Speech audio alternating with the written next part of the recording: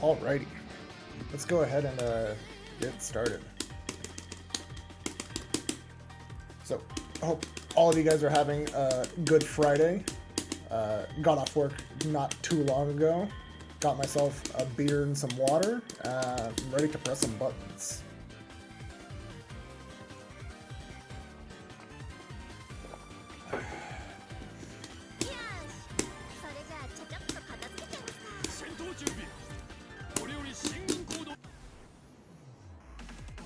Yeah, I mean, I have my, my glass of water, but I also have a can of beer. It's just cheap beer, so nothing really all that strong. Alright, so I have them set to blocking.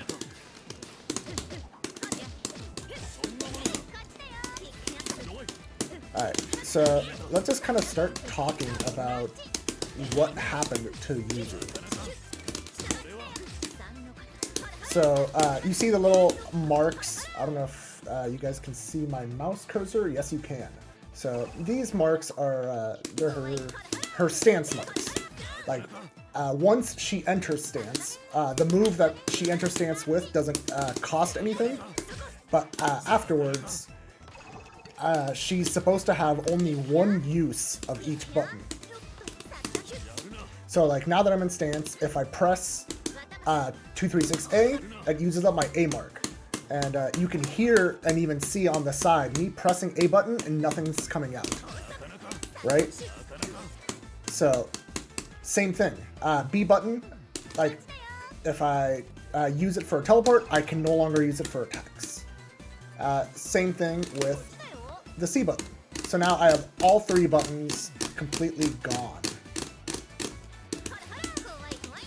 And so what the change is as long as you have the B or C mark available, you can do this, like fake force function is what I've always called it.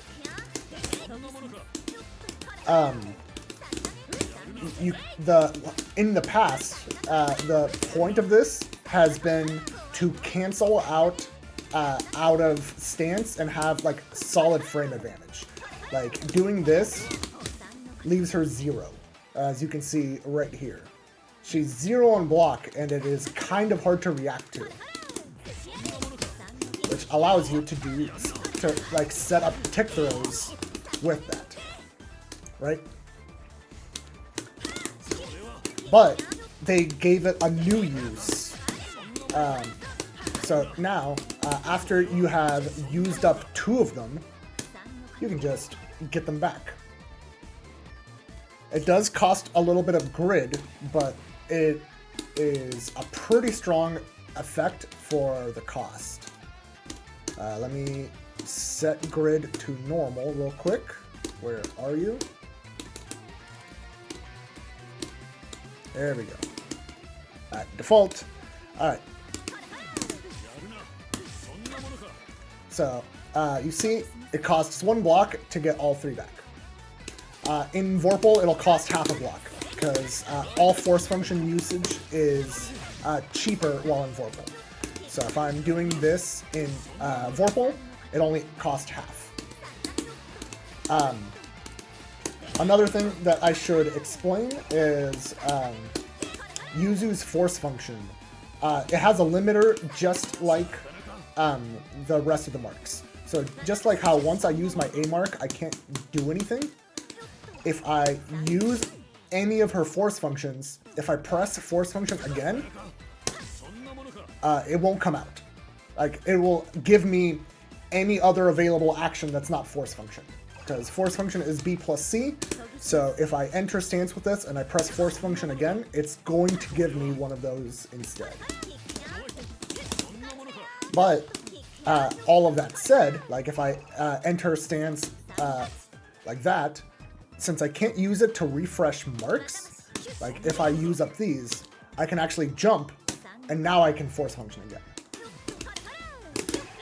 That has been a thing since UNI2, like 10 years ago as far as I remember, but it has literally never had an actual use.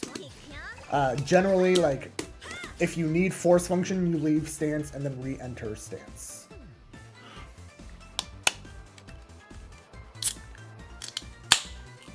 And if anyone has questions as we go along, feel free to chime in. But the implications of refreshing the marks is we get to continue stance pressure for longer.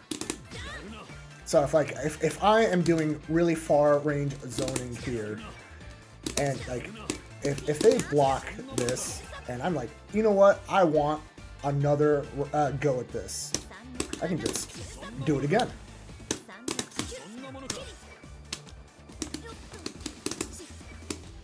Now, so now that I've explained that, the fact that I can refresh marks without having to leave stance, the other thing that got buffed is her stance walk. This used to be quite slow. Stance walk does nothing except refresh marks. But historically, Yuzu players are not using this to get back marks because it was too slow. And they seem to have buffed it so that it happens in about 28 frames is what I was seeing. I will have to like frame count myself to verify. But 28 frames compared to the like 50 that it was before is significantly faster. So like if I need to refresh, I just can do a quick walk.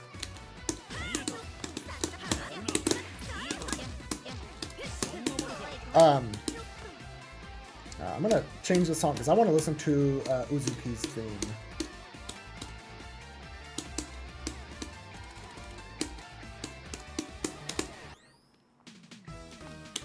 All right. Let's see, other changes. One that is going to we're going to be exploring over the next coming weeks is that Yuzu now gets additional scaling on her combos the more times she enters stance. So I'm just going to have this not block. So that's 1 stance entry, 2. So that's 2 stance entries, and then this is 3 stance entries, right? So that is going to have some scaling associated with it. Here's 1 stance entry, here's a 2nd,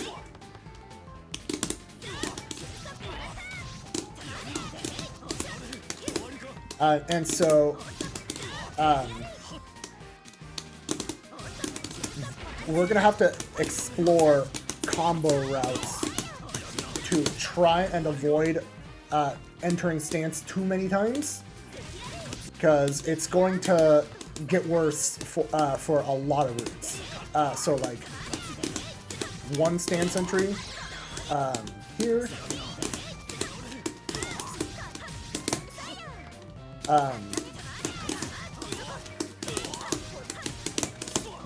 That link is always tough for me. But yeah, like that route ends up doing like 3 or 4 stance entries. And we're just going to have to see what is going to be optimal now, because I do not know what her optimals are going to look like as long as that changes around. I don't know if it, for all we know, it'll make her optimals cooler. It's hard to say, because like from going from clear into UNI2, like we lost some coolness, but then we gained others. Like, let me see if I can show it. Not that. This is a manually timed 2-frame link, which was optimal in clear for that starter. But in UNI2, at the beginning of it, this became more optimal, which was significantly easier, so it killed that route entirely. But this route didn't exist in clear and was significantly better and harder in UNI2.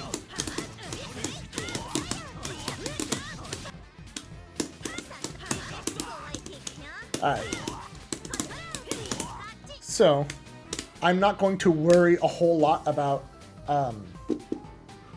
optimizing combos. That's something we're gonna, over time, kind of figure out in the next, like, 1 or 2 weeks, what kind of routes we want to be doing. Ultimately, I don't anticipate her damage changing all that much, but, you know, we will see. Alright, so what I want to start exploring now is some block strings. First thing that I want to know is how plus is this in stance. My guess is it's going to be around +7, but let's kind of find out. So I'm going to set it to block, and I'm going to just start testing with different reversals.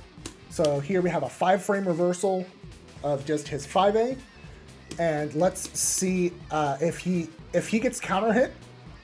There was a gap there, so it would, at that point, it would be at the very least some amount of plus.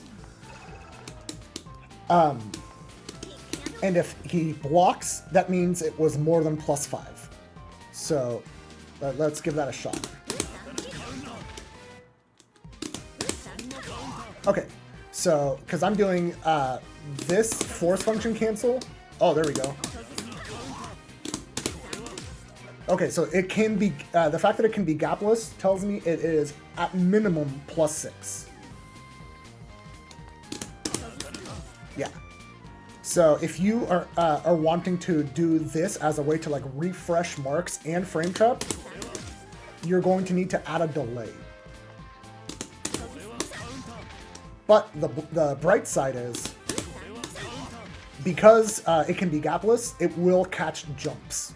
So let's set reversal action to just jump. Oops.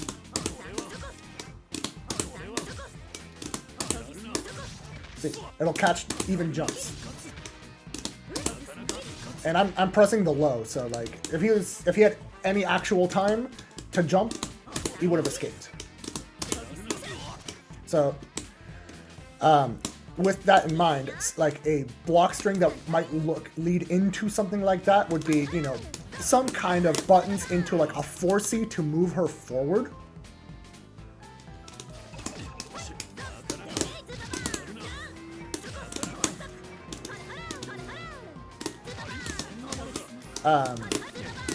So frame trap, and then if I want to refresh marks off of a frame trap, it would be like here. So let's try that.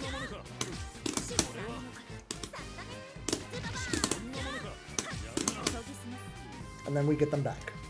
I do know that so we already know that this is at least +6. We'll have to like frame count later to see just how plus it is, but for all intents and purposes, it is just super plus. So, yeah, so even when spaced, this is going to be like a pretty reliable way to get plus frames and refresh all your marks. And then we know that it is plus. So other strings that we might be doing, buttons, see what, you know, see how people are acting. Like once we're spaced to about here, we might do a stance jump so that we can refresh them when spaced.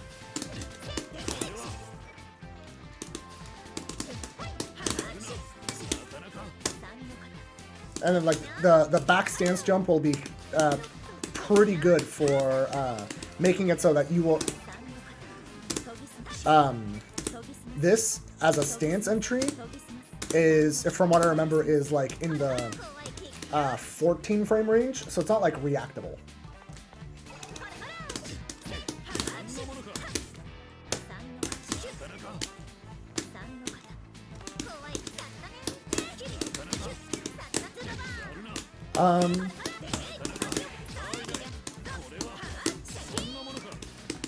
Where I think it's this is going to end up being pretty strong, not just for getting back your marks, but for Yuzu's strike throw.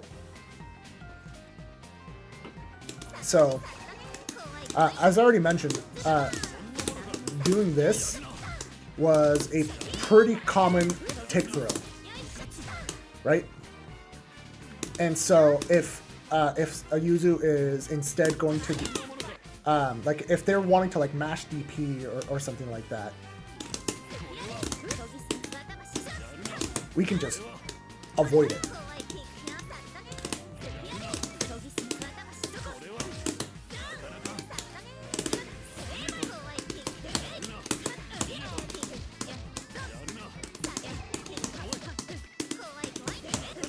So now at this strike throw point where it was like, it was good, but there was that fear of them like being able to react. Now you can just do whatever you want.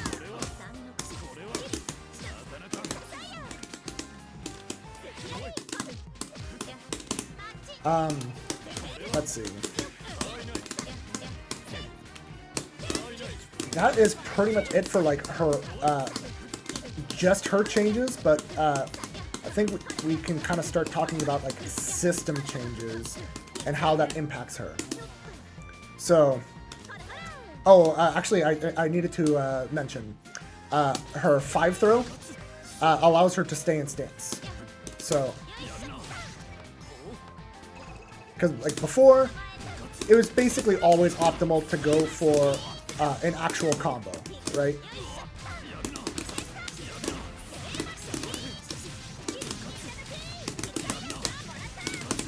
And like you can see 1950 compared to 1580. Like it's pretty good damage. Oh, there wasn't a 2A change. We were hoping there was because someone reported that there was, but there was no change to her 2A.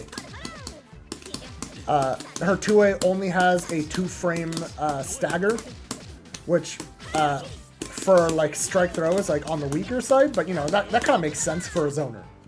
That's not a big deal.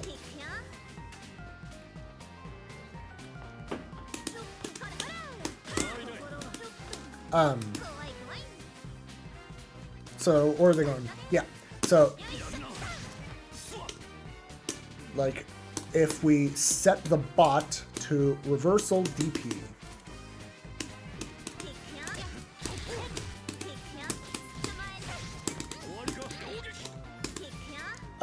Her entering stance.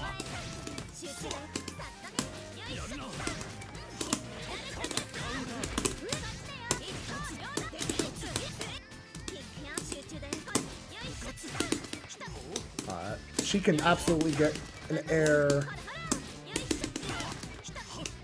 Is it only forward?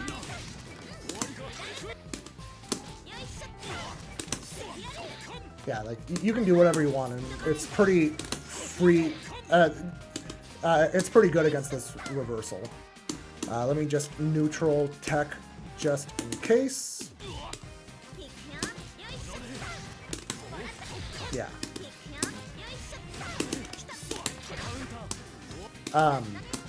But there's likely things that we can kind of figure out there for like spacing traps or safe jumps.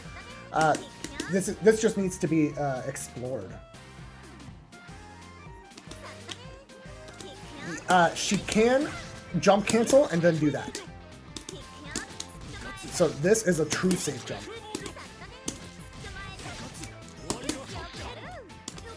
And like if we take off this,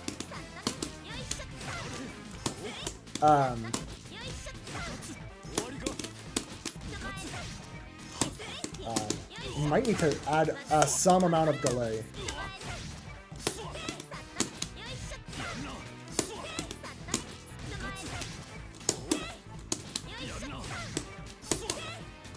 Yeah, we probably need to figure out a way to get enough delay to get the true safe jump there.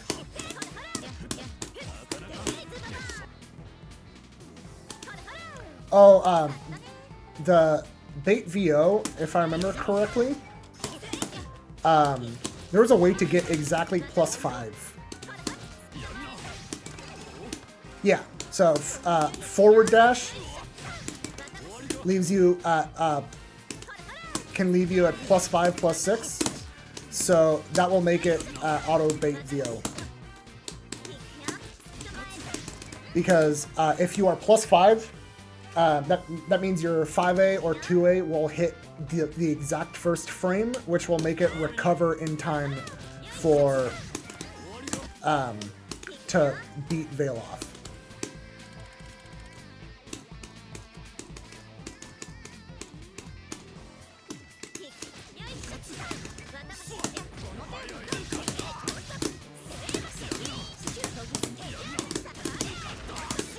Yeah, so that is absolutely something that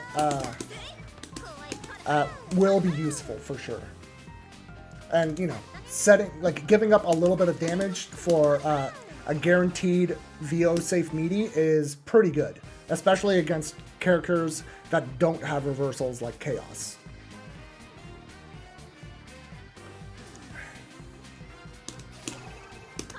So, one of the system changes that I like is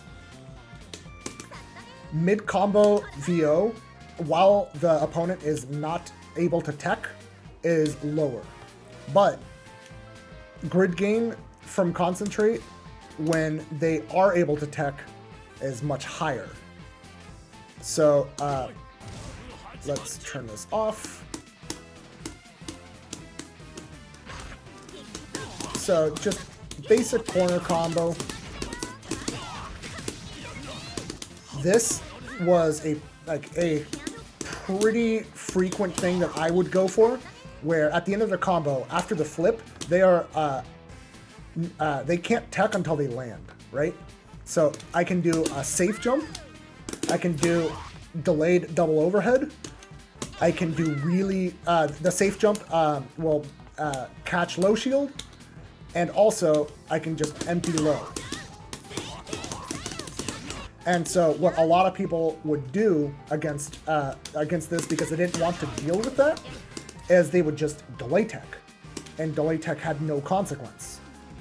So now, if they choose to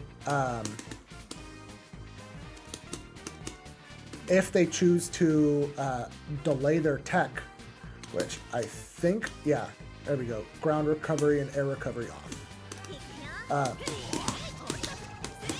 Let me start from no grid. So if I think they're going to delay tech, I get a lot more grid. And that is the pseudo punish. So how much did I gain there?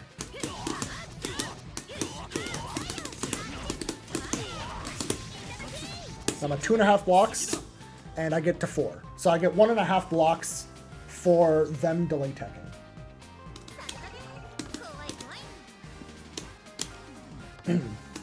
You will absolutely want to practice your meaties against delay techers.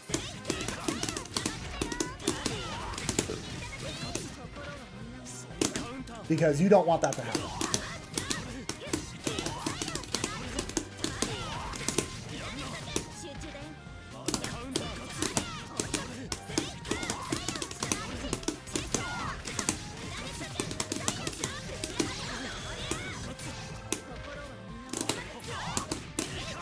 So, that is going to be very, very relevant. If they don't want to give me, 1.5 blocks for free, they are going to have to tech early, which means they are going to have to deal with the high-low.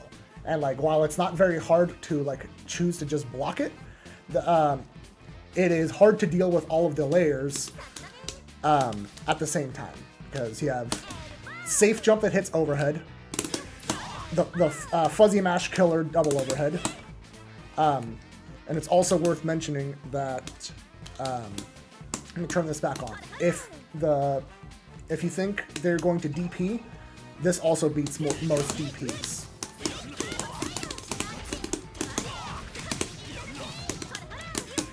I need to turn off the delay tech for that. Give me a sec. Yeah. All right.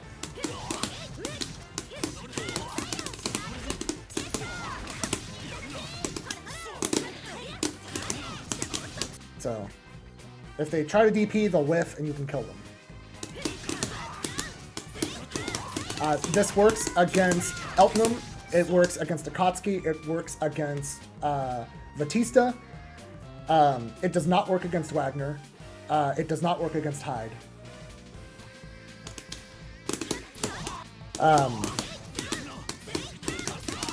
But against a lot of characters, this is quite good.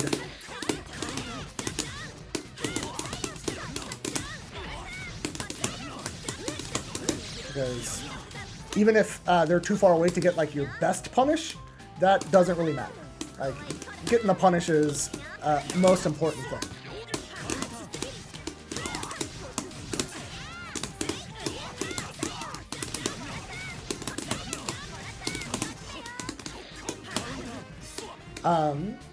Let's see. Yeah, Kuon Flash Kick just ruins you for sure. But let me switch it over to Kuon. And let's set the reversal to be his flash, the A version of his flash kick. B version will absolutely just wreck you, right?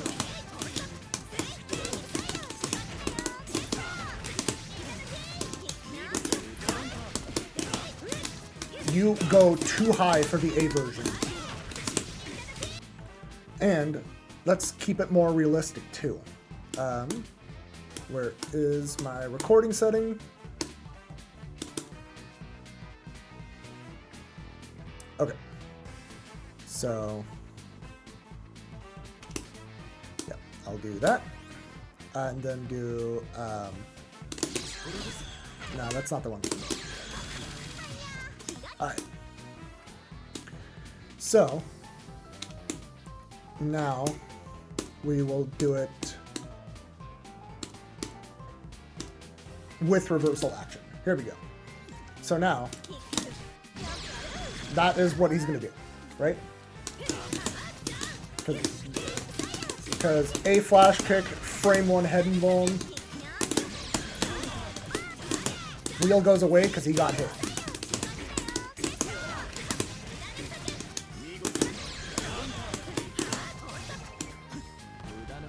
Yeah, so it will beat his A flash kick. It will not beat his B flash kick, because B flash kick goes quite high. Yeah, see? Can't do it.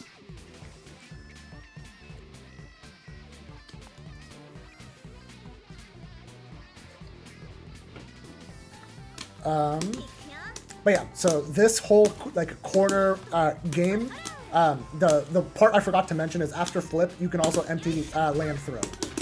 And the reason why throw is strong there is because if they are fuzzy mashing, this beats it. The empty low can beat out a lot of throw tech OSs. It is a tough spot to tech a throw, is how I'll put it. So being able to just land and do that, or let me turn this and let me set it into block.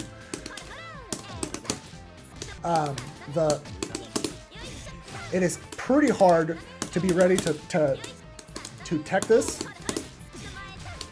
because JA does not have that much block stun.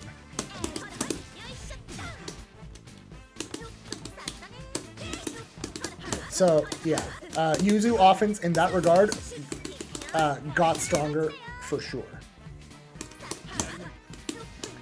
Let me pull up the patch notes real quick,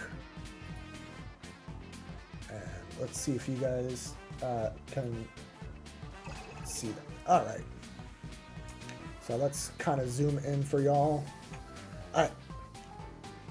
CVO being better, that's just universal. That'll help pretty much everyone. This is where what I was just talking about.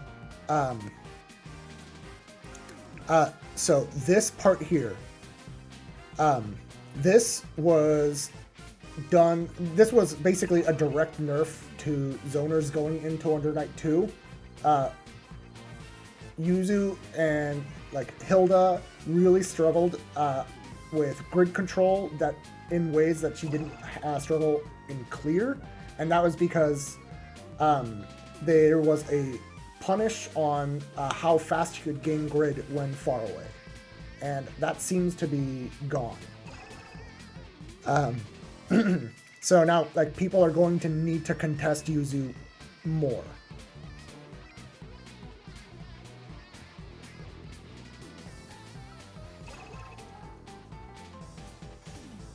I am glad that they still kept the other nerf to it going into UNI2, where walking back loses more grid than it did before.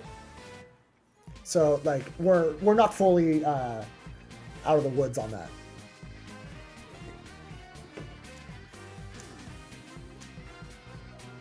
This I really like. Yuzu can't really concentrate during combos, but like characters like Laundrekia, characters like Carmine, even like Hyde with his 2-2C, Orie if she manages to get, well actually Orie with her 2-3-6 BC could get a lot of grid mid combo, and I'm glad that there's a limitation on that because it really kind of made too big a divide between characters that have that and characters that don't.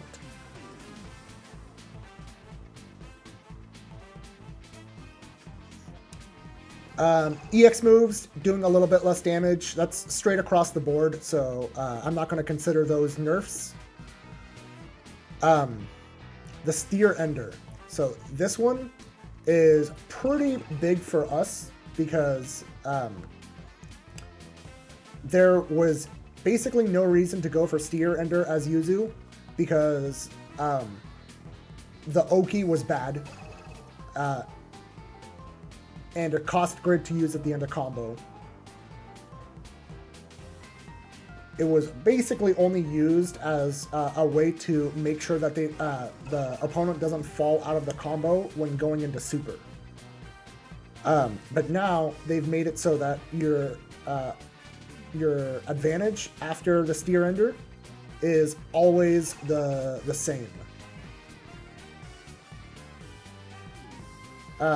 So you don't have to know, like, if you pressed 3 buttons versus 5 buttons, what your frame advantage is. It's just always going to be consistently the same. So let's have a look at what the Steer Ender advantage is now. Alright, so plus 36, and that seems to be the case across the board. Let's just test with a few characters. Okay, so Hilda gets plus 55. Okay, so it is not universal, but still, plus 36 for Yuzu is not bad. And then, as I mentioned before, it would decay if you used it at the end of a combo. But now, you still get the exact same frame advantage.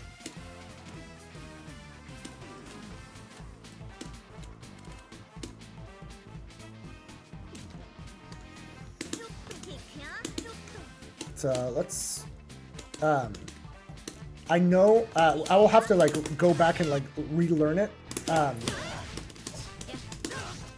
Yeah, I'm gonna upload this to YouTube after I'm done.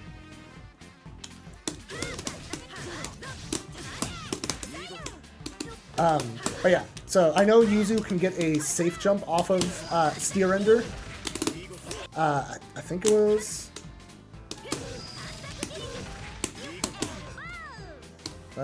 let's turn that on. Let's switch off Kuon and go to a character with a faster DP.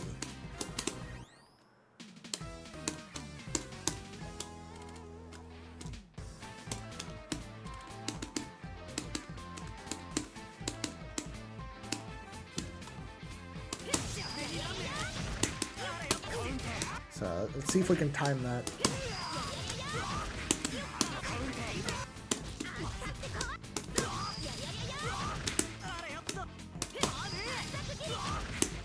I'm trying to get first frame air assault.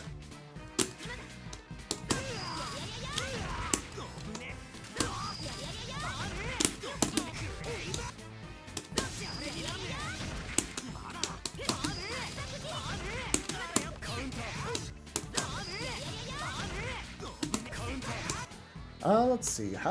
What can we do with this? We definitely have enough. We have enough frame advantage to definitely do something here. And I don't know if the frame advantage changed. Because, like, that would definitely lose. Let's go mid-screen. Okay, mid-screen, that flip will just make that work. So that's good.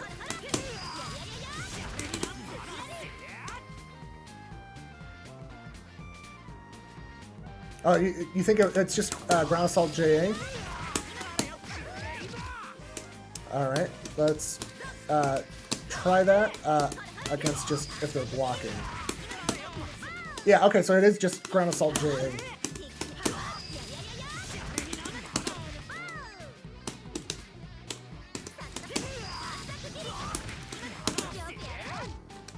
Let's trust it against his EXTP because I think that one is a frame faster.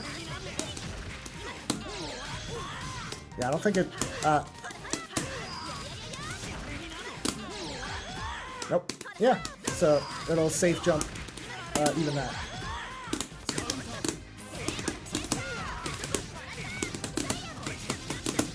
So, like, I largely ignored that in the last patch because it only worked if you did Steer Ender after, like, 2 hits.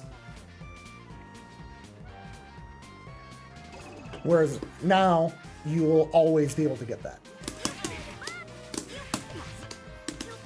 And thankfully there's no timing on the elbow because this is active until she lands.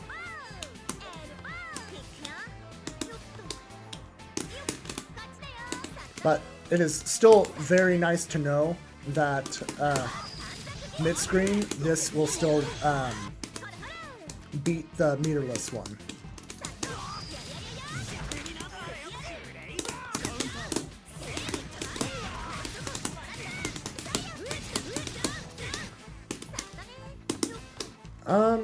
Okay, so back to going through the patch notes.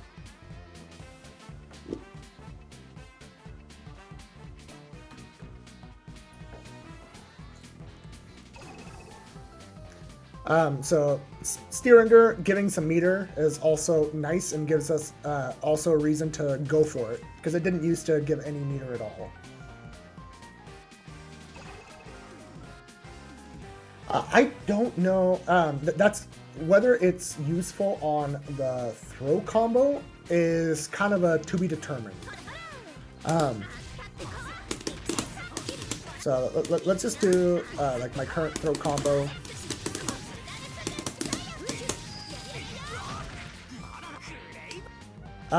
Because like the grid gain you get if you do the full combo, well, it ends up costing.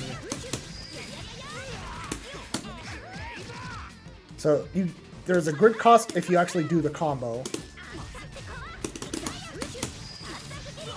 You get half a block for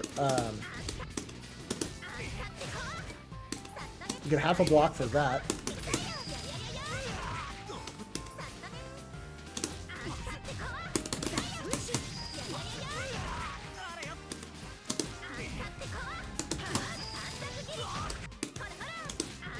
I'm not seeing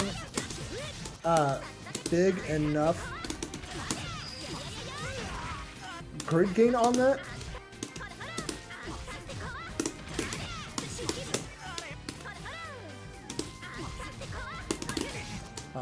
Let's see if we can kind of push it. Nope. By that point, it's already a grid loss.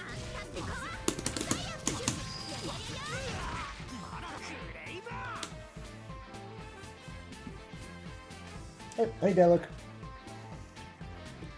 Yeah, one nice thing about going for this in the throw combo is the plus 37 giving you time to get in a concentrate. But like that said, like you can also just steal grid like this. So I'm not really sure. Like again, kind of comparing to the full combo, you get half a block less and 200 more damage. So I can see it for like cycle securing reasons at the end of a cycle, but we'll just kind of have to play with it.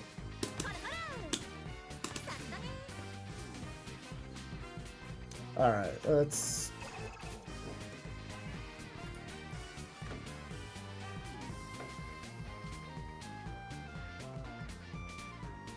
All right, so let's just kind of start going through hide changes that will actually like impact the matchup against Yuzu.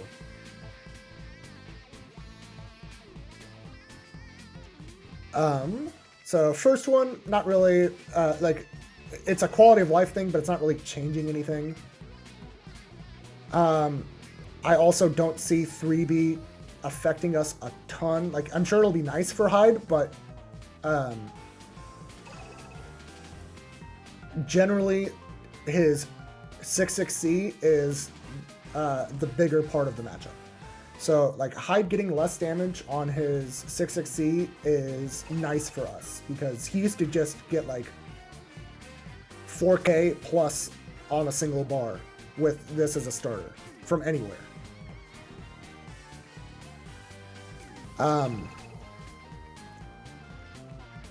So this is like good for Hyde trying to chip, but otherwise it's not really that big a deal.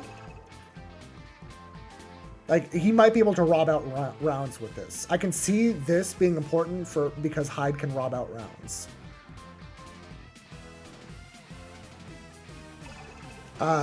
2FF, that's gonna impact us for sure. His 2FF is already really good in this matchup. So I'm anticipating 2FF to be a further struggle for us. But this, like damage nerf on his Rekka is nice for us. This we need to explore. So I'm talking like mostly of like how it impacts the matchup against Yuzu. So like I'm gonna with Veilbringer though, like everyone has been calling it Palebringer forever, so I'm gonna keep calling it Palebringer. So let's have Hyde do reversal Palebringer.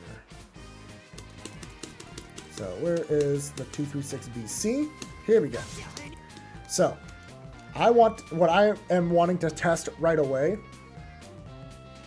Yeah, it's because the voice line has sounded like Palebringer forever.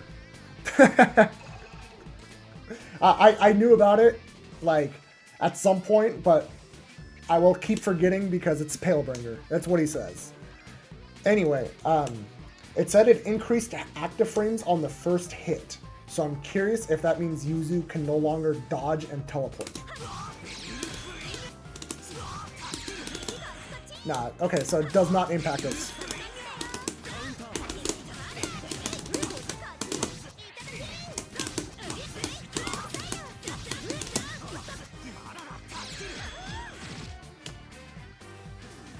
Yeah, so for just in case you do not know, if you are in stance, Palebringer will shit on basically everything Yuzu does, and you have to be ready for the execution check to live.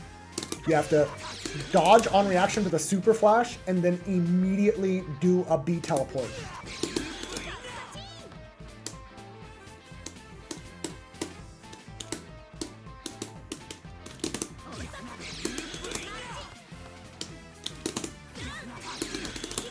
You have to dodge first hit and then immediately teleport out. If you do it late, or if you try to no cancel your dodge, that's what happens. Same thing on the ground. Like, you take less damage because you dodged some of it. So B teleport on reaction should not get smoked. Well, actually, no, it's really fast and it's already frame 4. Yeah, you can't do it. In UNI1 you could, because Super Flash was frame 1, but now that Super Flash is frame 4, you can't. You have to just dodge first. And you don't do yeah, don't try to do like a teleport. Make sure it's B.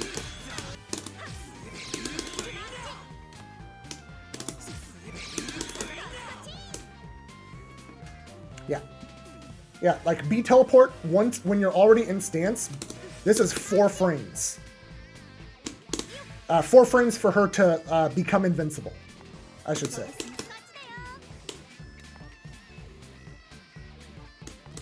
So, knowing that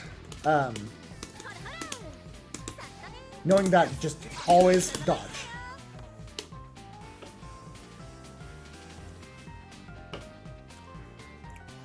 Okay, so let's go back here. I think that's it. Really, like, the big thing is we're going to get chipped more by his overhead because of EX cancel. That's not, like, a huge deal. Dash C being worse is nice for us. This might be relevant. That kind of remains to be seen. I'm sure it might make his pressure a little bit better.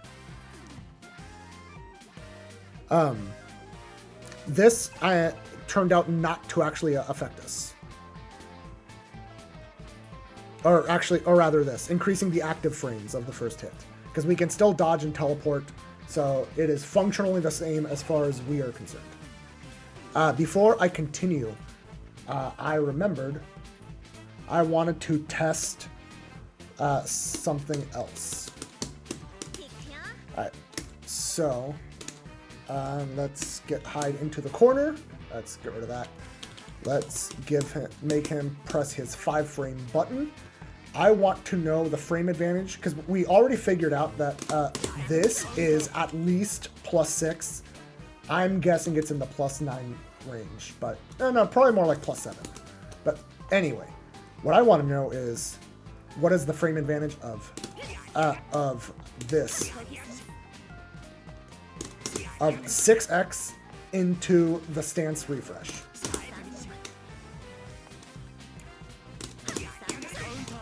I want to be hold on, let's get rid of that.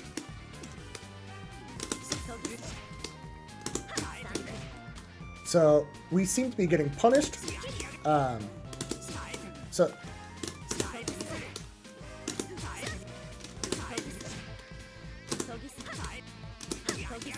yeah, so at the very least, we cannot frame trap with a 6-frame button. I wouldn't say she has infinite zoning. It's just her zoning got more ambiguous, and she gets a few more options.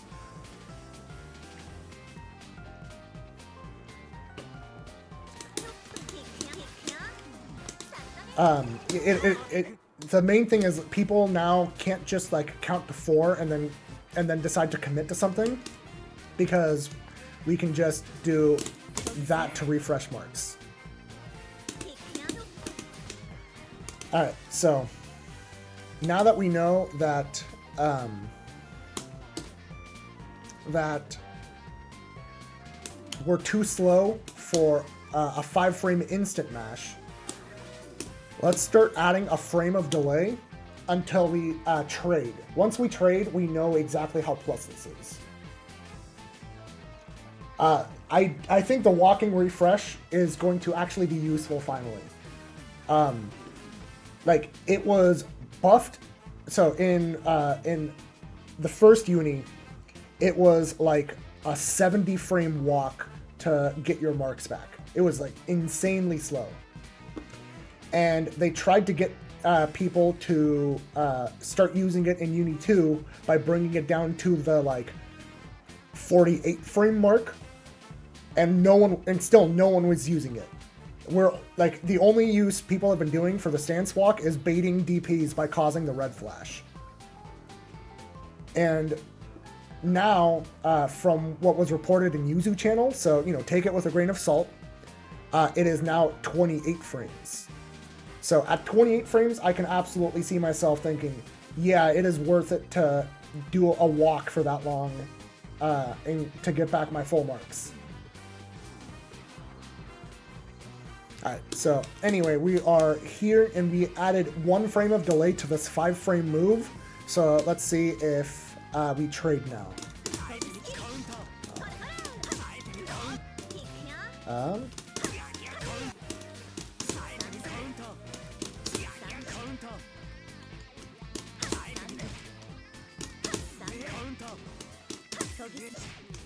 Okay, it no longer says punish. So we're getting a startup now, which tells me that it might be 0 on block. No. If it was 0 on block, we would be traded. So we are into the minus territory. Let's increase it.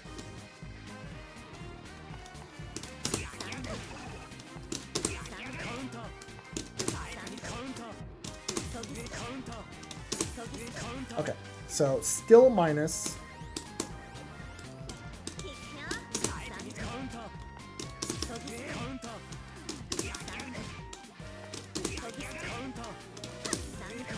Okay. We're going to keep going until we trade. And I'm doing it multiple times just to like make sure I'm getting it like first frame possible. Okay. So let's increase 5. So my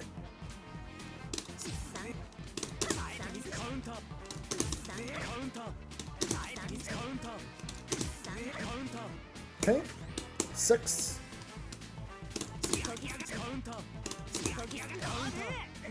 I think this is, we found the frame advantage.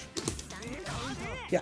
Okay. So we traded when we traded against a 5-frame move on 6 frames of delayed mash, which means the move. So to kind of do some math real quick, Yuzu's 6x in stance is 6 frames, which means 6x into the stance refresh is -5.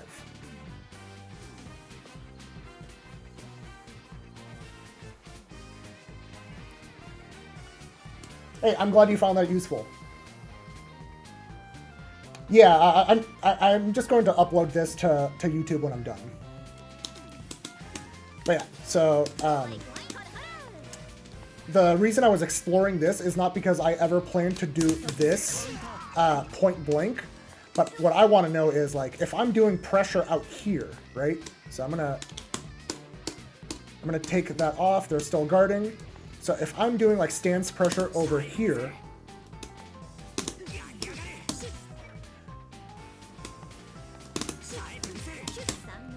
and I want to refresh marks, I wanted to know, like, is Yuzu plus? And the answer is she's -5. So if now that I know she's -5, with the fastest option being 6 frames, a 10 frame button should beat her out. So I'm gonna have Hyde do his 6B at 0 frames, and I'm gonna do it over here.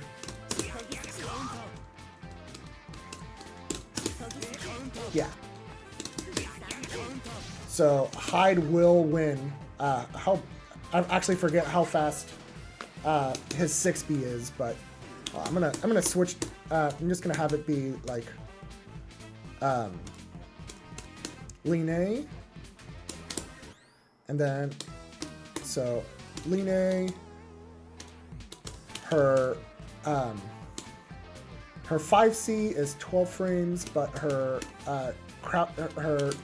crouch C is 11.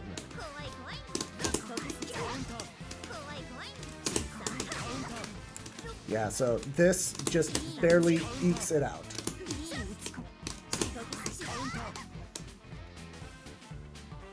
Oh wait, I had her, yeah, crouch B.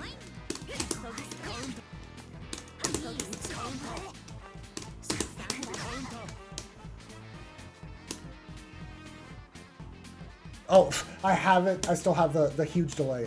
I was so confused why I was not losing. Yeah, okay. So 2C, let's give that a shot. Yeah. So trades with 2C, but 2B is straight up wins.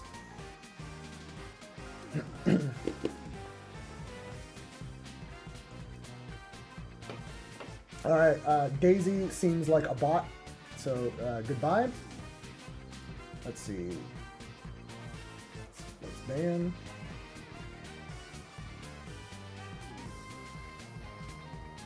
Alright, so lesson learned. This is -5, so if we are going to stance refresh over here, we have to accept our consequences.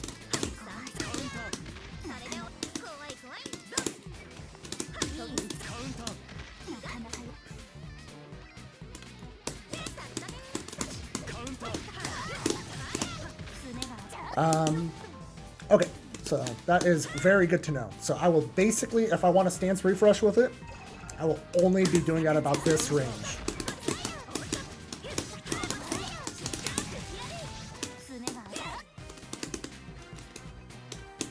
Because any closer, and that's just very, very scary for me.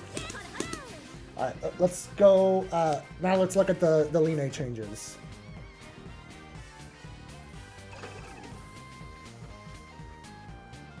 Okay, so dash speed. I did read that her speed is significantly faster, so I am going to switch over to Line myself, and then I just want to see how much faster she feels.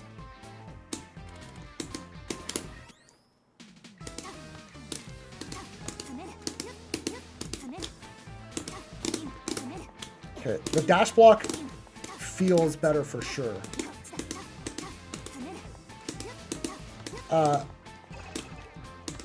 I can tell that she's a little bit faster on the dash speed. It's not by a ton, but I think it will make a difference.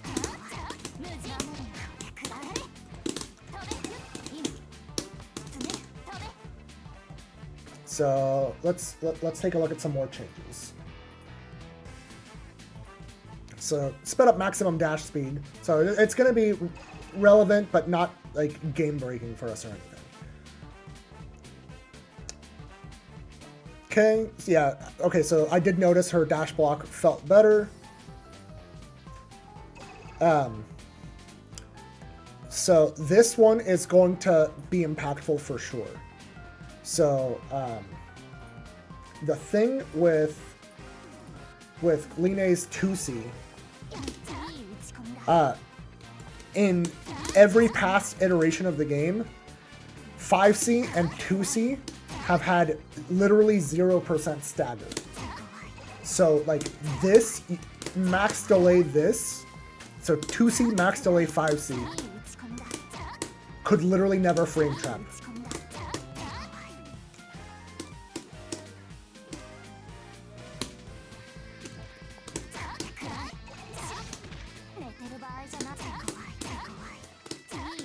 Let's see if we can... Yeah, even with the buff, it's still kind of tricky to... I don't have a delay on it, do I? No. I'm trying to get this to frame trap.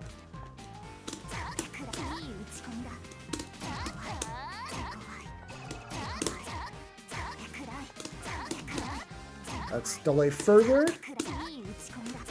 If all they're giving is like 1 frame of frame trap, I'm really not worried about this. Because I am struggling to get Line to get hit.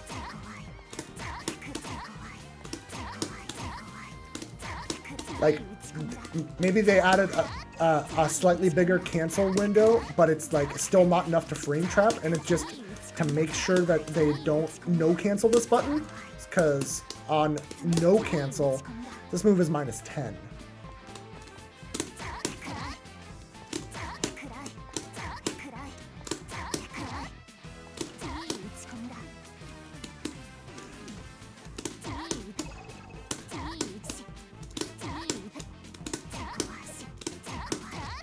Yeah, I cannot get this to frame trap. Oh, okay, so it's 5C that got the stagger window.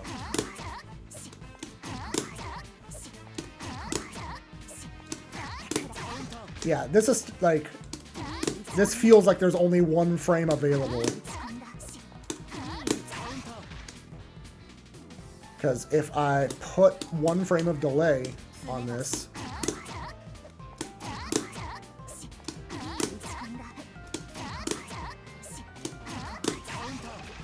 Okay, so there's at least... Wait. Hold on. I did not have the 1 frame.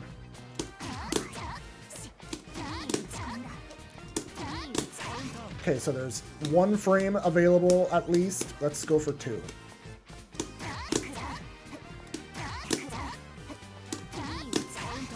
Okay, there's 2 frames.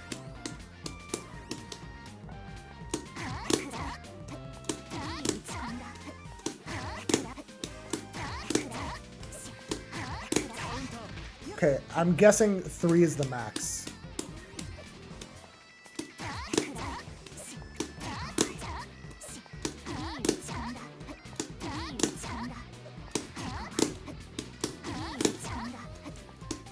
Yeah, I cannot get this to frame trap.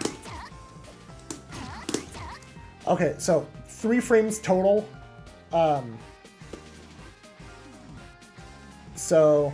Like, that's going to be meaningful for sure. Like, with practice, you can get a frame trap there pretty consistently. And if, let me set this to jump. And let me take off the delay. So if I do, like, max delay... Yeah, so we won't be able to jump out of this. Yeah. Yeah, can't jump out of it. Yeah, this is absolutely going to be relevant, for sure. Alright, let's see what else.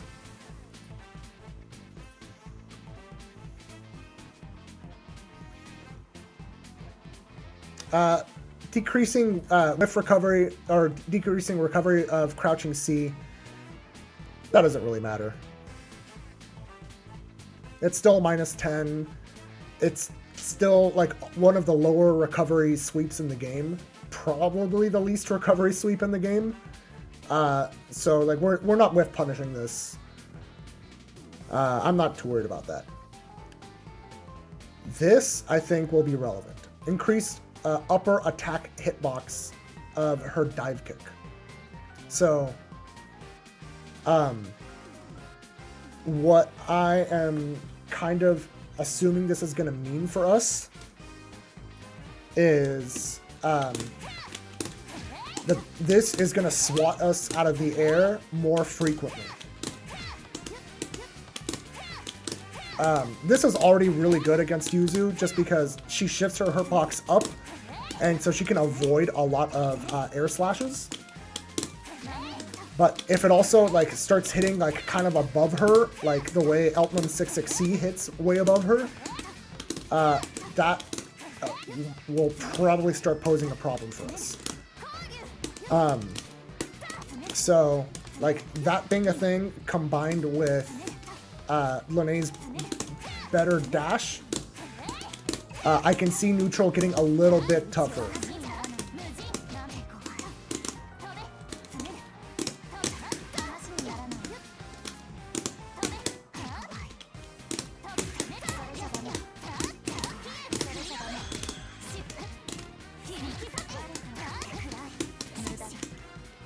Let's see. So, what else? Her Mugen getting a bigger stagger window.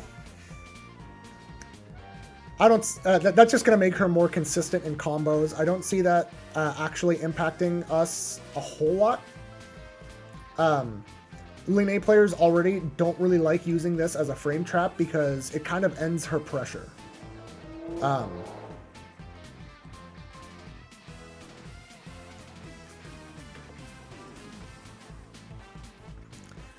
This hitting a bit better below her also isn't really going to impact us a whole lot. And then her Helm Breaker being less minus, I also don't see that mattering. Lane A players are basically always EX canceling that anyway. And especially against Yuzu, they're not going to want to stop just because it's safe on block now. Like, they need to keep Yuzu locked down, and so I don't think that really matters for us. Alright, let's see. Moving on to Wald.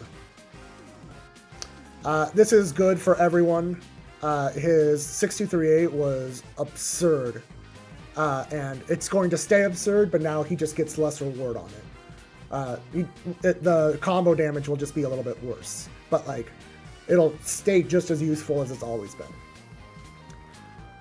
This is good for Wald, but honestly won't have a huge impact on really anyone. Wald players don't like using this move to begin with because it has very little invincibility.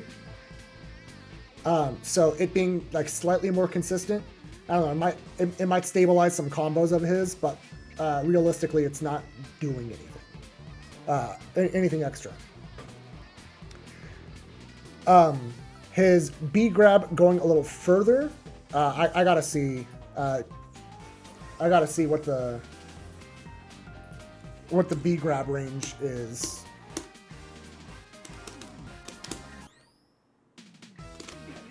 Okay, so it's not round start. Just slightly past round start. So like if I do a slight walk, 1 frame, 2 frame.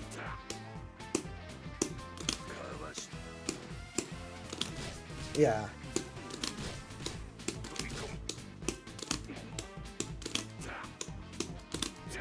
I'm not that great at doing 360s on hitbox.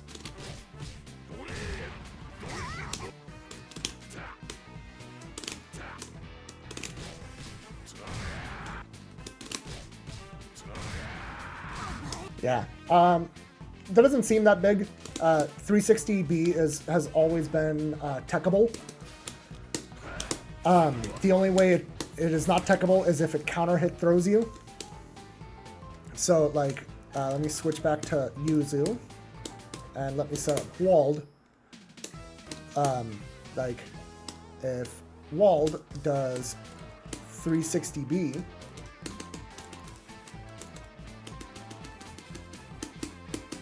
there we go. So like, if you're in stance, you can still tech. Even though you can't tech normal throws, you can tech this. So, I don't know how much it'll matter. It might be good for like some spacing traps that Wald has, but I'm currently not too worried about this.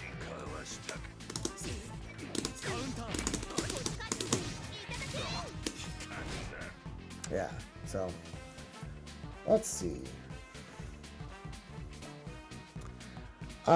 This will be pretty good as a like lower execution way for Wald to grid break someone for shielding. Because right now they're using 360B. That is the main grid break tool.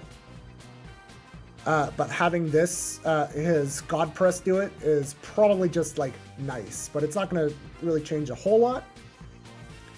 IW interacting with shield, it's like, sure, I'm not, that's not going to change anything.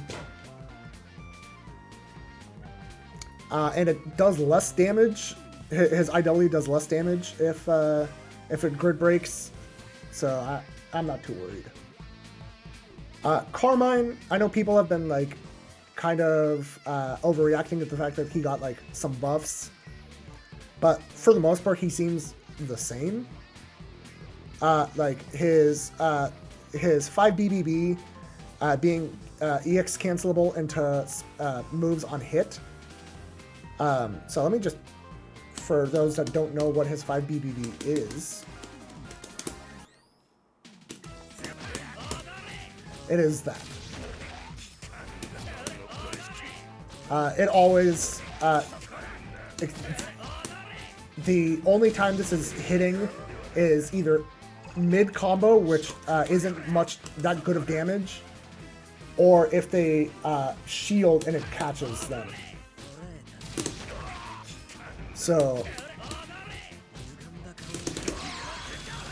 like he can get a combo off of it, but it's not going to be very relevant. It's like really unlikely that Carmine is able to turn this into a combo. Oh, my bad. You are right. So, the 5BBB is this. There's no really way to go into it without gold throwing, so like people will be teching it. And so it only is going to matter if it grid break throws someone. But yeah, you can use it to break green shields, but like you can't just do it on reaction. You just have to hope that they did a bad green shield, because like if a green shield as part of pressure, you have to press 3 whole buttons to go into it. And if you do this and you no cancel it, it's -5 point blank. He doesn't want to do this and then wait to see if you're green shielding. So like if he goes into this, it's kind of a commitment. Like you just about never see Carmine players go for the full string, because it instantly ends their turn and they lose grid.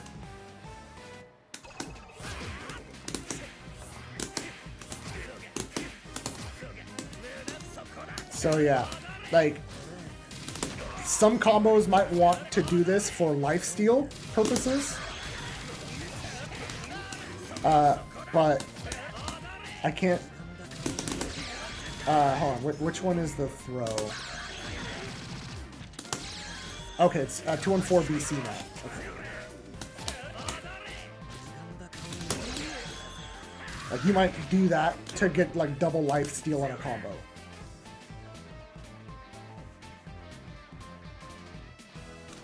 Yeah, like it's just not going to be too relevant.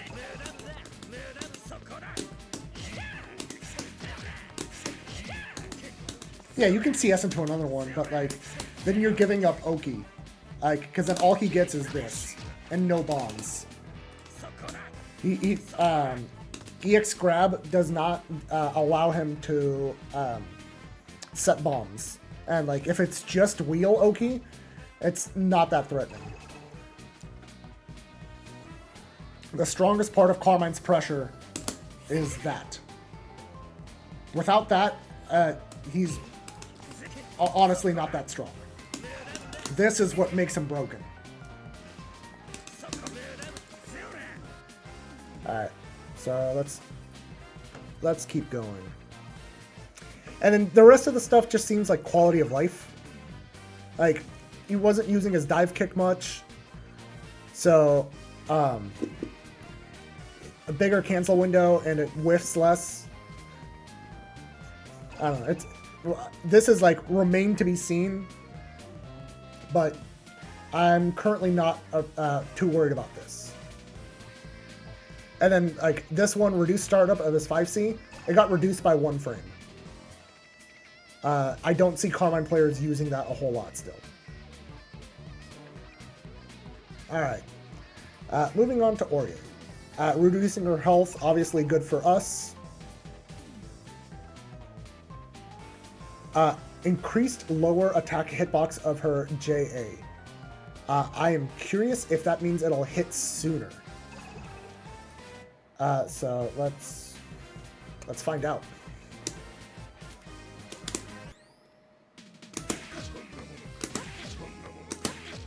And it's still 23 frames. So they might just be like wanting to make sure that like that it doesn't whiff as much.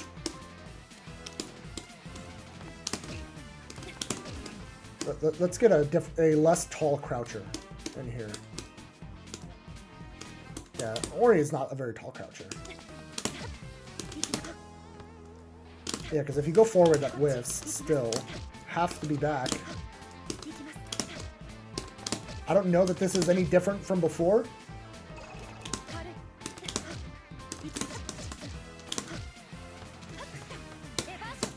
I mean, after flip, she's pressing JC more than likely, but even still,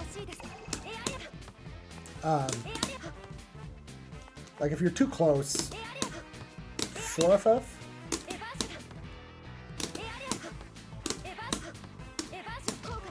Yeah, you have to really delay this. Yeah. I don't know. Yeah, like, it's probably just like a slight quality of life thing for like maybe like a certain combo it kept dropping in. I couldn't really tell you, but like, Ori players are still going to be doing this as a defensive option a lot. And I don't think that's changing at all. Because if you jump back, you can still do it. So yeah, no real opinions on that. And seeing the increased the lower attack hitbox of 214A. Into the 4A. So.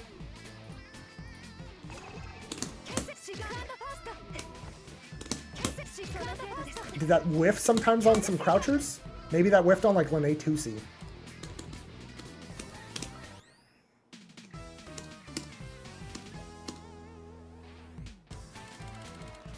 Because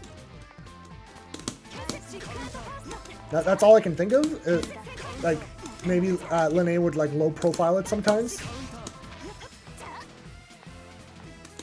It used to whiff on some interactions with Seth. Okay. So it's irrelevant to Yuzu. It always hit everything Yuzu could do, so that doesn't really matter. Alright, let's see. What else is in here?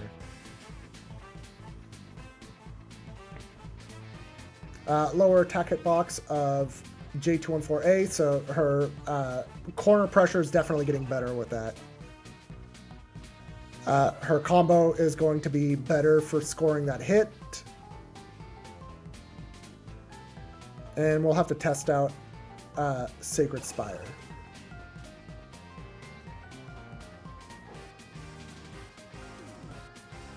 And it looks like quality of life thing to make her combos more stable. Because it's only during combos. Only during combos. So,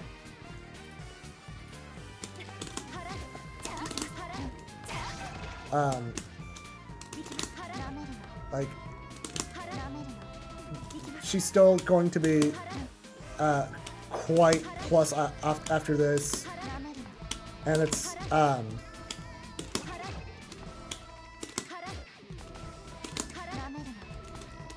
And so, but like the combo that she is going to get is going to be better. Is all I'm gathering from that. Yeah, because you can just do that into that, get your full combo.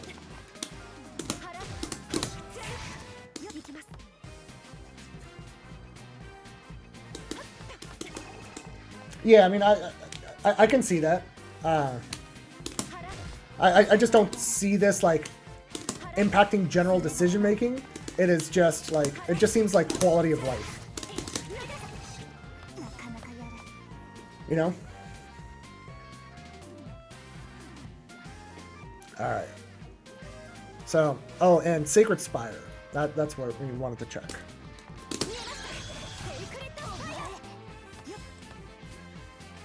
So it says that keep increased blowback on grounded hit of Sacred. Changed blowback. Oh, did it? Oh, it used to push them further away. Whereas now, she gets Oki. Yeah, that's all that changed. The Oki on this is really nice for her, honestly. Because having a ranged reversal, like over here, and then getting Oki after, is really, really good. So, like, I can see that being much more annoying. Alright, next character. Alright. Gordeau increased the lower attack hurt box of his JC, so he's just going to be easier to anti-air. Increased lower attack hitbox behind. Yeah, so his dash FF seems to hit lower so that it doesn't whiff on crouchers. And it also will hit like a little bit better behind him. So that's just like quality of life, not really going to change decision making a ton.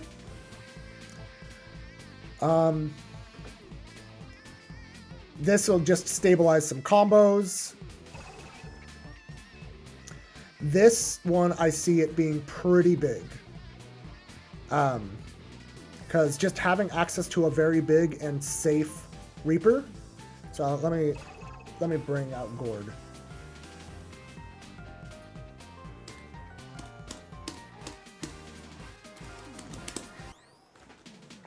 So that is now a 12-frame move. Which means round start, he has a safe way to beat basically everything Yuzu has.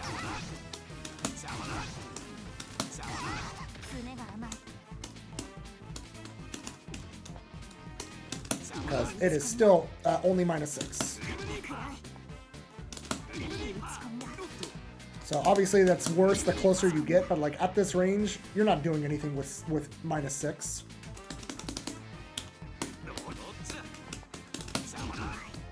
So I can see this being pretty good for Gordeau.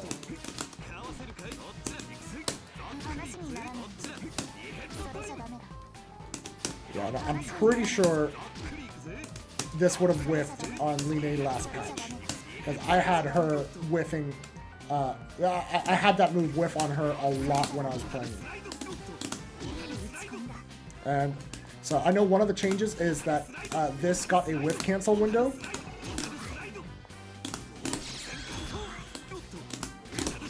So I want to see. How late can I whiff cancel? Decently late.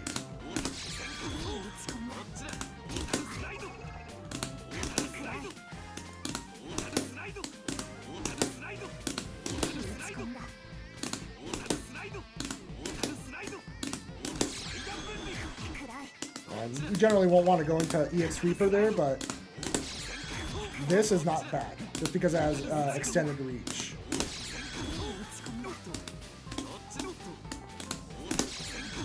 Yeah.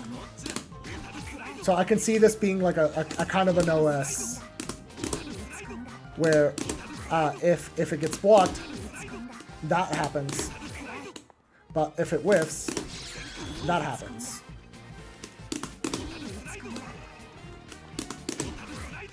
And then further away, that is probably going to be really good for Gordeau.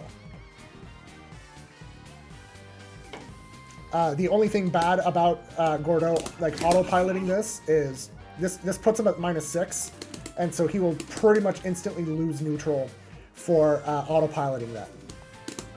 Because it always, in order to do that OS, you end up doing the pull-in. And like for those that don't know, if you do nothing after a mortal slide, it's -3, but if you do the pull-in, it's -6. And that really does start to matter. Let's see what other changes he got, if any. So this one is just quality of life. A lot of times people would just fall out of EX Reaper, and then Gordeau would die, even though he successfully hit his DP. So like both of these are just quality of life. And then we already talked about this. This is like nice for him, but nothing too crazy. Really, I think that like just quality of life stuff is going to overall make Gordeau a little bit better. Alright, let's see. Merkaba. Yeah, his 5B and 2B have more block stun, so they're a little less minus. So that's very good for him.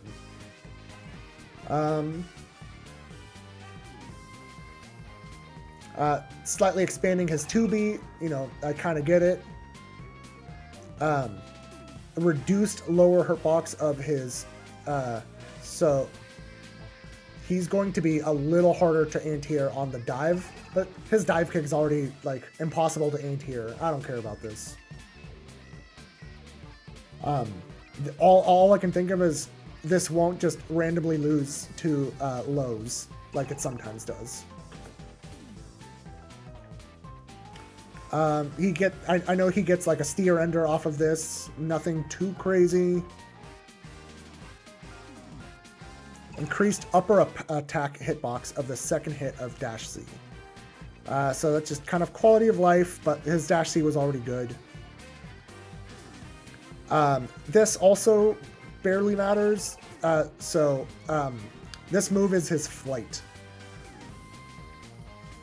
Let me bring up Merkaba. So like, if you look at the grid here, right? See that it's draining grid, right? So it's just draining a little bit more, less grid than before. But it's the reason I say it's never mattered is move forward while flying and you get grid. So like if I'm over here and I start flying, right? Over here, start flying, I'm gaining that grid by flying forward. So like the grid cost has never mattered because the instant you do that, he's gaining that grid back. Yeah, like I've anti-air'd Merkaba dive kick with Merkaba 2A. And his 2D. But like, you know, this is still -11, even though it's less minus than before.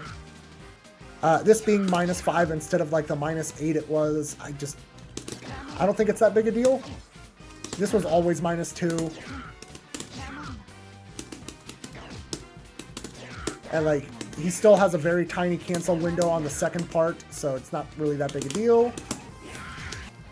Yeah, I'm looking at the Merc changes, and it is just quality of life stuff. And like the grid cost of flying has never mattered.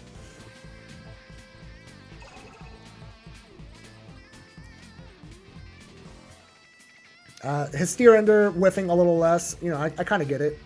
I don't mind Merkava's trying to go for a steer ender because a steer ender is punishable on shield.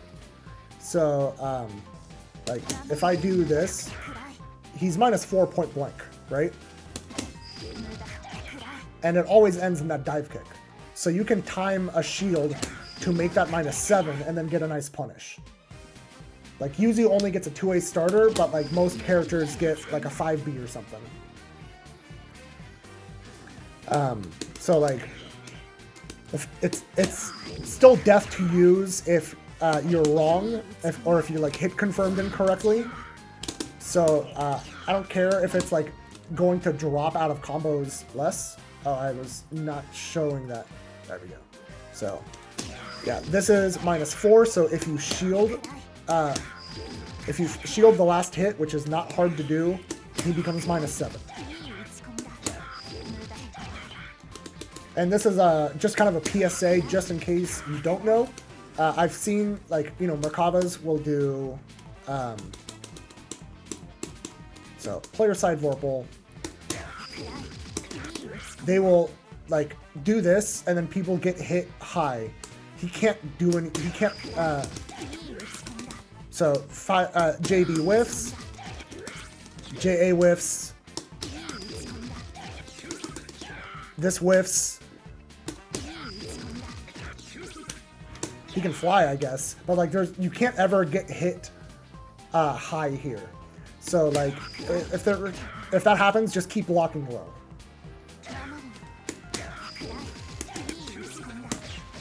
Just block low. All right. And then his CD or his 236C, making it easier to do the combo. I don't really care about that.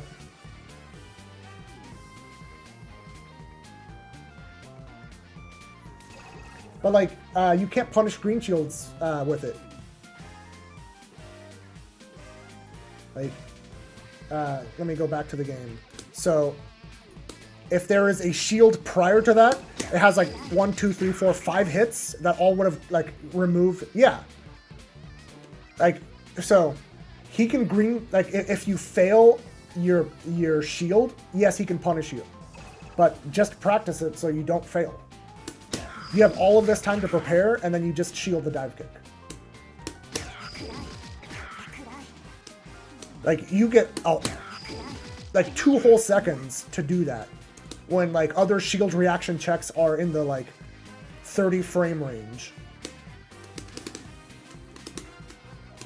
So like, it will punish someone messing up, but like, it will never punish someone for the decisions prior to that. All right, Batista. So this is going to be big. So Concordia is her barrier stance. This is going to be really good for Batista against Yuzu, because it means now if Yuzu ever leaves stance, Concordia is a free way to become immune to Yuzu in stance.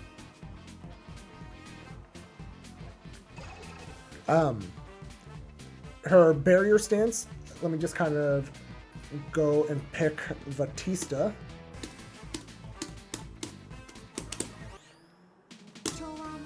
So, this move, very good, because it allows you to do moves without actually charging them. Like, I am not charging them at all. Like you saw, you see in my inputs, I am not charging.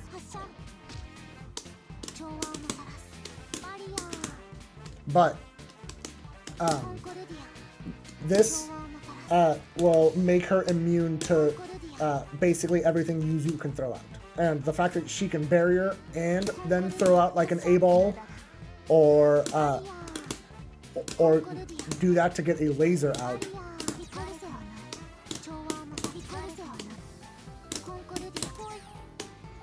So she can like shield your slash and then laser you.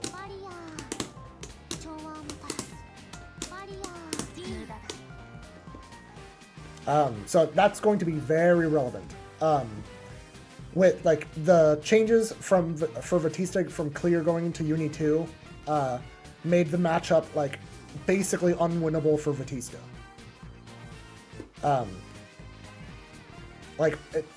it relied on the Yuzu really just straight up not knowing how Batista worked. But this, I think, is big enough that it's no longer going to be no future for her. Alright, what else did she get?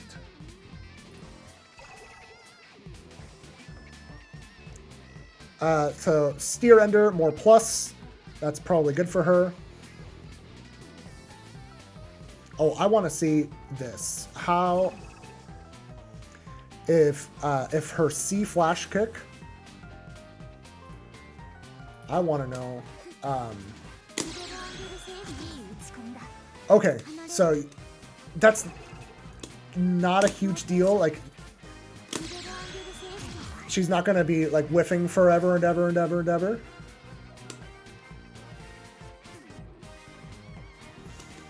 But... Here, I'm gonna switch over to Yuzu. And let's get Batista. I want to... first, I want to test how quickly barrier stance happens. Well, actually, well...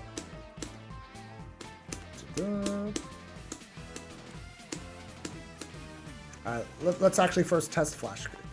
So, because like before, you'd have to do dodge into teleport,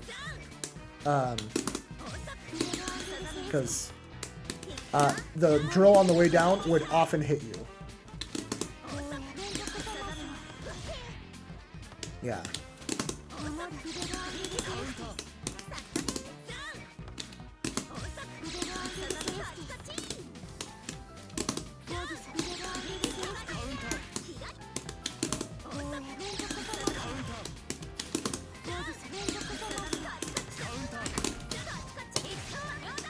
So you just have to be a bit more diligent about your punish.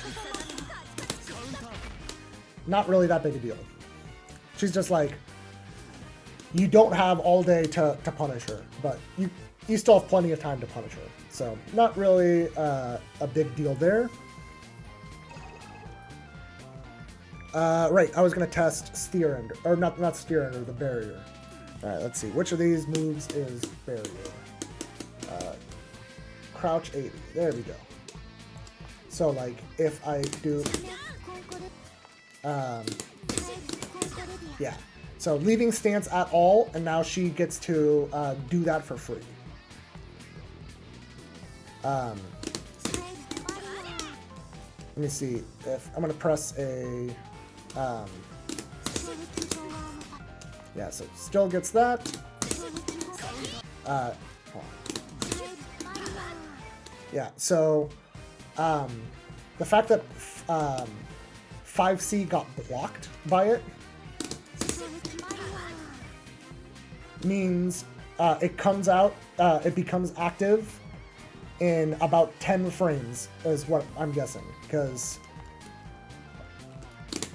this is, so like let me turn this off. So Yuzu is +1, right? And then this is a 12 frame move. So if it happened on frame 12, she would get counter hit.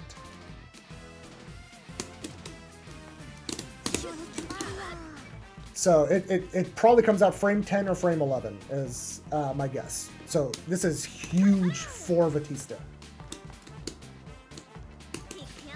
But it still does lose to lows. So we still absolutely can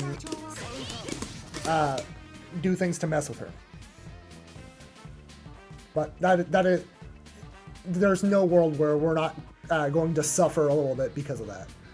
Because Batista is going to have way better neutral thanks to that.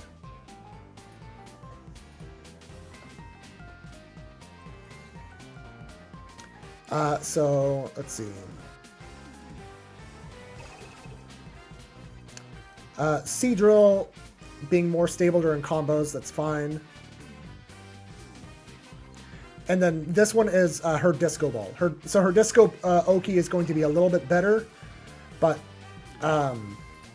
yeah, no, the real takeaway is this fellow right here. Her barrier stance is for any Yuzu that has not learned how to fight Batista, you have to learn how to fight Batista.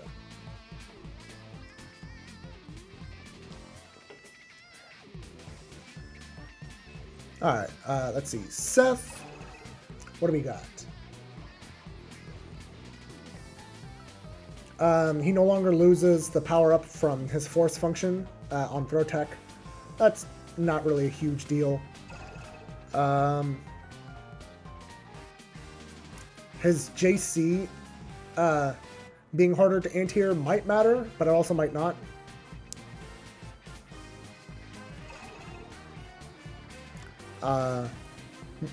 Basically only Ojito was using 3B as an anti-air, so I'm wondering if more sets will do that.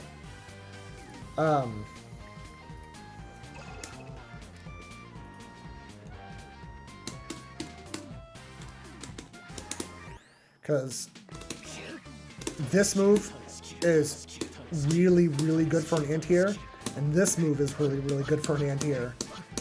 So I don't know that this is going to matter, but we'll see. We'll see.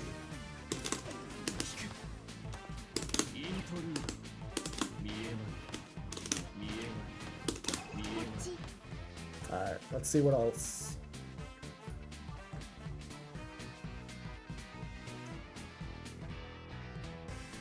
A little lower recovery on fastball kick, it looks like. Yeah, I don't know that that matters a ton. His blink having a bit more invulnerability is probably really good for him, but I don't know by how much they're actually increasing it.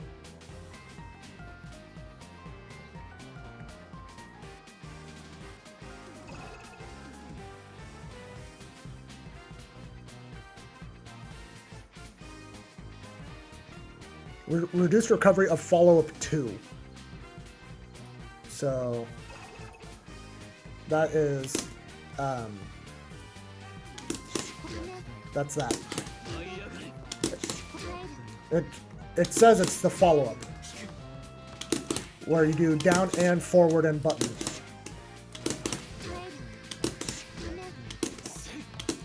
So it's that has less recovery. Yeah, reduce recovery of follow-up 2, which is, you know, air 2AB into back A or A, B, or C.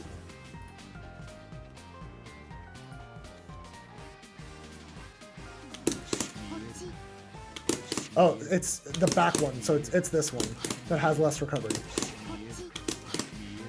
So it's not just, because this is just fastball.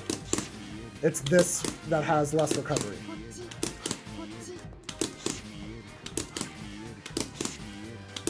I don't know. I almost never see Seths do this. So, I don't know. We'll see. We'll see. I'm currently not worried about that, but maybe there's new Seth setups that can abuse it. I don't know.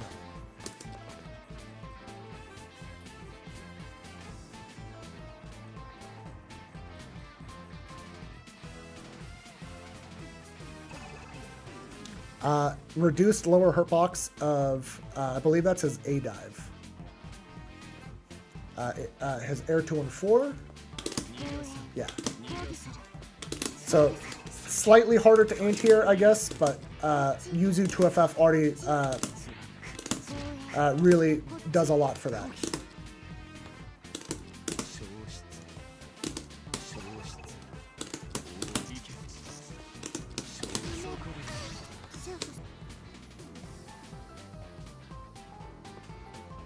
Alright, so Yuzu, we obviously already talked about. Her air teleport being reduced. Hildas don't use that, so if they start using it, it will have been a buff. But I have no like frame of reference on this because Hildas don't like using it because it was really slow.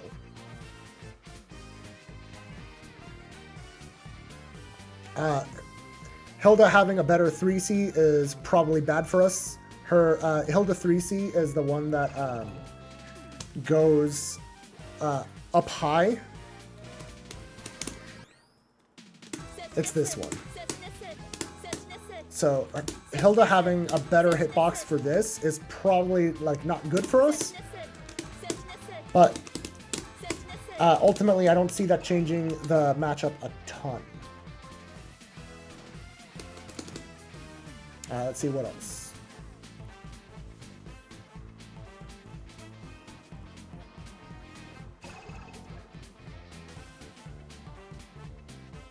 Increased knockback when hit by a dash B on the ground. Yeah, all of this is just like quality of life stuff.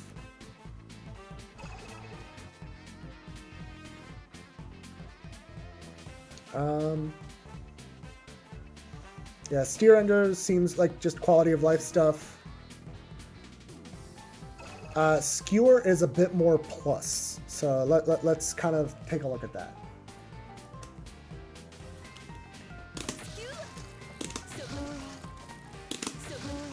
So, I mean, that's already -6. This one's +8. I think it used to be like +6 or +5. And let's see against stand-in.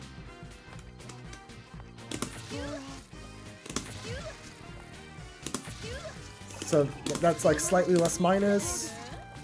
And this is +10 now. Yeah, so that is, I don't think that's going to impact anything too much, but, you know, we'll see.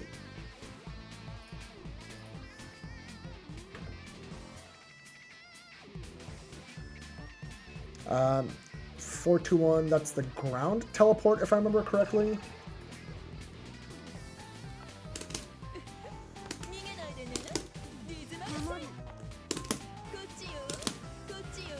Yeah, because Hilda players are already using this anyway, so having it be slightly better isn't going to change a ton.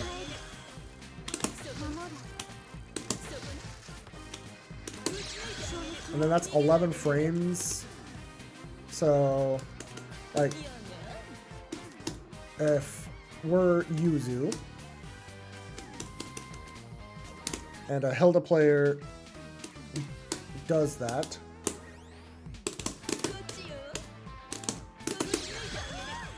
alright, let's see what this looks like. Yeah.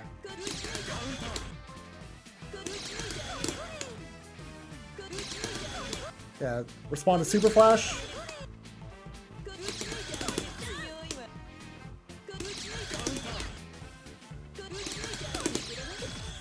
Can't really punish it.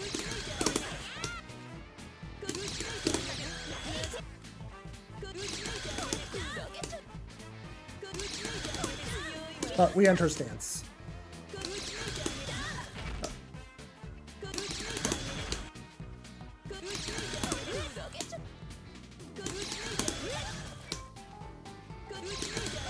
Yeah. You only get a punish if you preempt it, which you should not preempt it. Yeah. On actually reacting to the Super Flash, no punish.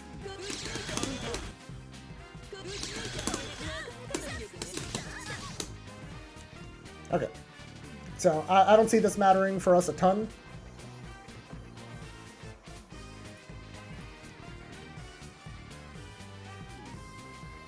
EX version of 22C, so better Oki on 22C as a combo ender.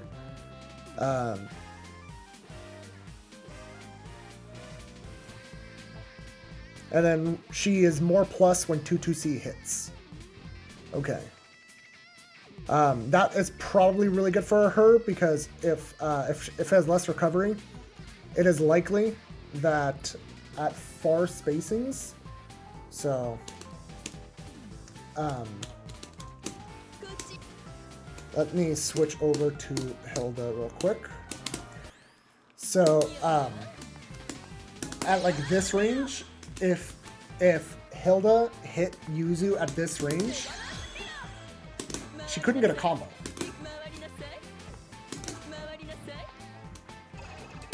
She can only do it if she was within 6-6C range. Like over here, it was easy because you could just 6-6C. And then over here, it got even easier because you could 6-6B. And then like over here, you could do that and then get an even better combo. So let's see.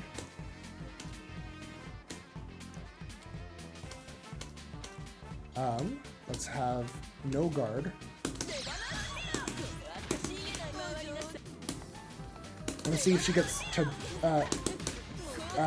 do a combo.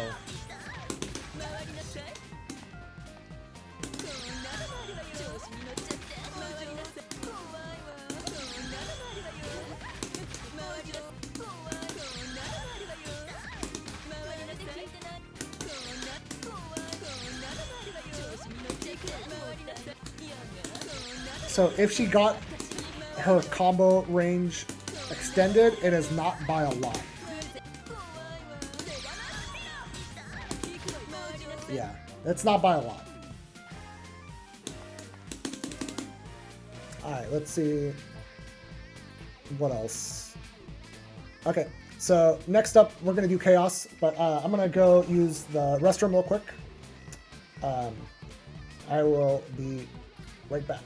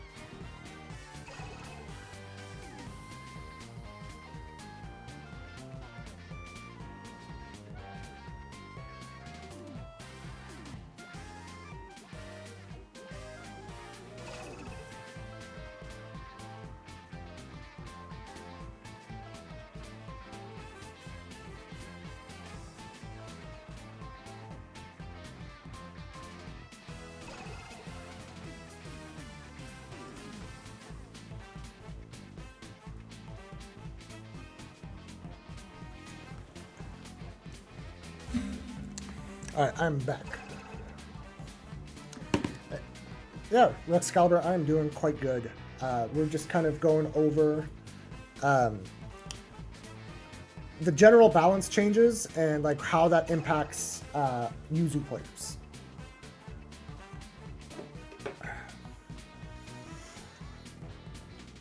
So this is just a huge buff for Chaos in general. Ozzy disappearing was a major weakness of his. Because if you teched his throw, he was just fully unable to do anything. And now with Ozzy still there, Chaos can hit. So Chaos EX moves are very quick. If he has chain shift, he can cancel the EX moves from Chaos like frame 3.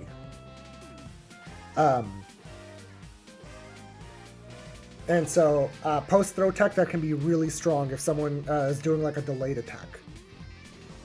This I don't see this being a huge deal.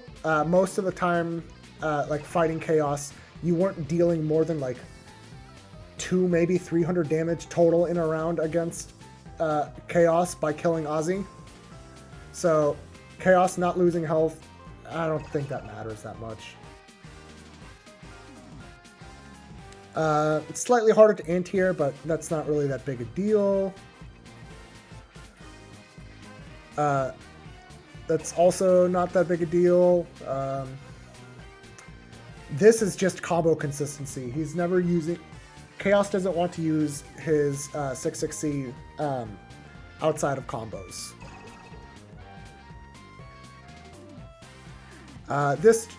His 2FF, if I remember correctly, that is the Fireball.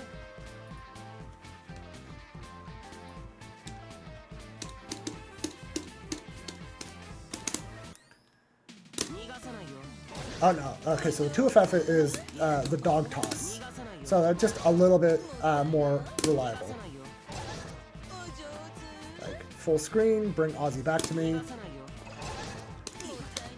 Yeah, that just seems like a consistency update. So, that's not that big a deal.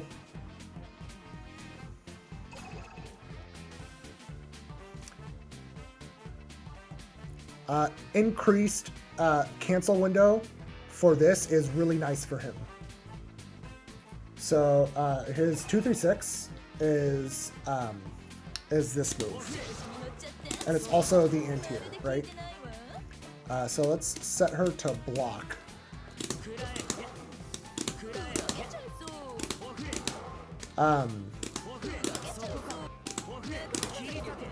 Yeah, that is a very big stagger window. So this is going to make Chaos's long-range pressure a lot better. Not only does he have more space for like stagger pressure, this will allow Chaos to like react to early green shields and then not do follow-ups to make the green shields whiff. This change, I think, is going to make his grid control a lot better. Like, obviously, Chaos is going to be, you know, the dog is going to be more vulnerable if he's delaying too much. But that's going to be a like, mind game that Chaos controls. So, yeah, that window, that is a pretty nice buff for Chaos.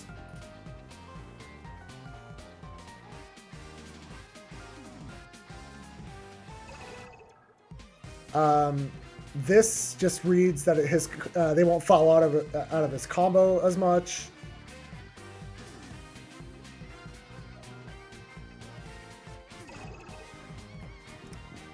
This looks like it's just consistency, but let's kind of double check.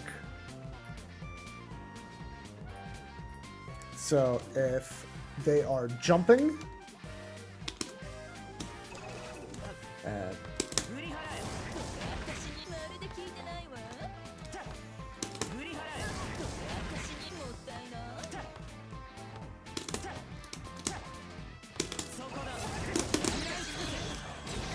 yeah, it probably just makes the confirm a bit more consistent. Yeah, I figured this is just like a consistency thing. And then his fireball is 2 and 4. Yeah, so that is that is a nice buff for him. But really, all that's doing is like making Chaos work the way he's supposed to have been working. So like Chaos is going to get harder to fight, but it's only because he's going to finally function.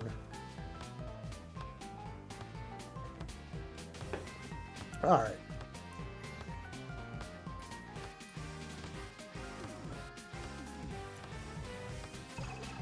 And then 2-2A, or just 2-2X in general, that just looks like combo stability. So let's just move on to Nanase. Reduced her health, obviously good for us. She can whiff JB. I don't think that's going to be meaningful for fighting Yuzu, but I'm sure it's going to be meaningful for other matchups.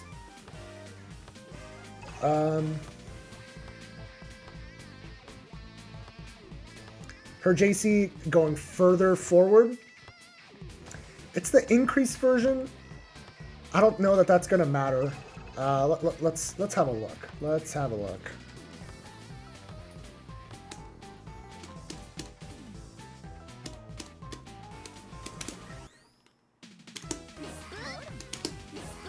Yeah, I think like Nanase is not really using this in neutral.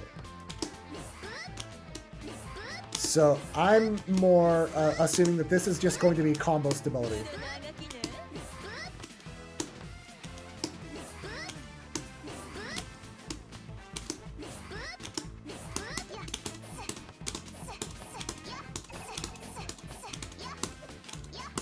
Yeah, so she can whiff JB and still have time to do a JA.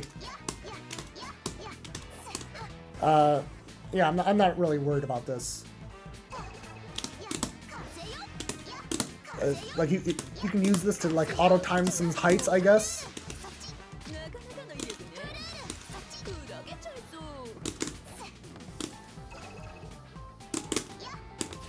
I'm trying to see. I actually don't know how Nanase players do the back TK fireball.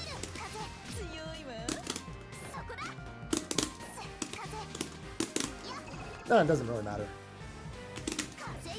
Alright, let's keep going. Reduced recovery on hit. So, for the A follow-up. So, reduced recovery on Sword Car, and also the A follow-up for the Sword Car. And it's only on hit. Actually, hold on. How minus is this? Minus 17, minus 8, minus 5. So it's still, if it's less, this feels about the same to me. So that one's still the same. That one's still the same. And so all I can think of is on hit.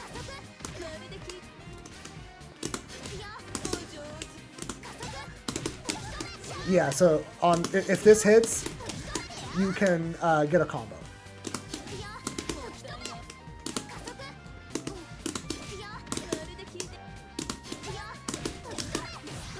Yeah. So I'm not too worried about that.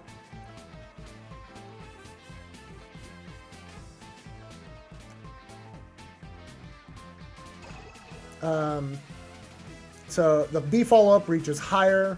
That's not really going to matter.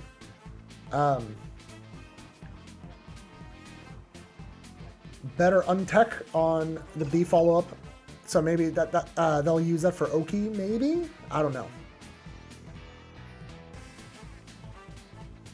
And then her Air 214A having reduced landing recovery.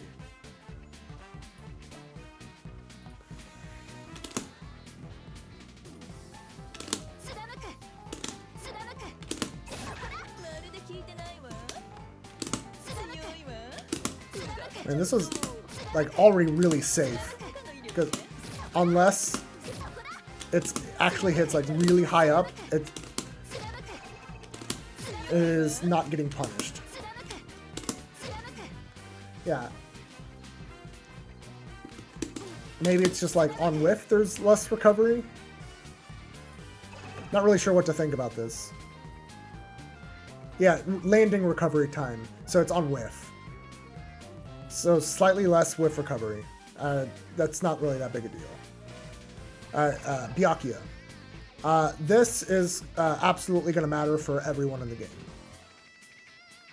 He's going to be a threat at a little bit more range, for sure. Slightly harder to anti-air. Don't really care too much about that.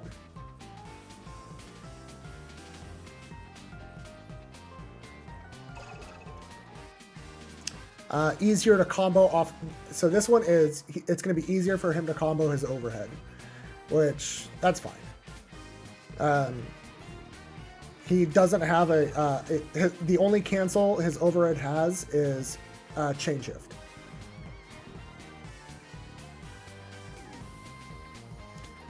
This is just quality of life where they won't fall out like they sometimes could. This might matter, might not. I'm not fully certain.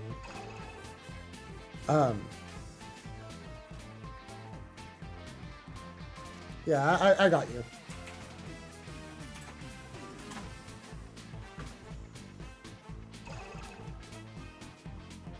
Yeah, so like these seem like it can be nice to go for, I guess. but it's still really risky. So this move is his command grab. His command grab is really slow. Like, you can jump it on reaction. And it says the B version starts up faster. So let's have a look at how fast is this actually happening.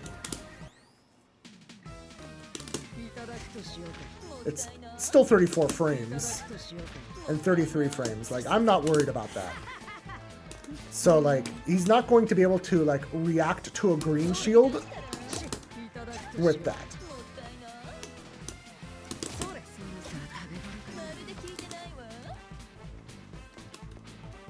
So it's still going to be a commitment that he is going to be willing to die for. So, hey, Rain, thank you for the raid. Yeah, so the command grabs, like hitting green shield, it's like fine, but I'm not too worried about this. And then same thing with this, like Abiak isn't going to be trying to react to green shield with that. You're not going to see a green shield and then have him do that.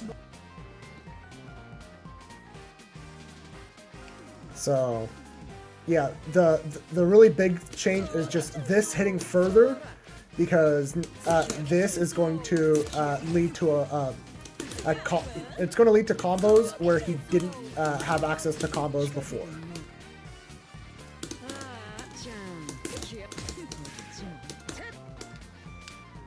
Yeah.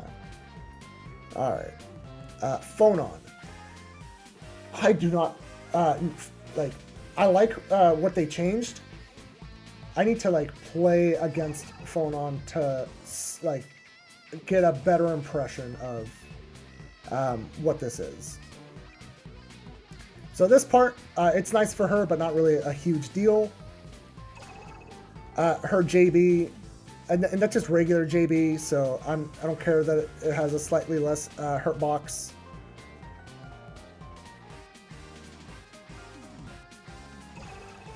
This is a nerf.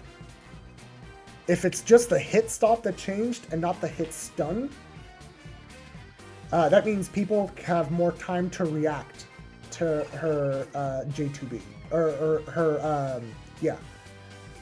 So let's. So this.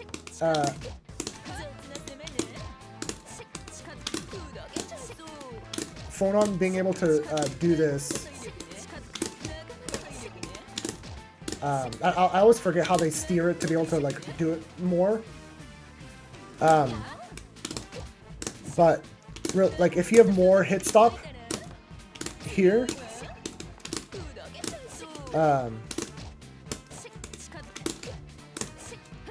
then I don't like that. That's just going to give people more time to react to anti-air the follow-up, because there's a big gap between those hits. So that might be a nerf to people that like rely on that. Oh, yeah, thank you. I keep going back and forth, so I'm definitely jumping the gun. But yeah, so this is her J2B, right? And so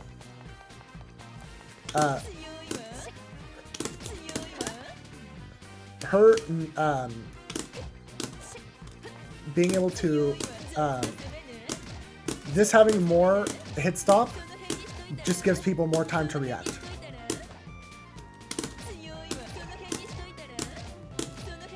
Because it didn't say it affects the block stun. It only affects the hit stop.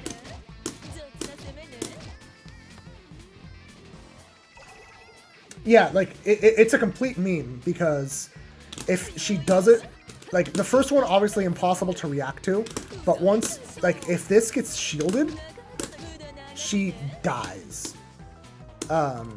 Shield on first hit. Minus 32. I like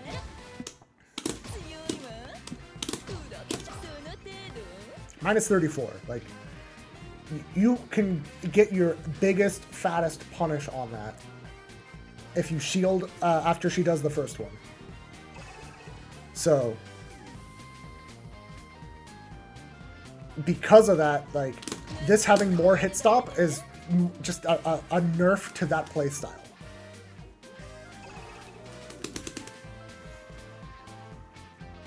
Alright, let's see what else.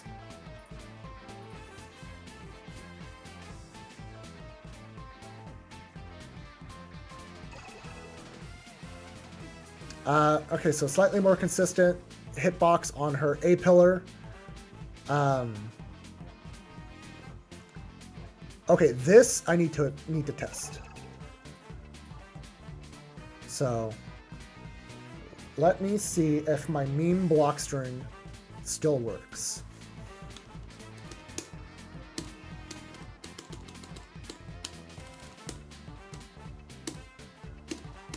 Alright, so first, let me switch over to Yuzu. Alright, let's get phone on in here. Let's throw back, and let's have reversal. Let's have her do CDP. Alright, so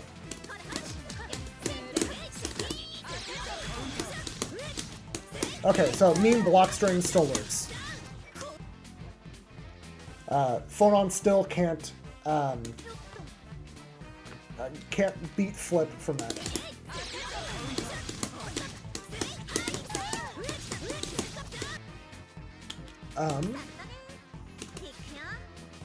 Let's see.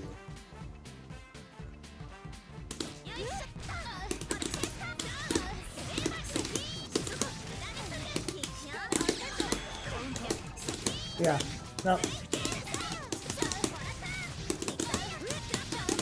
So, I don't know what that changes. Maybe it's for combos, but it doesn't seem to impact us.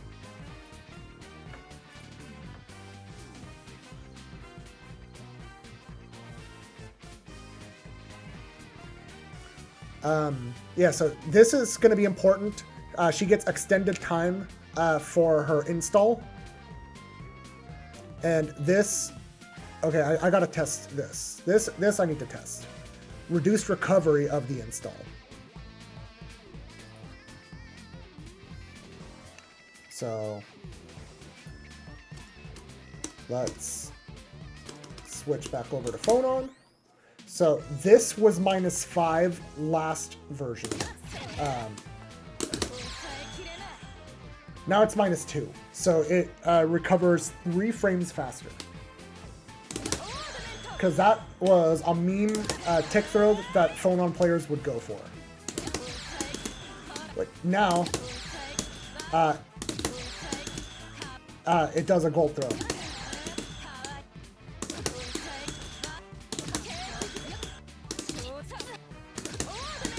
Yeah, now it does a gold throw.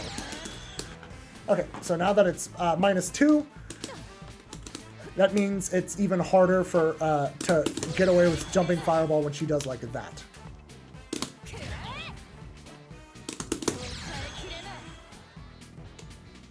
So that is very, very nice for her.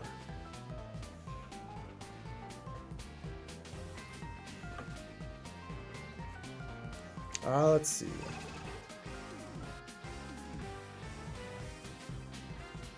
All right.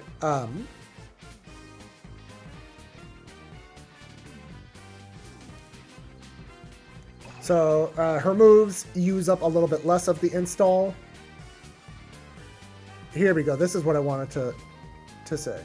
So fireballs. Okay, so fireballs now steal grid.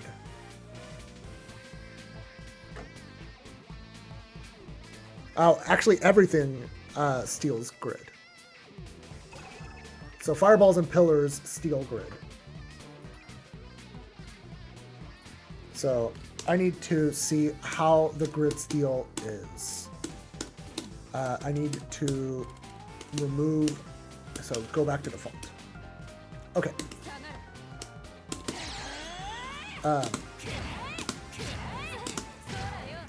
So it looks like it's only stealing.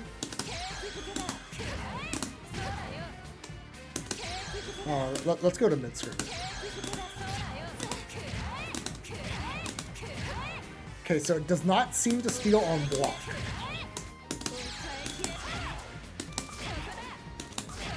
Yeah. And then let's try on hit.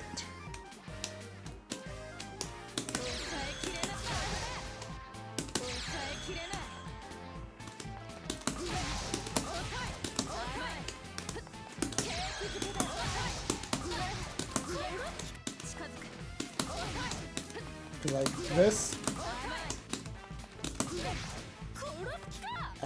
One block versus 1.5. So it's gonna steal a little bit of grid, but probably not a ton. This will probably just like round out her grid control, but I don't think it's going to be, you know, game changing. Like this seems like quality of life more than anything.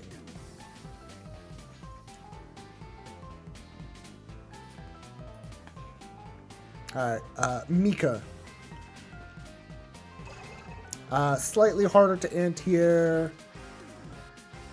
This is, like, nice for her, but, that's never really been that big a deal.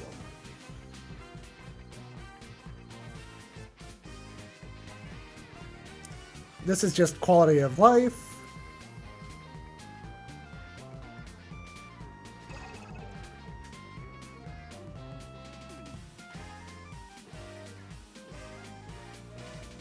Oh, so when it lands,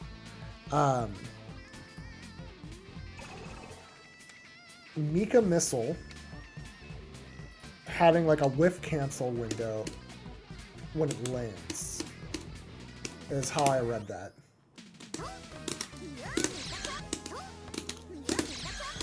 Okay, so it's just whiff cancel window on landing, because you can't.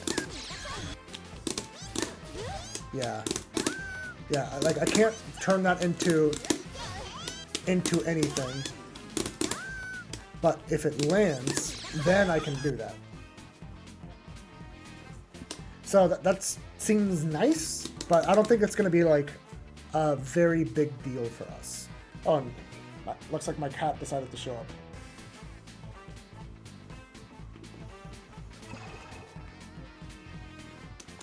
But yeah, that is not that big a deal. Okay, let's see.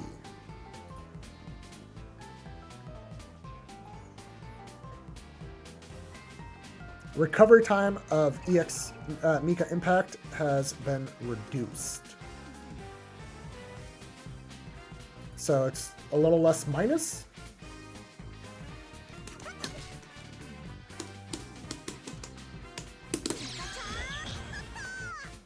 Okay, so it's safe now. I think that it needs to be a lot more minus. So it's like a little bit easier, or a little bit nicer for Mika to use this as an anti-fireball tool. Because like if I have Phonon do like that, you get to do that.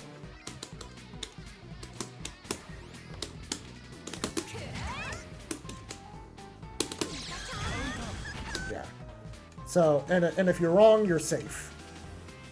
That seems reasonable. Like, that's probably the first, like, actual buff I've seen for this character.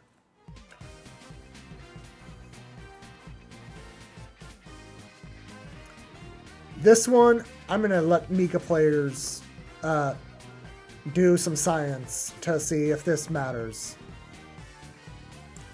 The shielding thing matters a lot. But in general, if you think 360C is on the table, you shouldn't be shielding. And this, I don't know. As far as I know, like the Oki is bad, and the cancel windows for like meter dumps are bad. But maybe Mika's will find a setup for this. I don't really know. Wagner. This is very nice for her. She used to lose 1 buff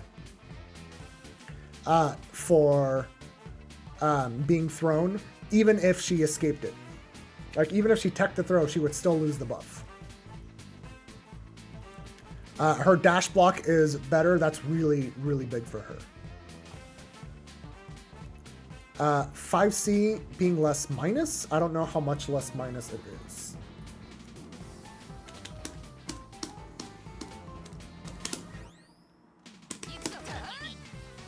-8. I think it used to be like -10, maybe -12.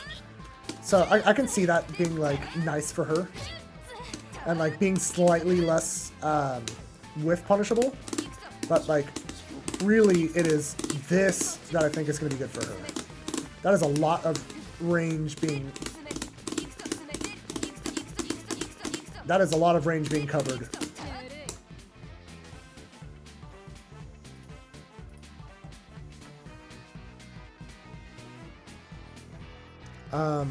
J2C is just a quality of life thing.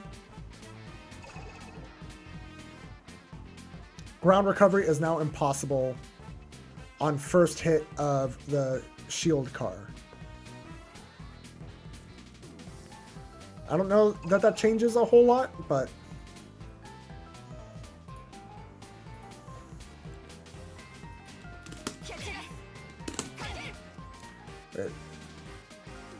It's that...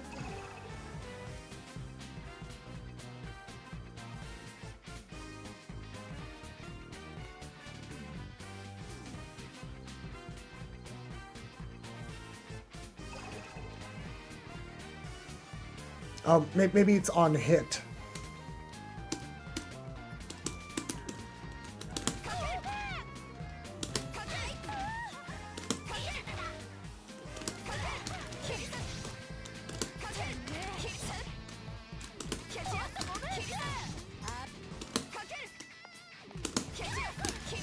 I don't know that this changes anything. Yeah, we'll have to ask Wagner players about that, because this change seems really subtle. EX version of 214C, that's not really going to matter against Yuzu. She'll be +1, but like pretty spaced. And even in the corner, like, I don't know, she's spending meter for that. I don't think that's really that big a deal. This, though, is going to be really, really good for her. So, her 2-2C is now 5 frames, I think? Yeah, 5 frames. So, what that means, let's...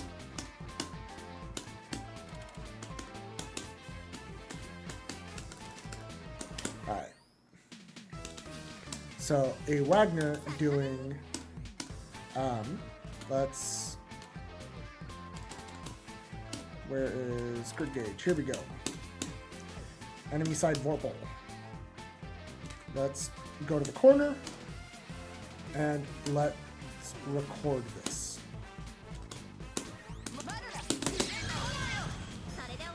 Alright. So, if we trade, she gets a combo.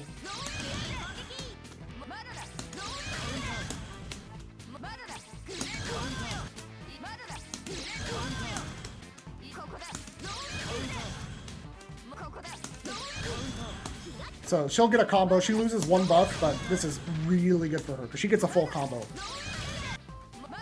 But, and then the only thing you can really do is roll out of it.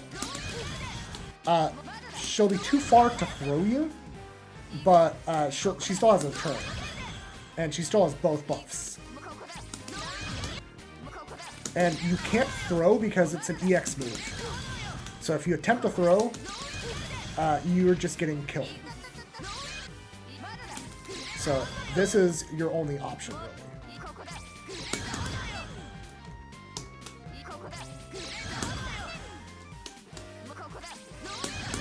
Or just take the grid.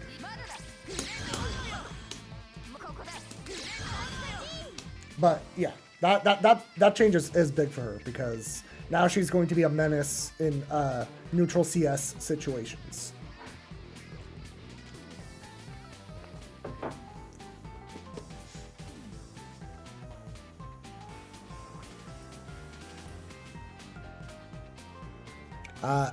Enkidu. Really, it's just 6FF is a shell of what it used to be. It's still like a solid. It's just no longer going to like kill you from half screen. I do want to explore this though, because his 236C making you jump in the air even on block might be pretty good for him.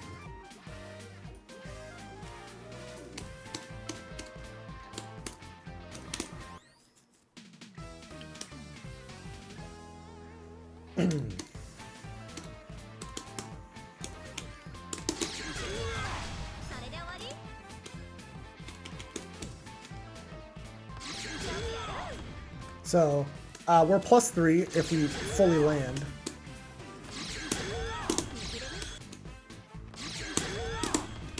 I want to see how how realistic it is to punish this.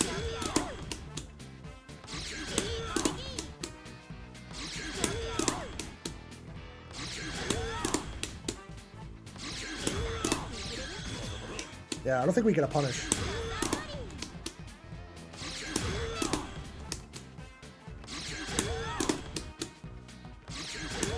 And even if we did, this is like really hard to shield. Yeah, that would be, you have to really practice this to be able to get that last hit shield.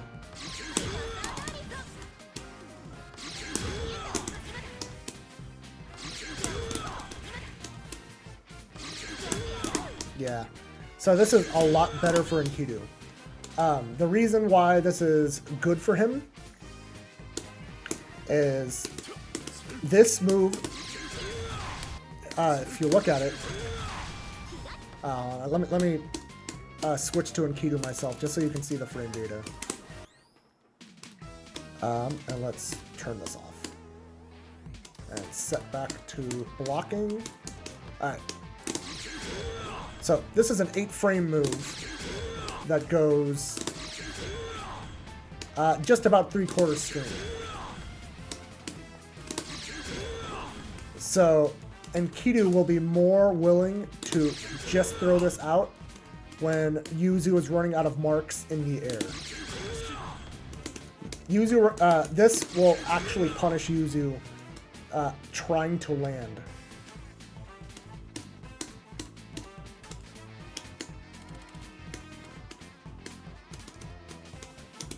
Let's see if I can show you what I mean.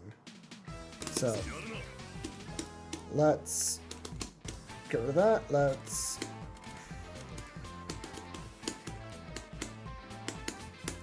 two through 6C. All right, and then it needs to be how many blocks?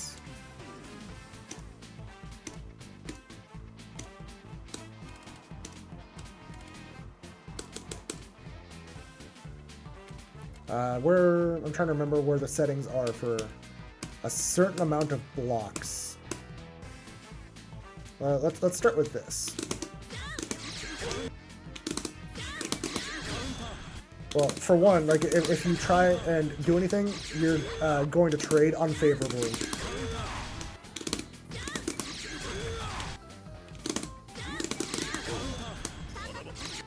Of course, you can dodge.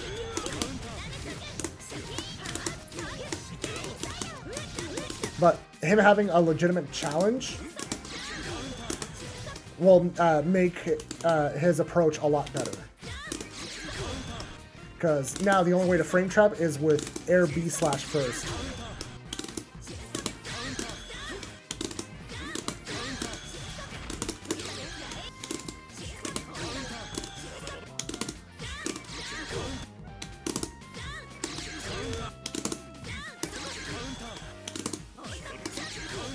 can do this to like preemptively stuff it.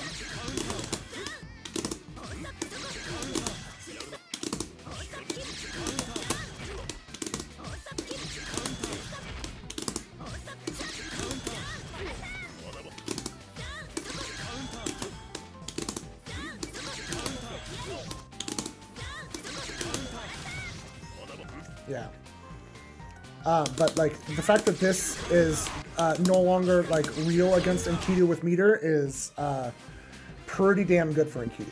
I mean, he could always do this, but it was death on block, so he didn't want to rely on it. It's gonna be a lot better now.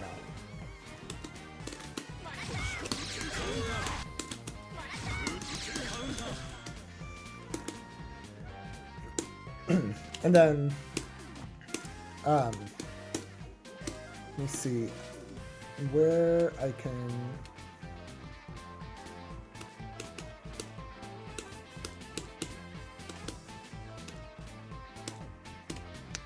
Yeah, I feel like at some point there was a setting for blocking X amount of hits before reversal.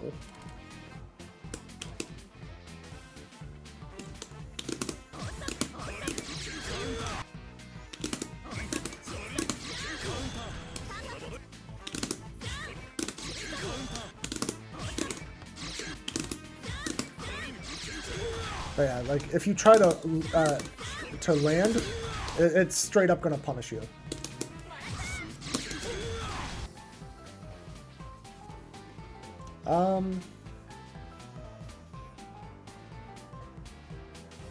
So I think that's pretty much it for Enkidu. That's the only like relevant change.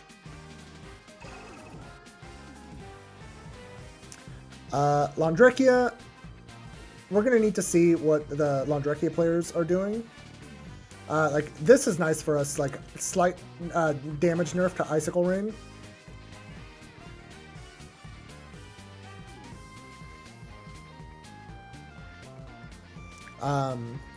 Yeah, so just lower damage on Ice Rain, that's nice for us.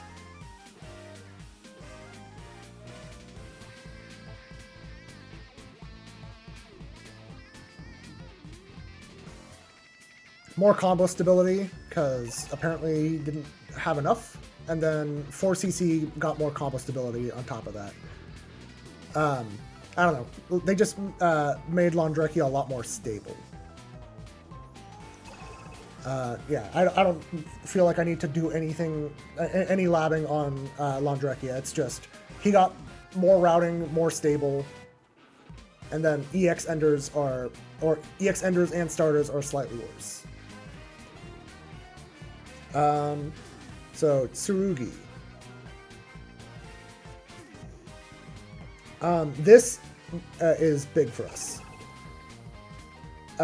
He used to not be able to cancel his increased J2C, which was a free throw punish. And now he has cancels even on shield. So now we have to like actually like hold that.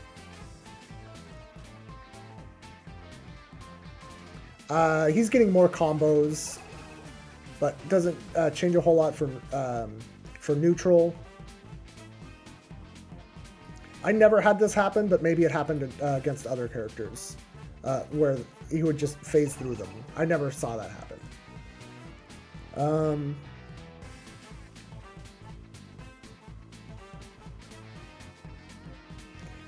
Lower damage on this as a starter is nice. Because for it being like a +10 half screen neutral skip, it definitely did way too much damage.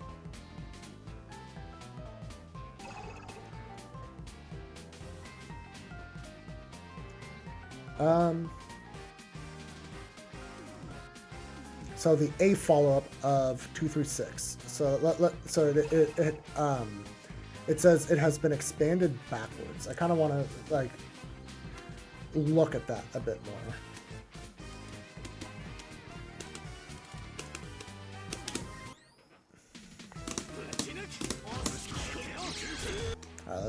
Let's turn off that.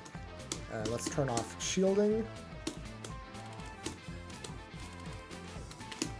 Alright.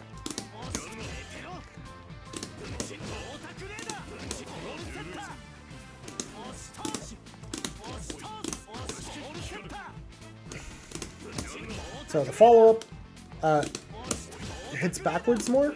I don't know if that's meant to like stop people from jumping out of it. It basically always would hit me out of the air if I did try jumping out of it, so I don't really know.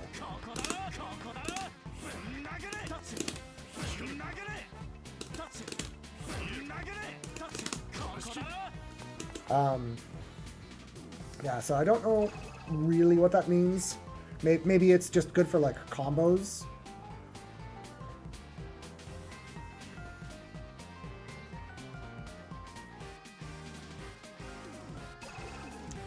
This is similar to like the Batista EX drill change where he's not going to do the full animation on whiff. That's fine. And then this one is just nice for his combos.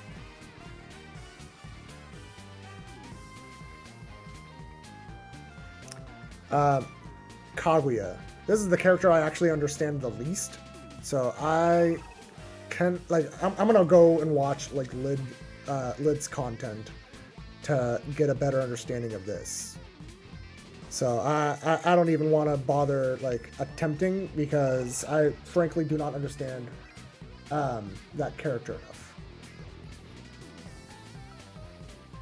Yeah, well, I definitely recommend checking out Lid's YouTube channel for Kaguya changes.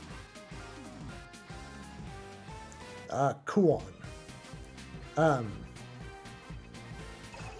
So 4C pulling opponents in is definitely going to be nice for some of his pressure because it will allow for like some of the like float over mix. It'll add more layers to his float stuff. It'll still be reactable, but it's going to be a little bit harder.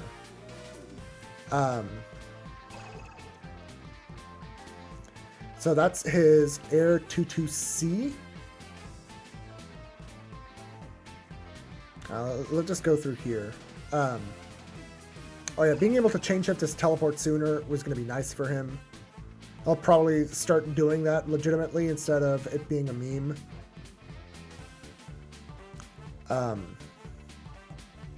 This is a nice nerf because he was the only character that could reliably be plus on shield with an assault normal.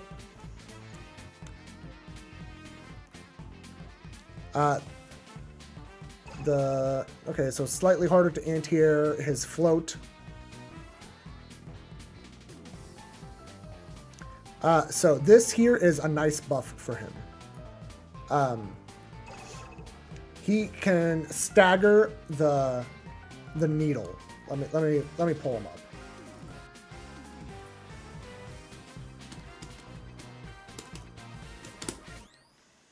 So this is the needle,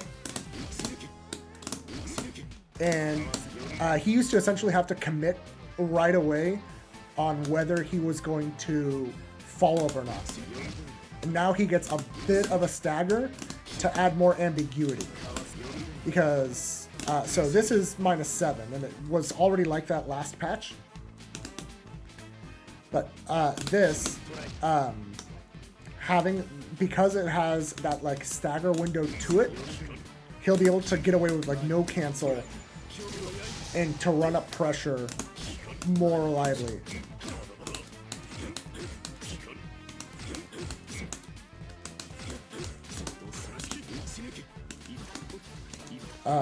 Yeah, so that's gonna be nice.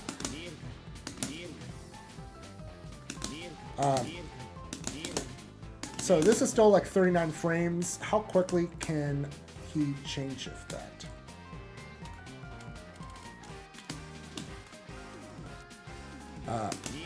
So it's still 39. 22 frames. So 21. Yeah, 21 seems to be about the limit. Alright, so being able to chain shift at 21 frames is going to be good against characters like Yuzu, because if he's like over here and Yuzu tries to enter stance, he'll do that and then be able to deal with whatever it is that she's doing. Because you can go over here and immediately charge the flash kick.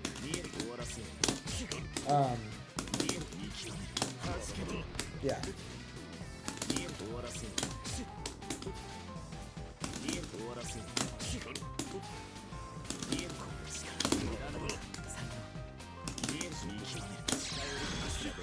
Yeah. So that part is going to be annoying for us, like playing Yuzu in this matchup. This will also be annoying, but you know what? We have to just deal with it. All right, what else?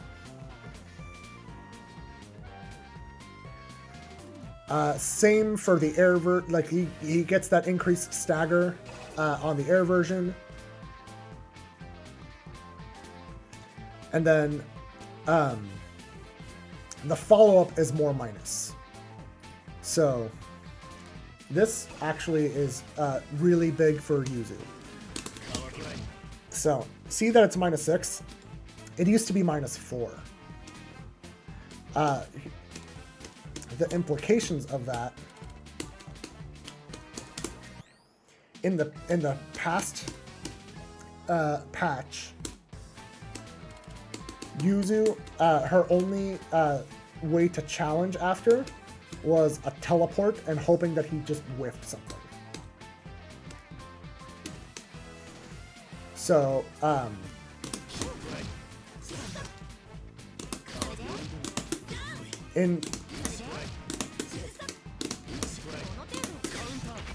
see how I got counter hit there? In the last version, or in the last patch, Kuon would have counter hit Yuzu. Because this is only 12 frame startup, and going into stance is 17 frames. So at -4, Kuon was still, it was essentially plus for him, even though it was -4. And so that is huge. The fact that Pillar is a legitimate end to his turn at this spacing is really, really nice for us.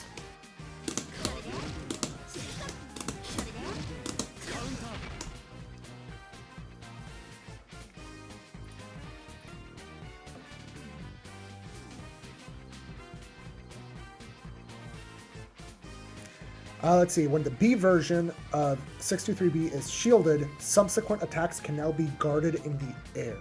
So let's kind of explore that a little bit.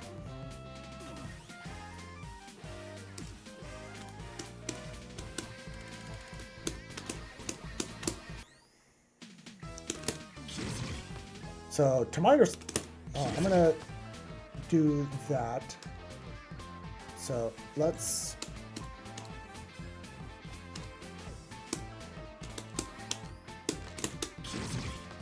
start by just exploring that.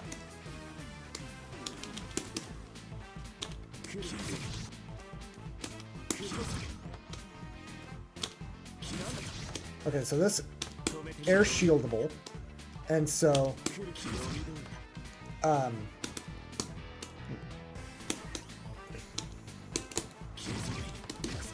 oops.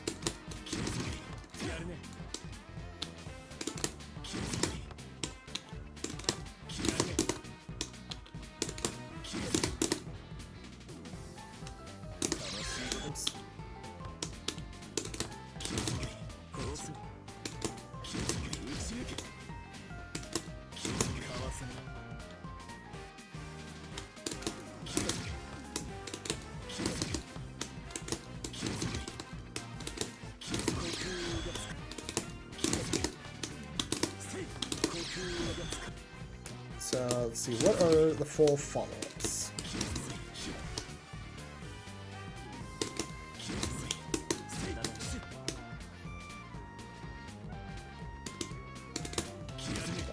I'm gonna just do that first. All right.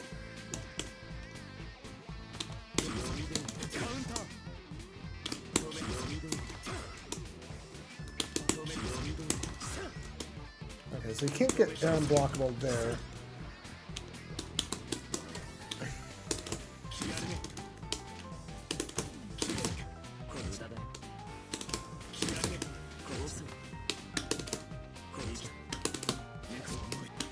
Okay, so it's basically just that. Alright, let's try that.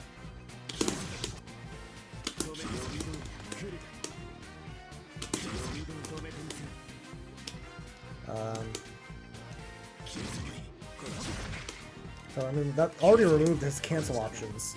So I don't know how that matters. Maybe chain shift. Let's try chain shift.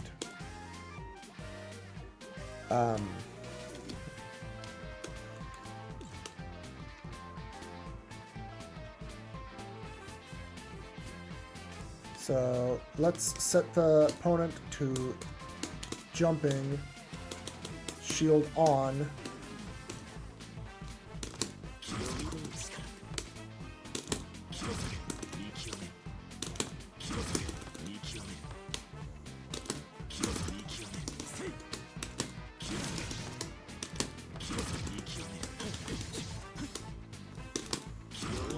So you should be able to shield that.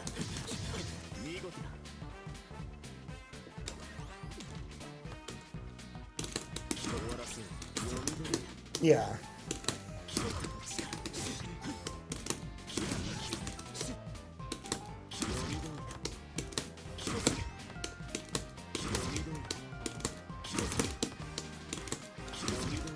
Yeah, I don't know that really like matters a whole lot. I've just realized I've had the the white screen on, but yeah, this doesn't really seem to matter a ton. It's just if you shield it, you end up shielding you can block the rest of it. This is just quality of life, not anything too important. So we can move on to Eltman. So let's see here. Her JC is harder to anti-air. That seems to be like a running theme of this. Her first stage of Dash C no longer being cancelable. I don't know that even matters. Because, like, you can't shield that on reaction ever.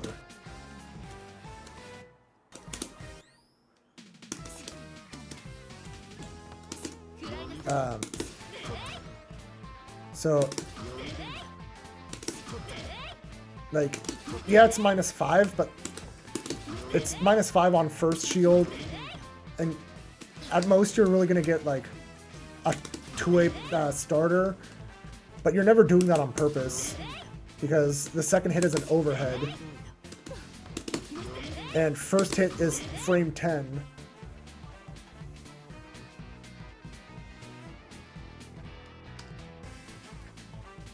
Yeah, let's have a look. The 6-6C change, it's just if you accidentally shield first hit of 6-6C, she loses cancel abilities, but like, that doesn't matter.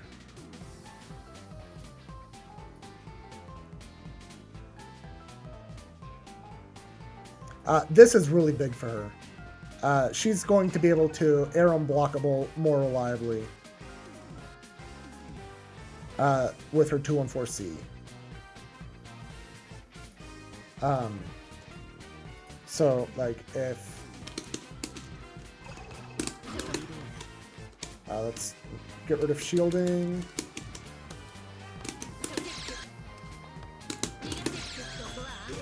You'll be able... Like, she's already been able to do that, but now she'll be able to do it on reaction instead of just committing.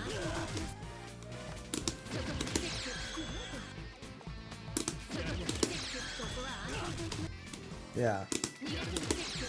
So, she's already been able to do that. It's just going to be easier for her to do that. Oh, I did not show you guys. My bad. So,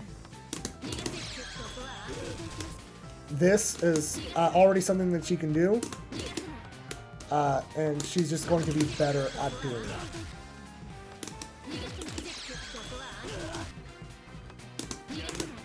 And her being able to do it off of this is really nice for her.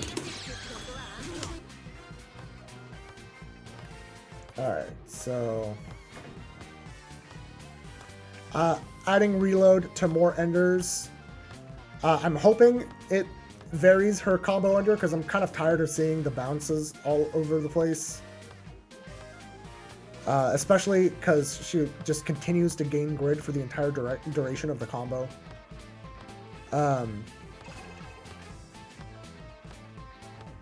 For the increased version of Aetherlight Ground. So, it was pretty slow.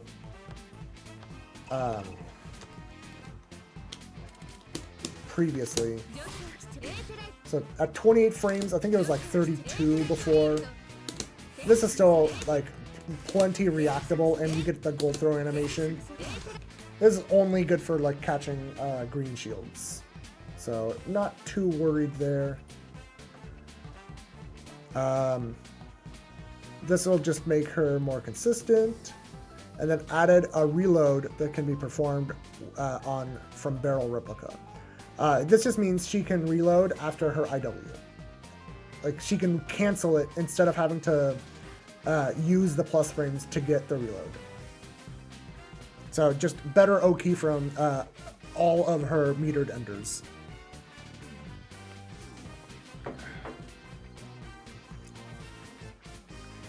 Akatsuki, this is like, in my opinion, the big winner of the whole patch. This doesn't really matter a ton.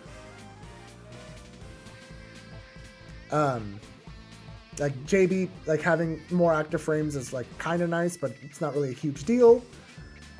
This, he gets a full combo from Seatatsu, both versions. And Seatatsu is really fast. So,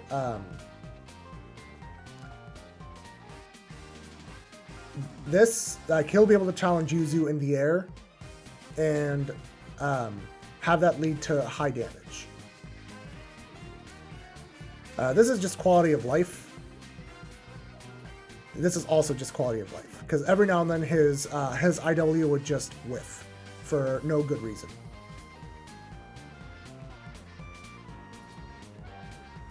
But the Seatatsu change is huge for him, because if Yuzu is in the air and he gets a full combo.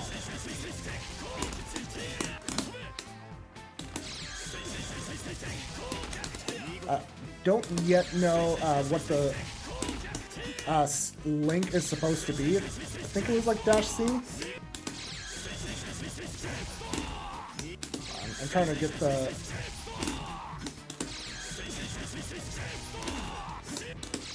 that first dash.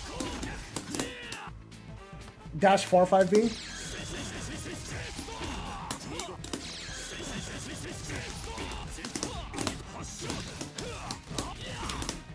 Yeah, you can get a very nice combo for it.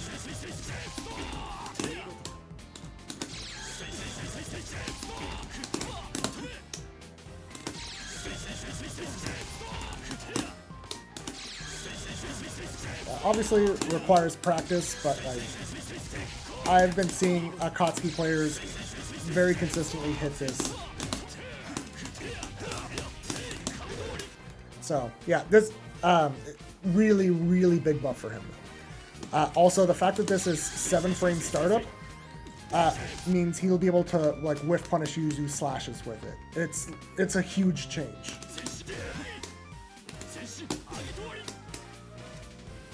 Okay, so that covers the everything I wanted to cover. So let me just go back to Yuzu and re-practice a few of resetting marks.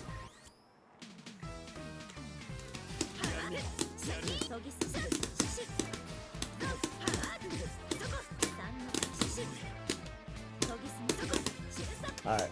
So let's just play some matches and see how that feels. Like, I'm purposefully going to be like using it a lot just to see like how good is it, and like is it as game changing as it like looks on paper.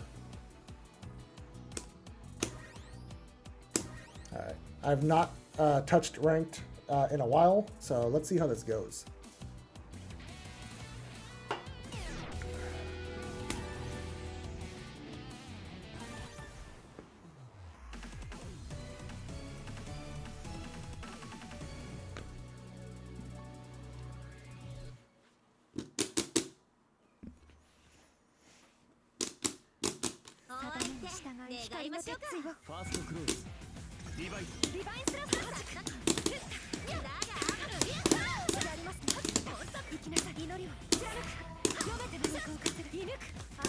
I'm trying to get used to telling myself to use it to refresh marks.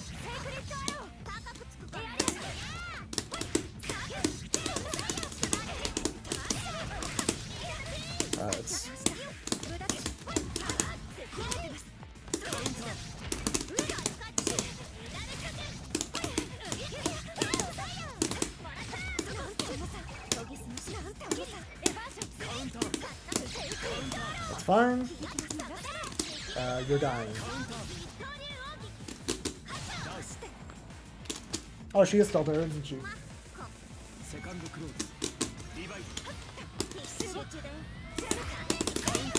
Nah, you can't do that.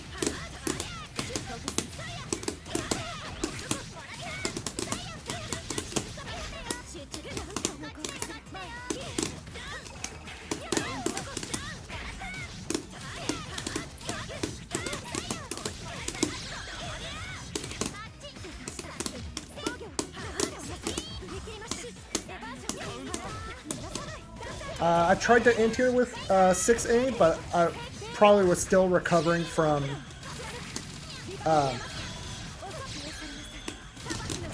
the mark refresh.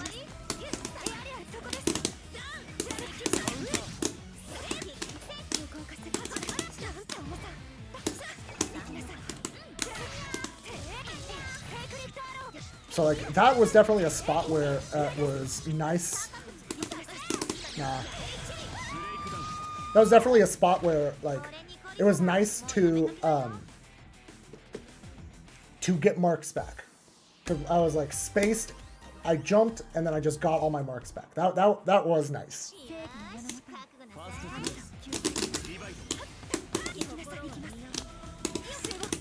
Alright, I'm getting hit.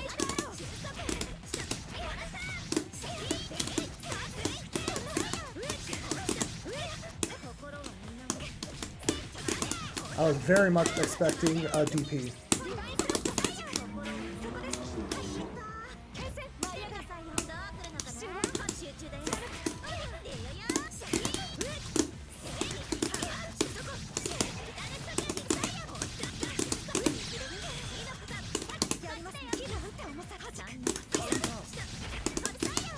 Yeah, like that string was not even possible prior. Man, how many times are you gonna autopilot that string? Doing 6-6C there was not good. I needed to just 6-6B.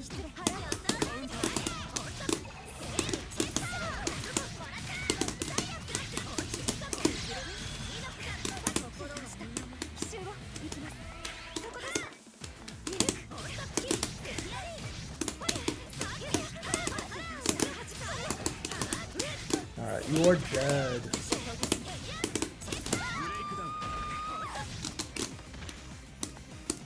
So yeah, like I'm already like feeling a few spots where like I can tell that I'm at bigger advantage just because I was able to refresh marks.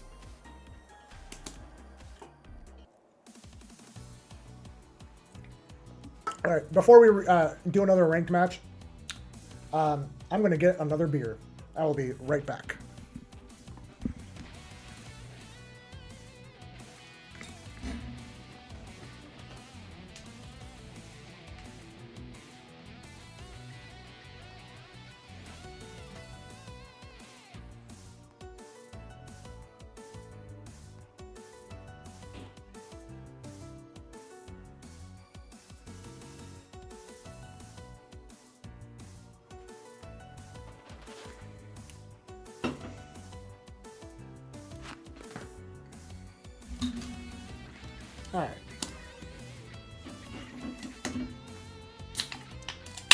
I'm also already seeing like the damage being lower on EX moves is nice.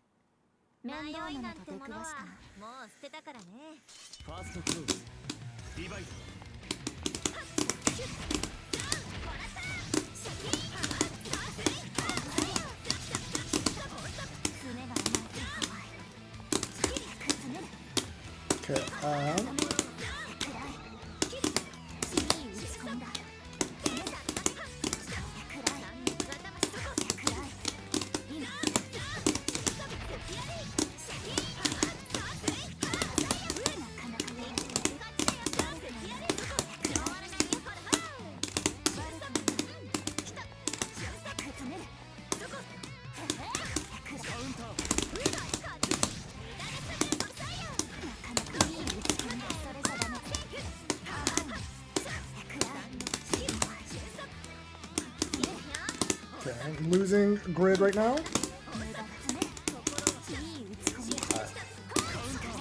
Nice.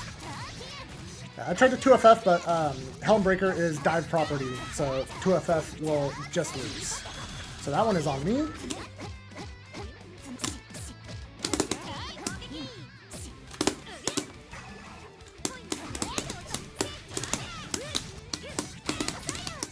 I don't know why they do Helmbreaker.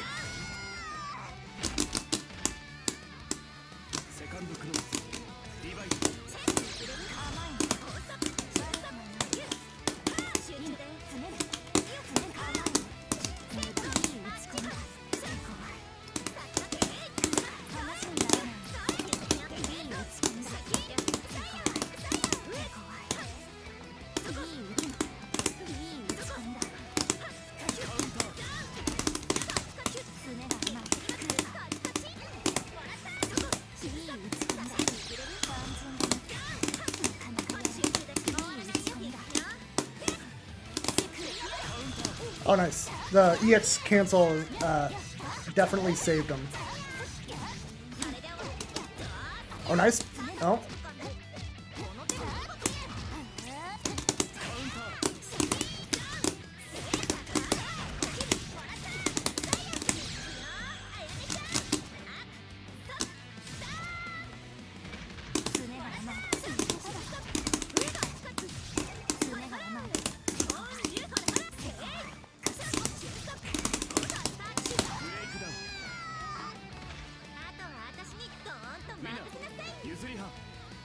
Okay, I gotta say, I like having the subtitles there. Because before I could basically only, like, guess off of my extremely limited Japanese knowledge what they were saying. So I definitely like having an actual translation there.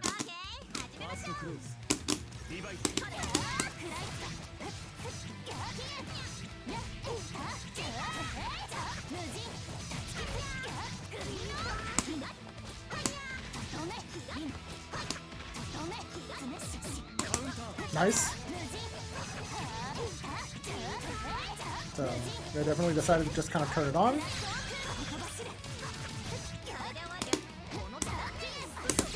I messed up the throw.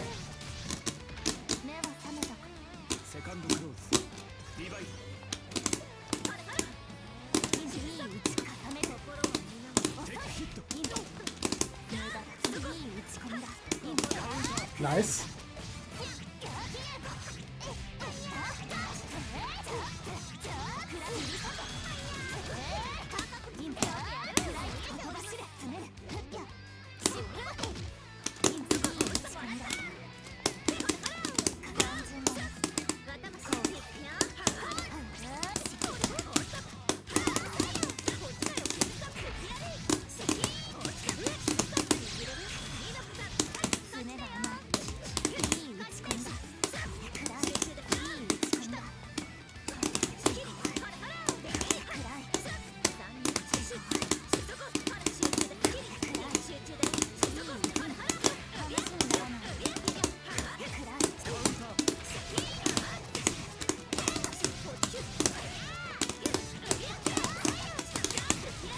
whiff, then...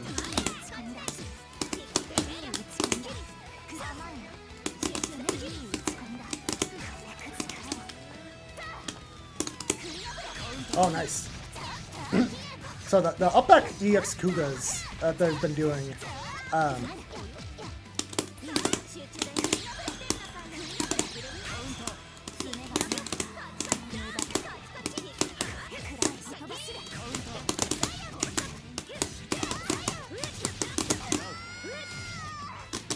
the up back EX Kugas have been like really good.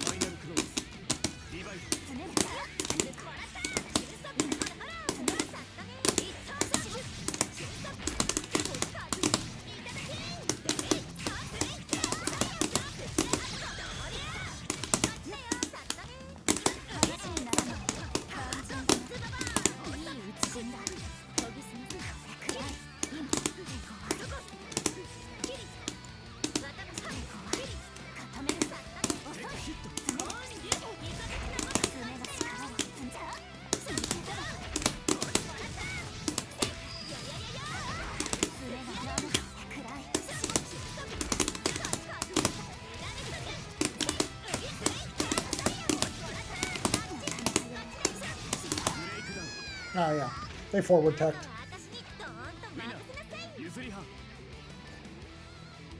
I can't cross you up when you're cornered, so it only looks like a cross up, and it only looks like a cross up on forward tech.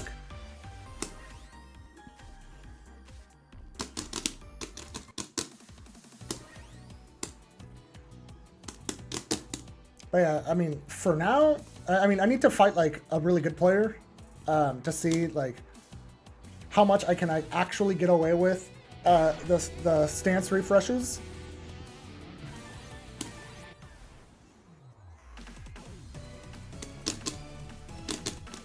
But like for now, it's feeling pretty good.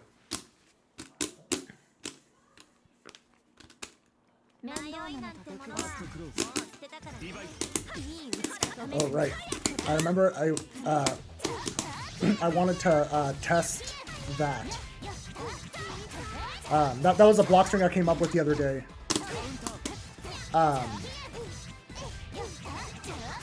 So I'm gonna like get the muscle memory in training mode after this match.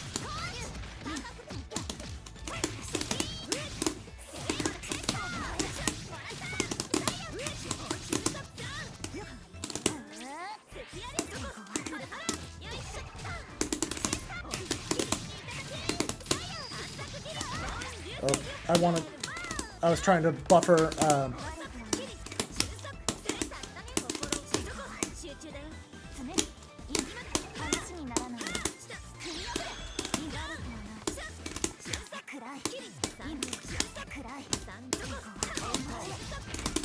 Yeah, see, like, that was really toxic. Oh, wait, this is not killing. This would have killed last patch. Yeah.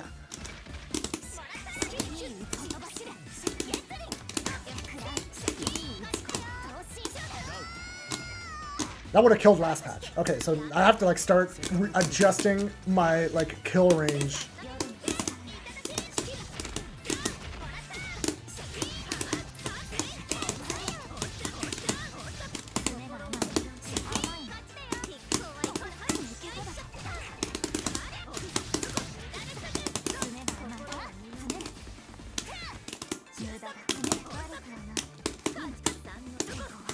Like that is really toxic.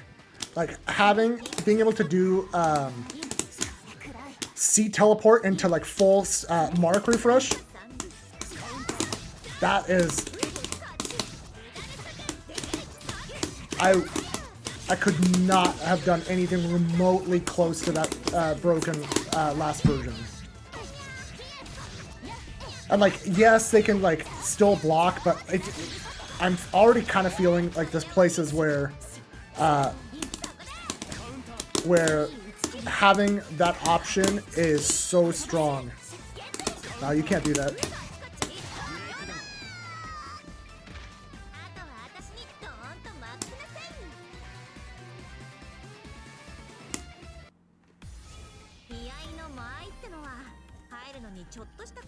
Yeah, like Oh man, you know what I just thought of? Against Tsurugi. So before, he could basically just like go into his armored stance in the air, knowing that Yuzu teleporting to the ground would remove her one load, right? So her now being able to do that and still kill barrier stance is really good.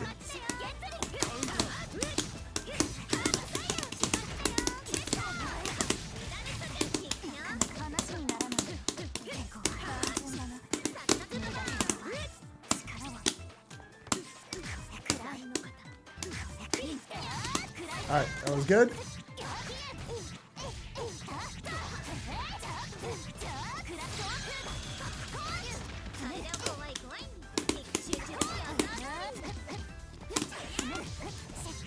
Oh, that was really good. That, I think, would have killed Backdash last patch.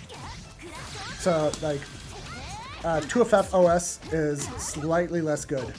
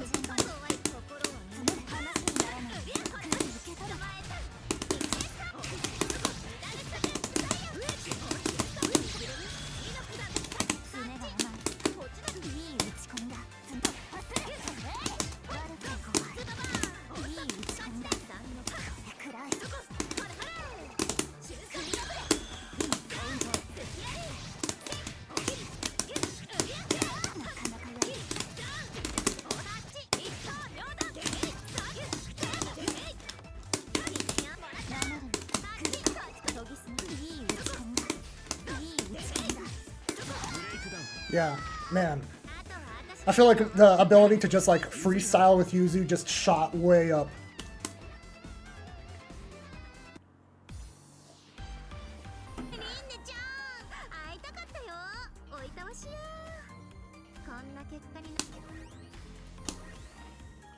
I wanted to muscle memory in a block string before going to test it on ranked.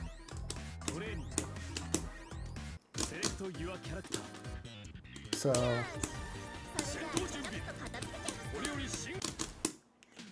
let's have him blocking all. Alright, so buttons, this part doesn't matter.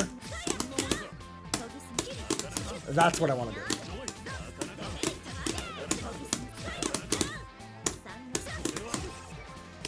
Yeah, that's what I want to be doing.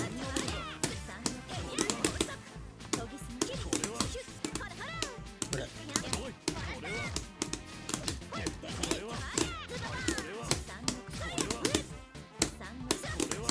Alright, so I have that one in my hands now.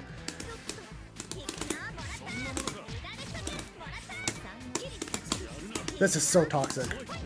Let's move this to the corner. Wait, actually, what is -3? I need to see.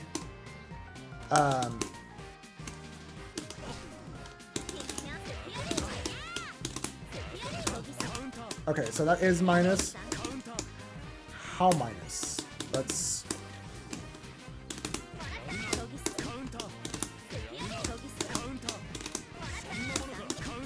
Okay, so it's like at least -5.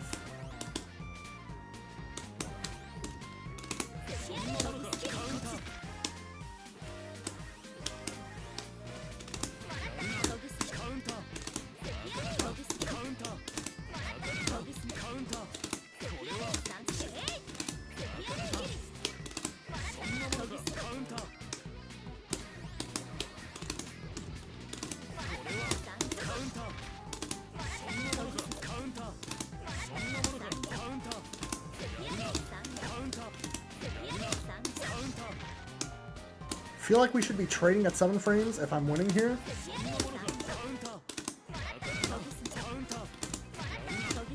But, okay, so we are trading. Okay, so that means it is likely around the -2 range.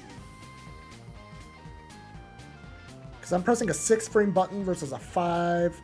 No. 5 frame delayed 7 frames. So if I'm trading here, yeah, it's like around -6.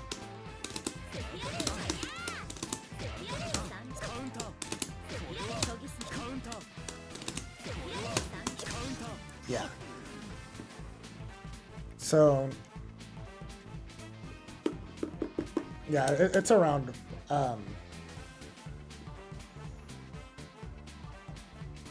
yeah, it's around -6 or so, -6, -7. So can't really do this unless they are really respecting.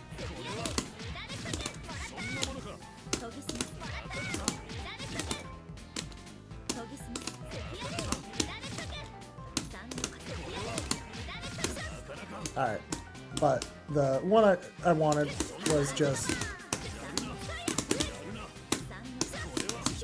Alright, so let's go do that in sets and see how it feels.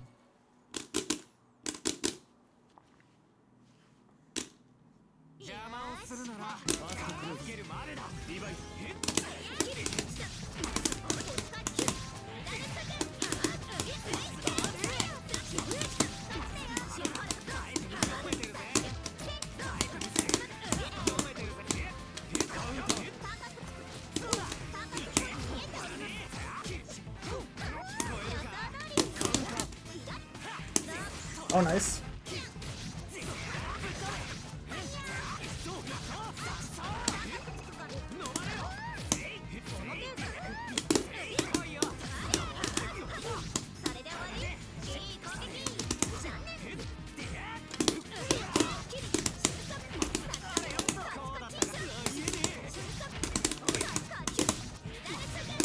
Alright, let's start. Now let's try the block string. If you don't die.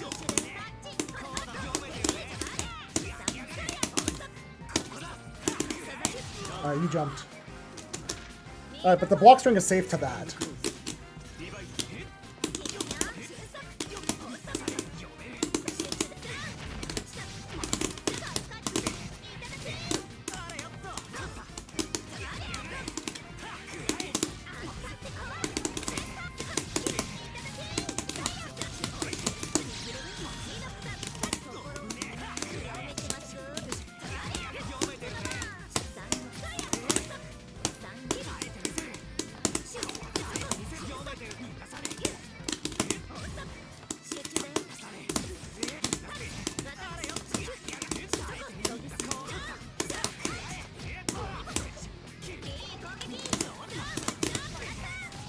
I didn't expect that to hit.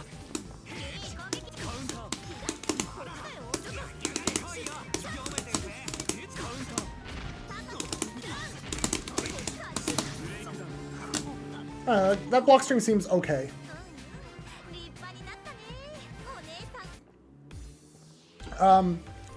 For starting out, like, so I wrote a beginner guide. There's the wiki has a lot of good beginner resources. The Undernight server is also filled with resources.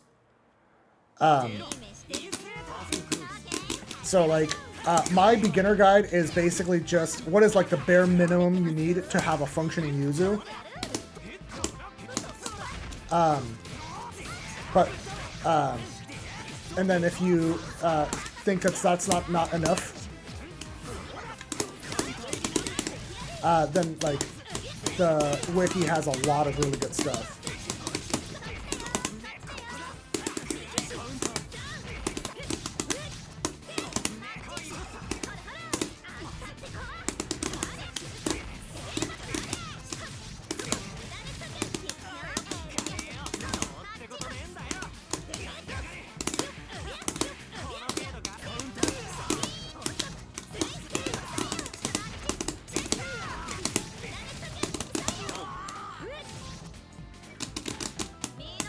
Yeah, so I'll link it to you after after this set.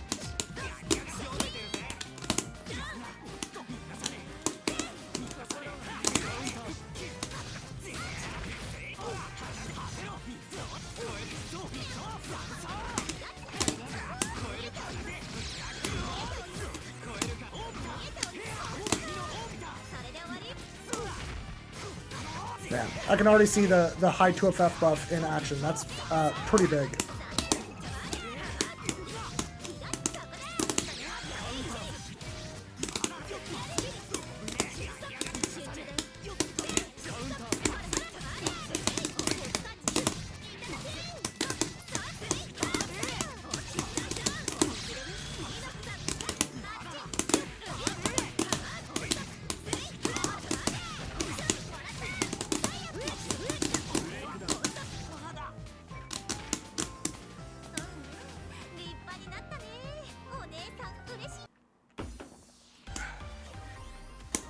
Alright, so now let me go ahead and find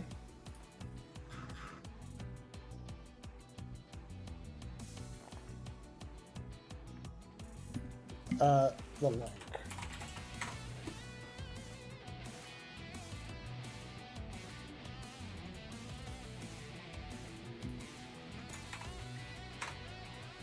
So that's my doc. I wrote it back in clear, but for like beginner purposes, it is still relevant. The only thing that you should know in there is that D-hold no longer matters, but I still think that C-hold is easier for new players. So like I still kind of recommend it for starting out because if you don't C-hold, you have to do something that's like a little bit harder. And I think it's a bit too tough of an ask on beginners.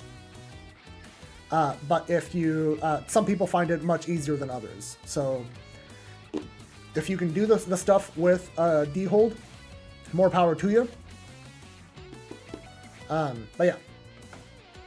And then I think I put like resources at the end of that doc. Like the wiki is good.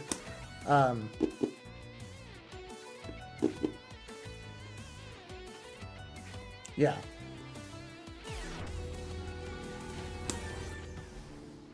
I forget who Archetype Earth is. Gordeau. Is it Star? It might be Star. I don't know.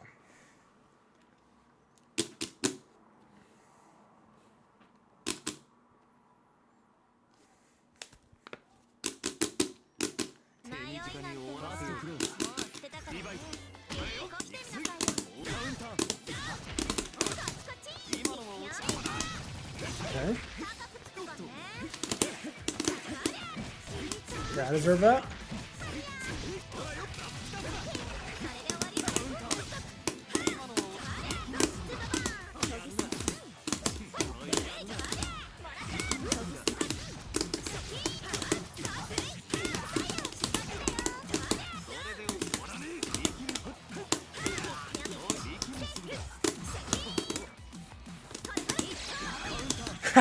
Alright, that's fine.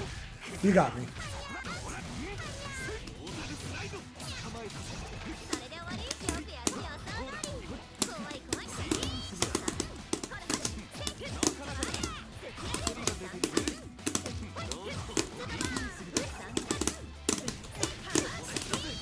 As long as you don't have neither, I will continue to abuse it. Is this killing? Last patch it would have. I'm trying to see.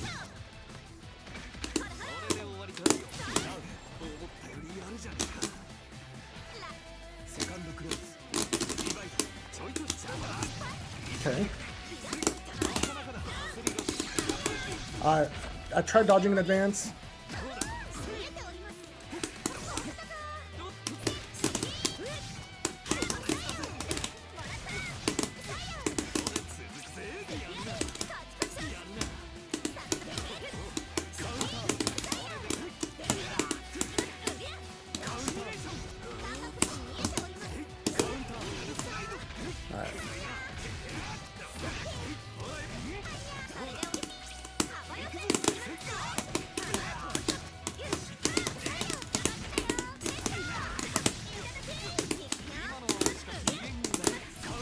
Okay.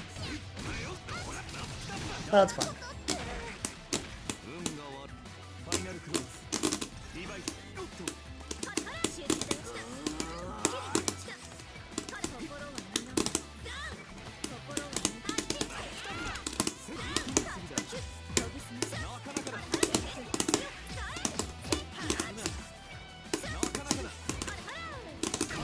Alright.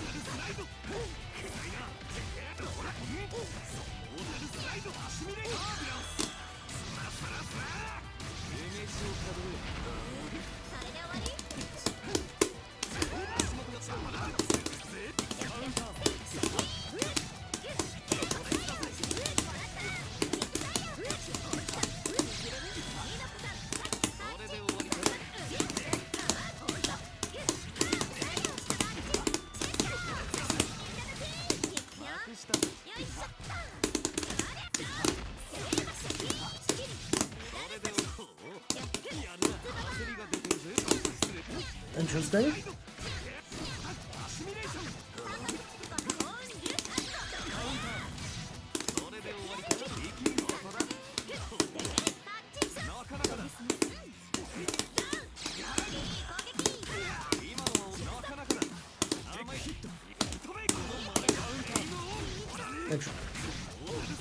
All right.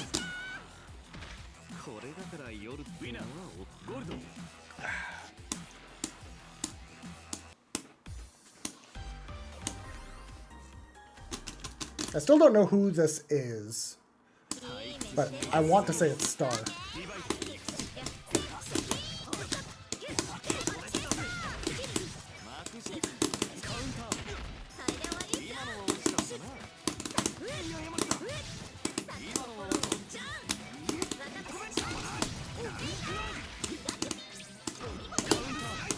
Oh, that's smart.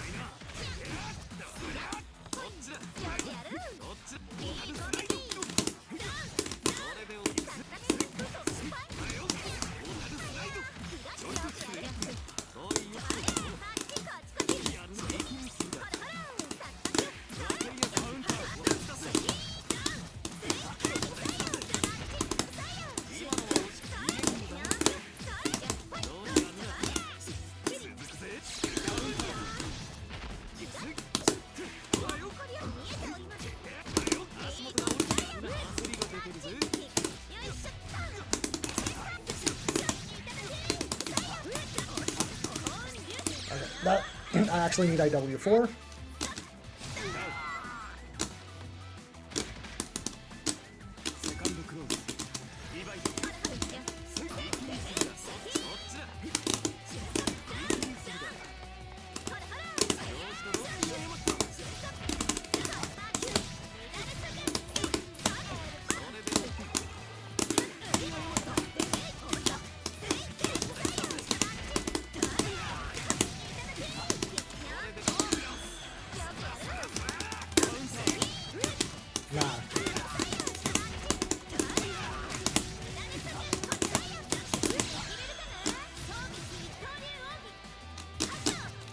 Oh wow, that didn't kill.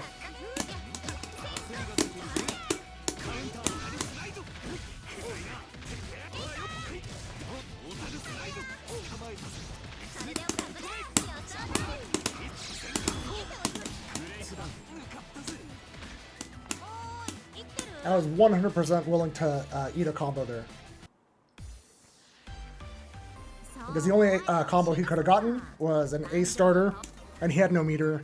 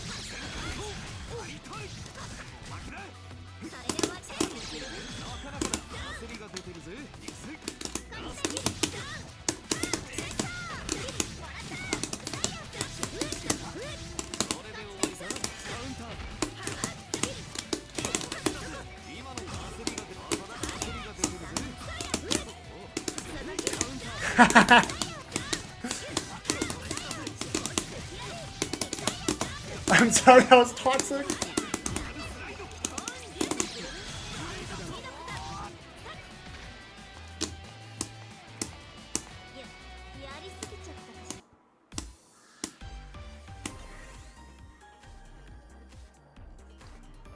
All right.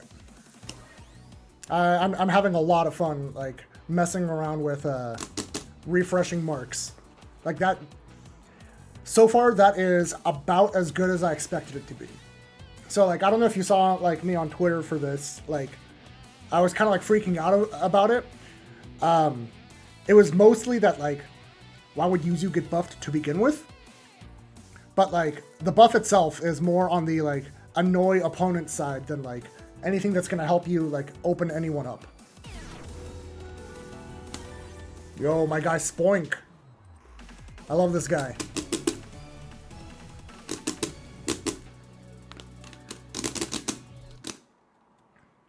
I might just request player match on this guy, because he is good, and also just, like, he's my bro.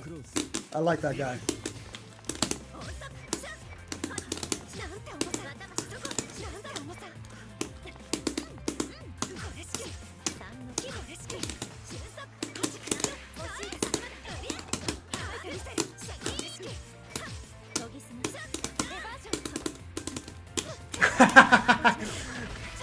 Yeah, you got me. Alright. Nah, delay cancel means you don't have plus frames. You can't do that.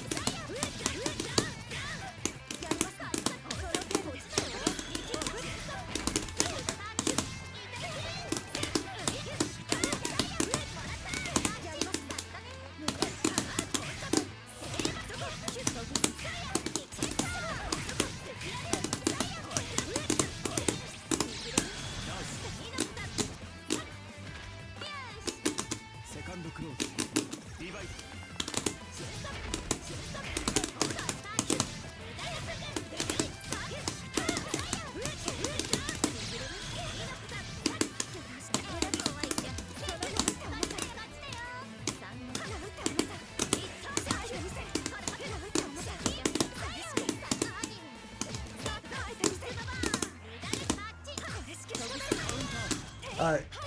I got too greedy.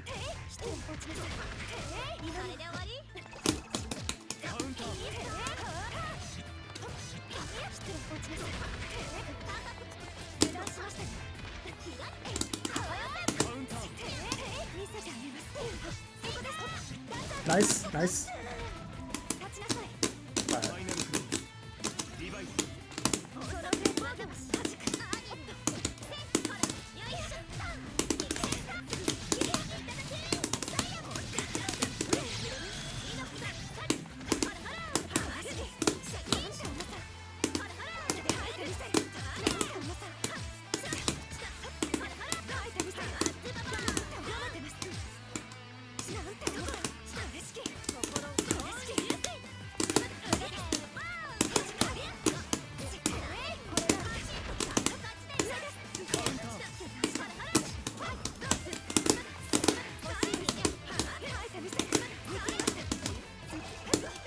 Nice, good defense.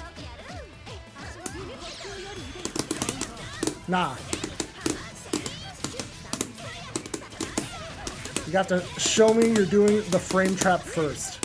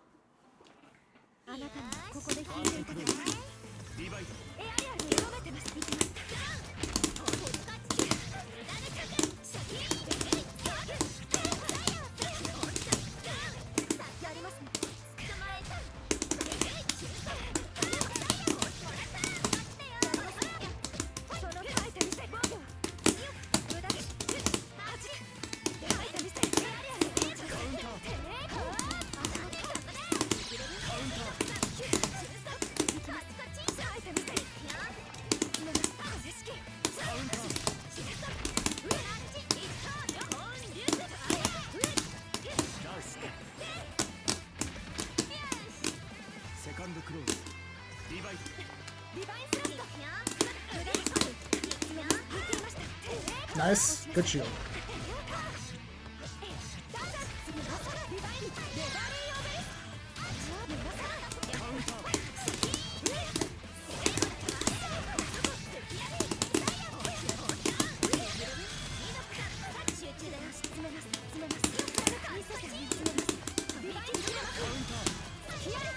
Wow.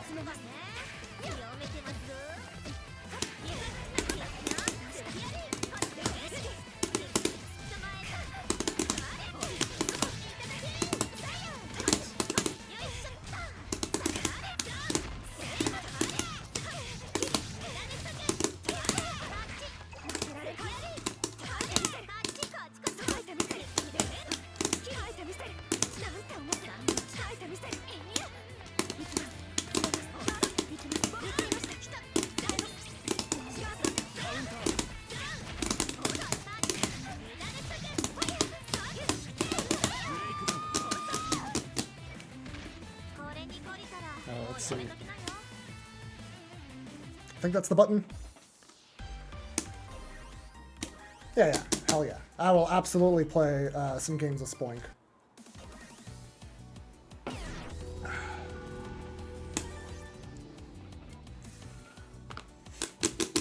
Just in case, like, anyone in chat, like, doesn't know who Spoink is, like, Spoink has gotten a lot of major top 8s.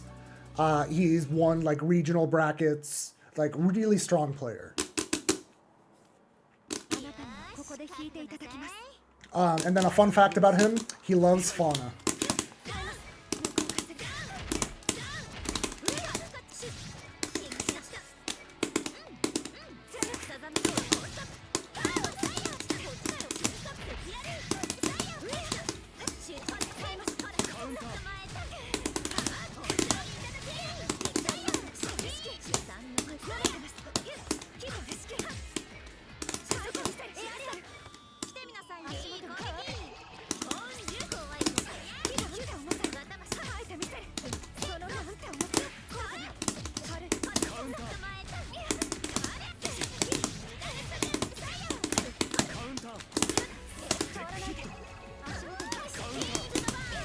Oops.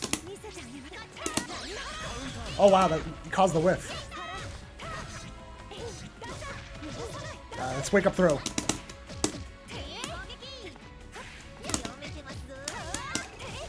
Oh nice, nice confirm.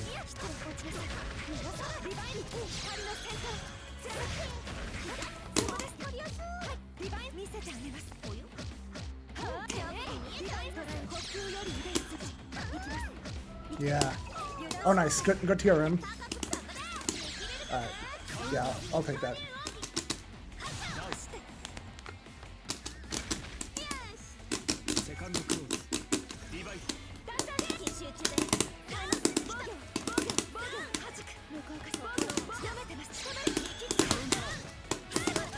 Nah.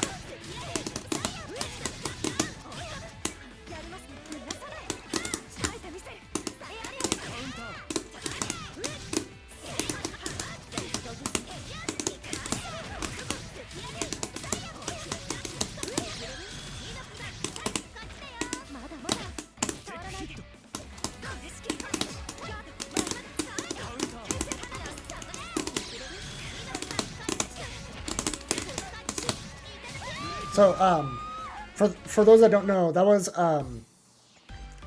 Aurier did the 4C follow-up to the Thanatos call. So it was 214A, 4C. That one is like minus 16 on block. So if you recognize that, C/ is a punish. Second thought, I am currently experiencing Yuzu buffs.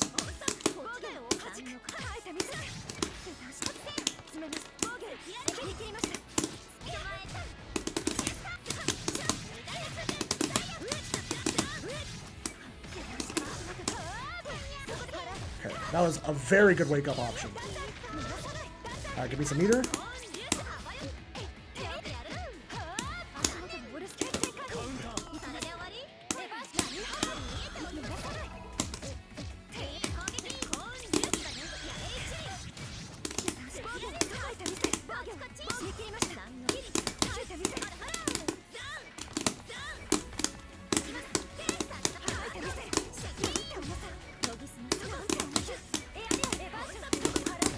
was good. That was really good.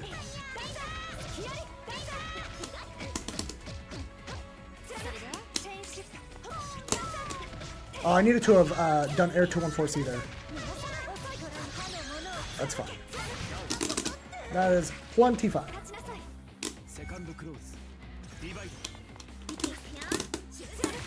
You're saying 2C 236A does less damage than 2C 5C? That's actually sad.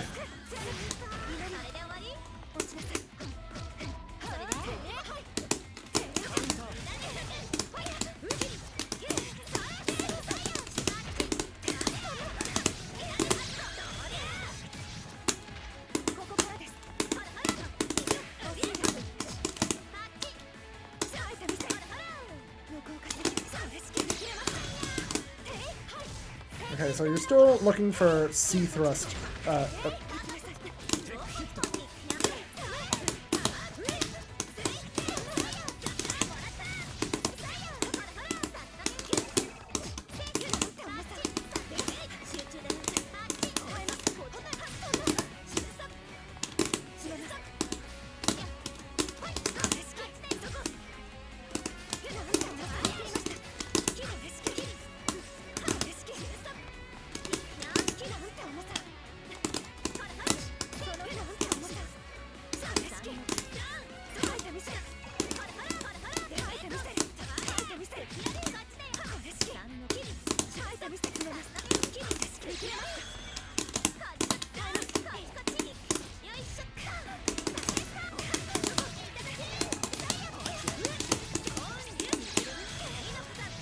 I'll never can kill.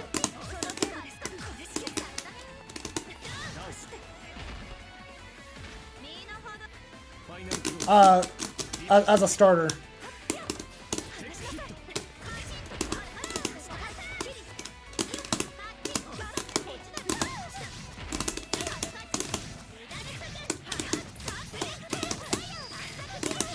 Alright, give me some grid.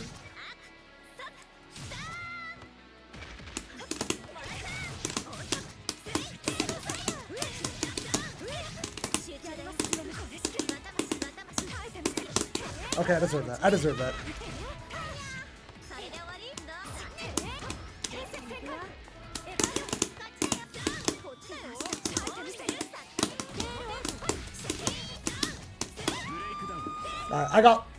I will admit, I got lucky with that timing. You have to have like frame perfect timing for it to be VO safe.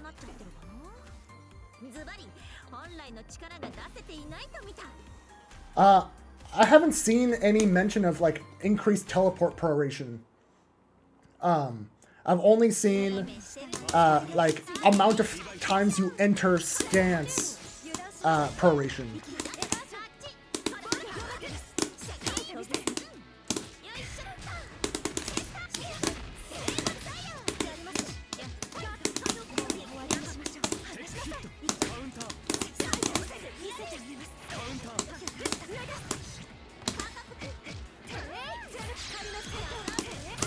Try to dash block that.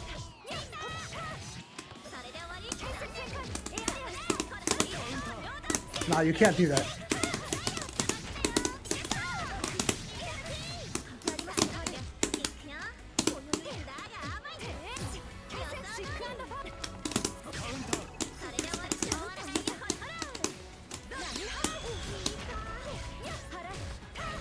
Okay, I'm probably dying. Yeah.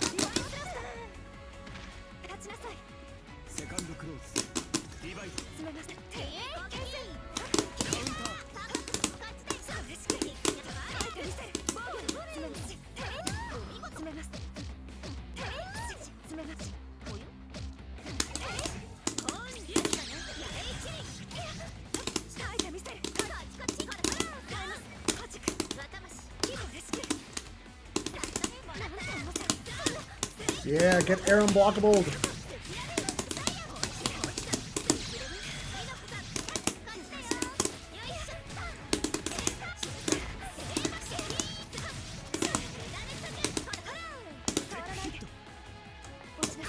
Okay, that was actually really good.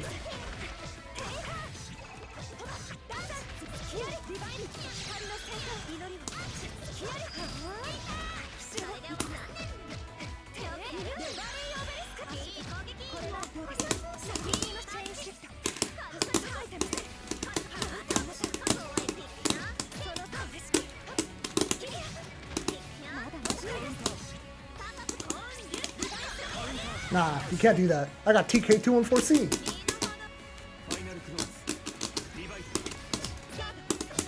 Okay, that was a really good mash. That was a really good mash.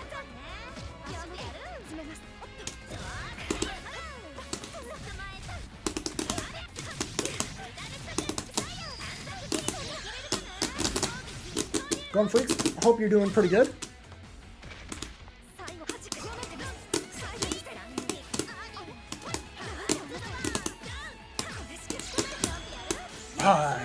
Did not shield that in time.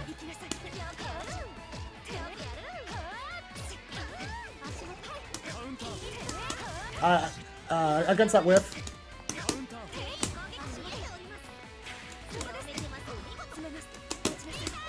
Needed to have 2FF. Alright, he's winning this for sure. Just don't drop your combo. Yeah. But yeah, I had a really good time at Evo. I basically spent like all of day 3 just getting casuals with all of the foreign players. That was really nice.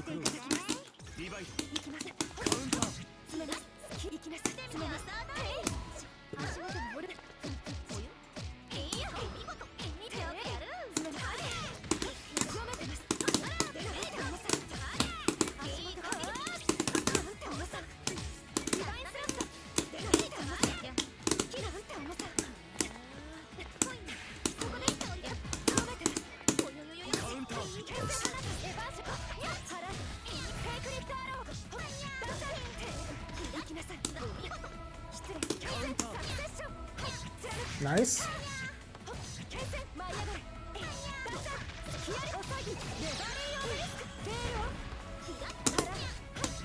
I need to be calling out the J214.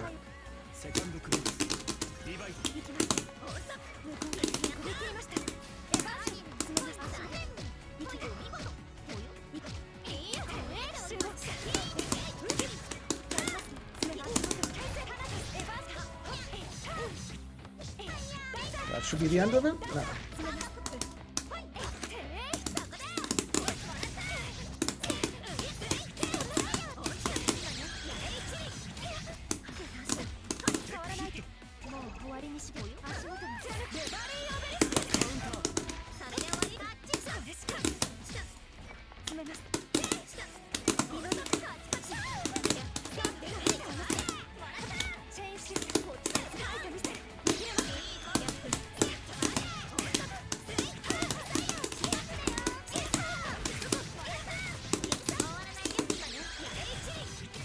Okay, that doesn't kill anymore. Yep, got the TRM.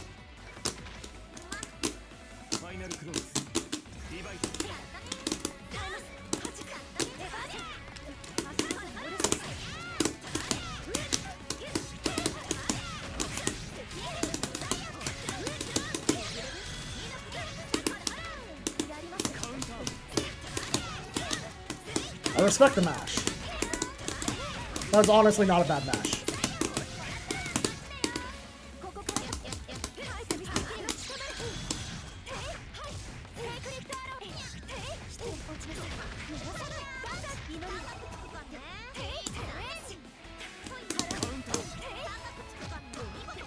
Yeah, that's fine. I'll take that.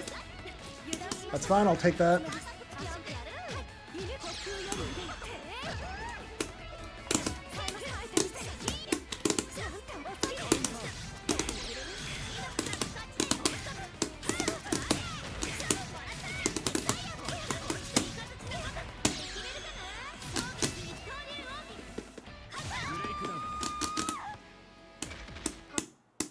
Alright, so what I'm trying to get out of like playing Spoink is going for more anti-airs, specifically to call out J214, because Ori has to air stall for that move, which gives more time to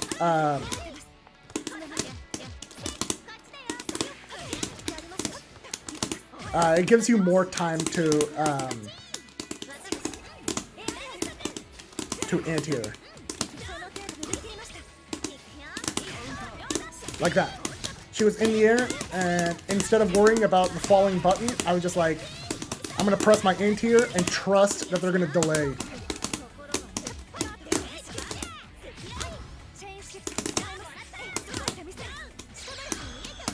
Nah, you can't do that.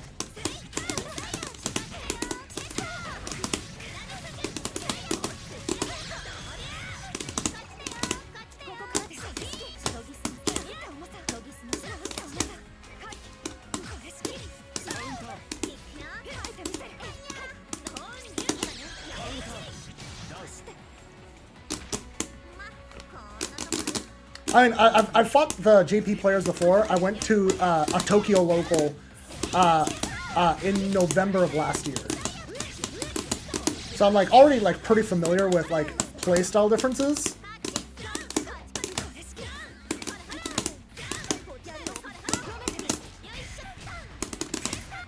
I can talk a bit more in depth when I'm not like fighting a good player like Spoink.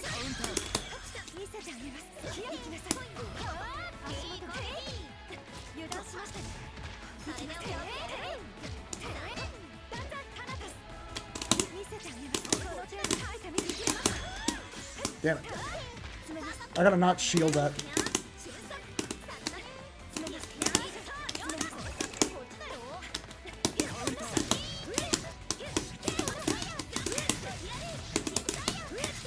Okay, I can't kill off this, so I'm just going to...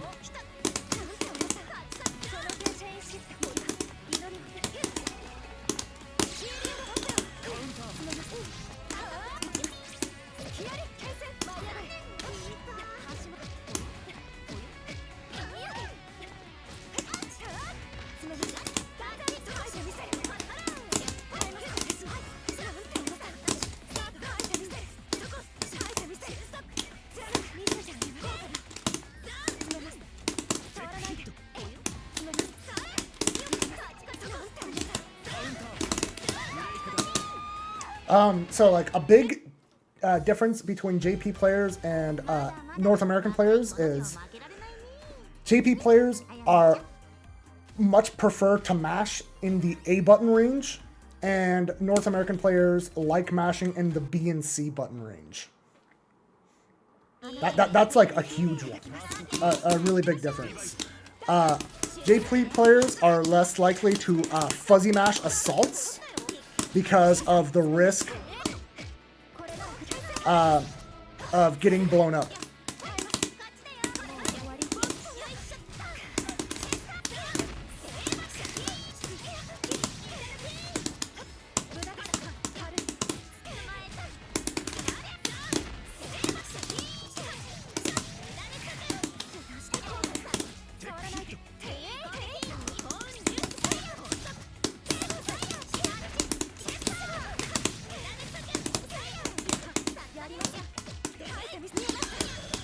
Interesting.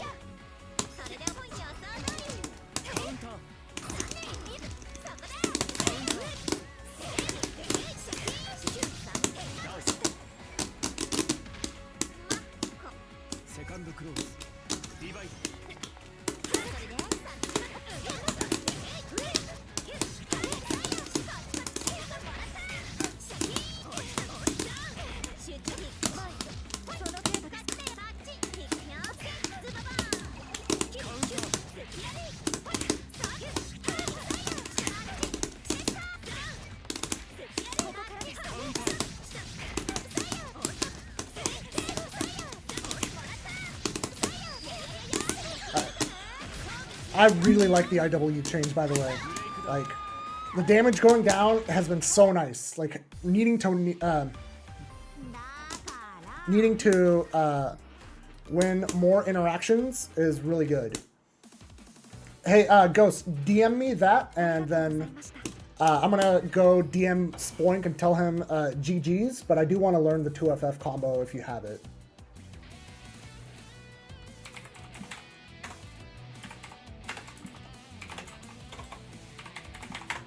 Alright. And then while I wait for that, I'm gonna be right back. I gotta pee. Please enjoy my cat in the meantime.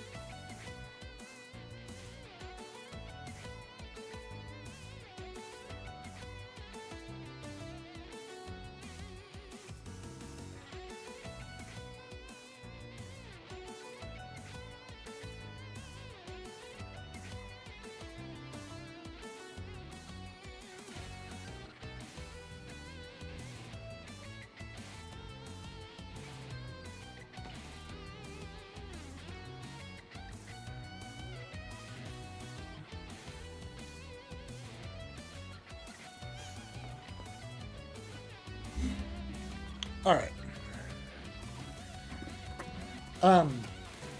So kind of going back to like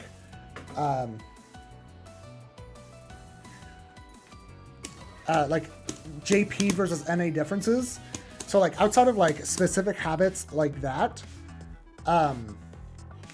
there's actually like a bigger change, and I'm really don't want this to sound off like I'm glazing the JP players, but their average player is significantly better than our average player. And it's not just because like I'm paying only attention to the players that like are already good and make the effort to fly out to like Evo. Like when I went to their local in Tokyo, they had like they had introduced me to like some players that had only been playing like a few months. And even though like they like lost, they were very clearly trying to practice good habits. Like they were specifically practicing doing the thing that they see strong players do. And that is very different from how I see like new players playing this game over here, where they are just trying to do whatever it takes to get that next win instead of like working on a foundation that will make them like solid all around. So like our players will come up with way more memes that will work like once or twice and then stop working. And over there, their new players are just like trying to figure out strike throw. They're trying to figure out like good defense. All right, let's see.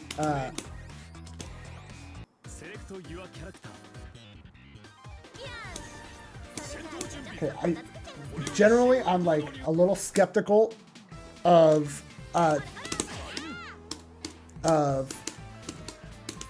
2FF with 66C1.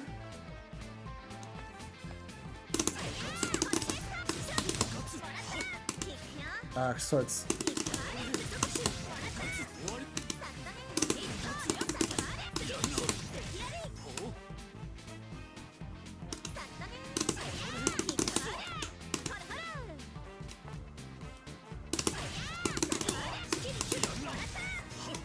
so I think I have to delay that.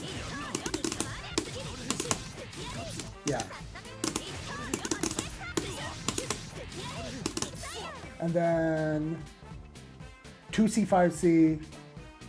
Okay, that doesn't seem too bad.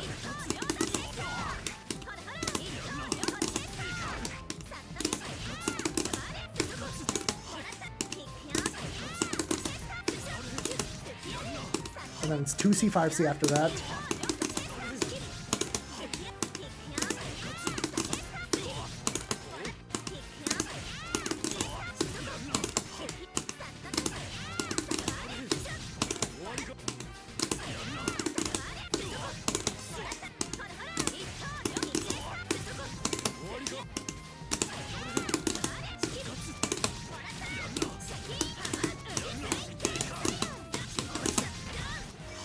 Okay, so 35, 39, okay. Yeah. But like, you know, obviously we have a lot of players that from the get-go are trying to emulate what like the really good players are doing. But I just don't see it as much over here.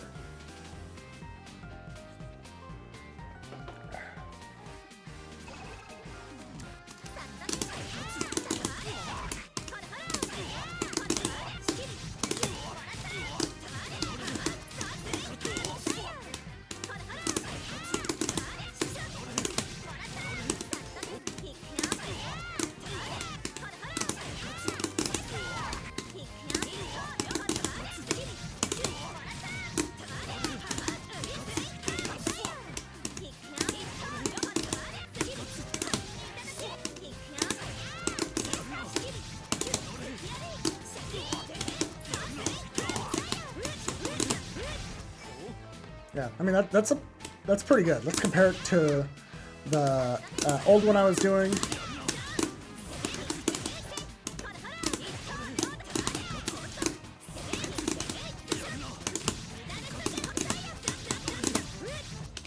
Couple hundred damage more.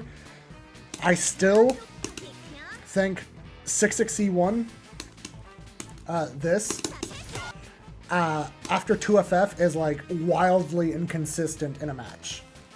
Like, I am probably still not going to go for this because I'm going to have him jumping to kind of illustrate my point. Like, if I'm running, that's the kind of thing that is liable to happen.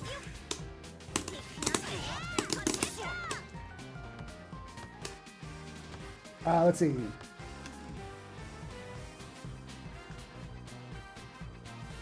So, okay, so you pick up with 5C.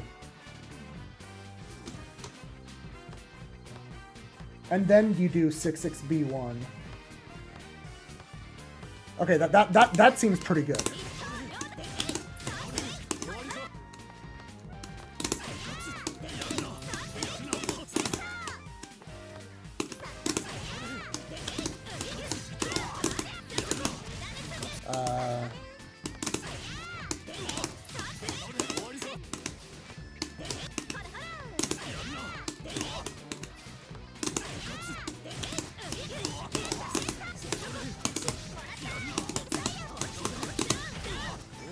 Yeah, I like that a lot more. Yeah. I'm just getting used to the delay on the jump.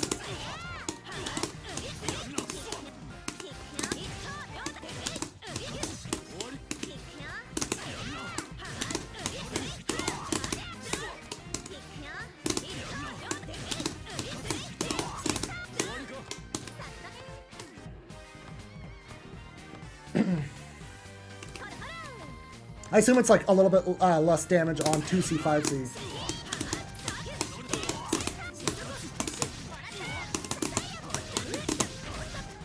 Uh, 3429. You reported 3417.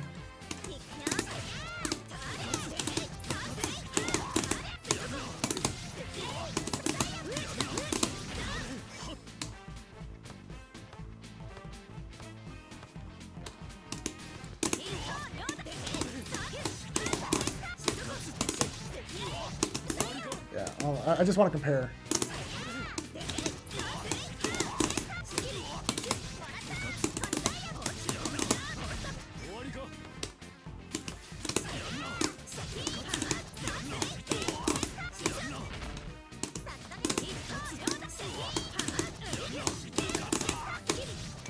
Oops.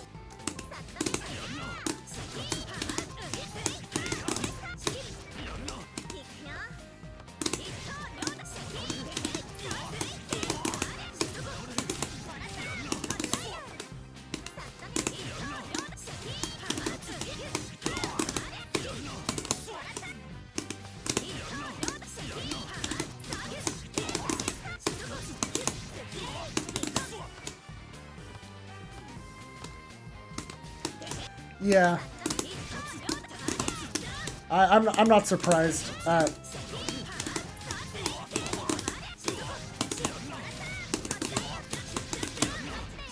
right, so that is what I'm gonna do. That seems nice and stable.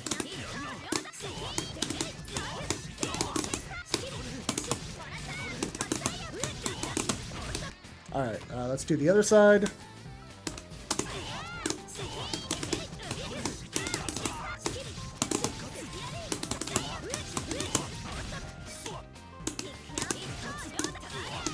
Oops.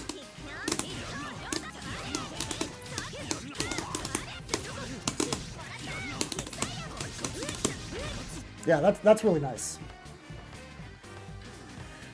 But yeah, I do agree. Like, I like when the hard routing is like way better, and then we like have to just suck it up and do easy routing for less damage. But like the hard routing is always there, like teasing us.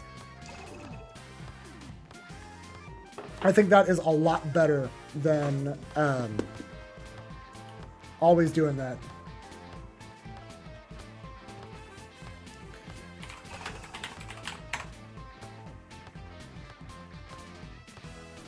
Let's see here. But I'm gonna do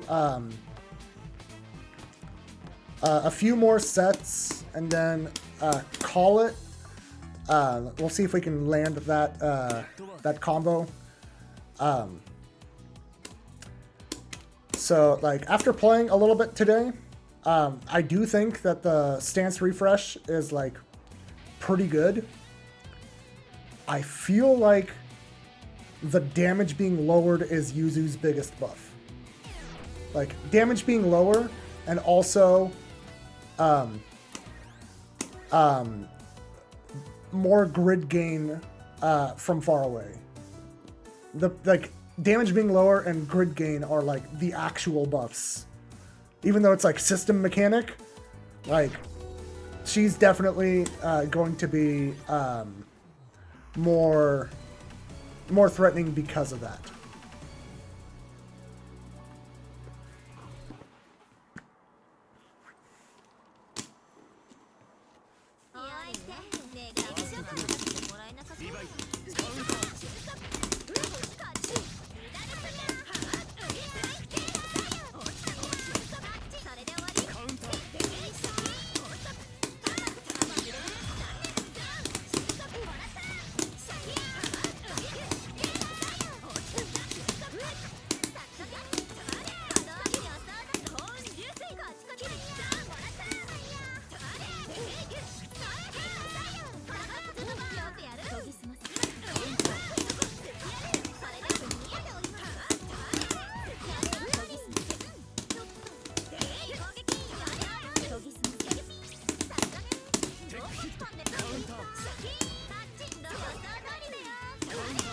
Oh, nice.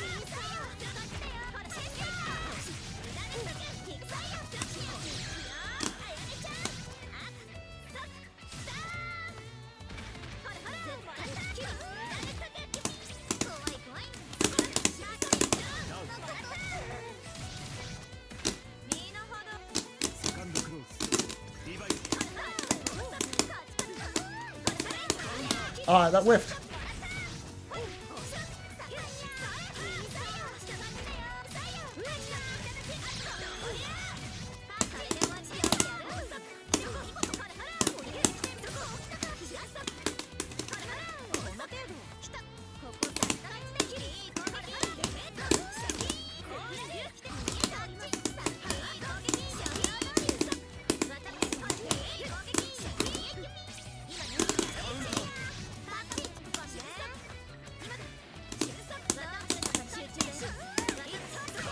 Oh, I messed up. Yeah, that's fine. I will gladly take the meter going into final round.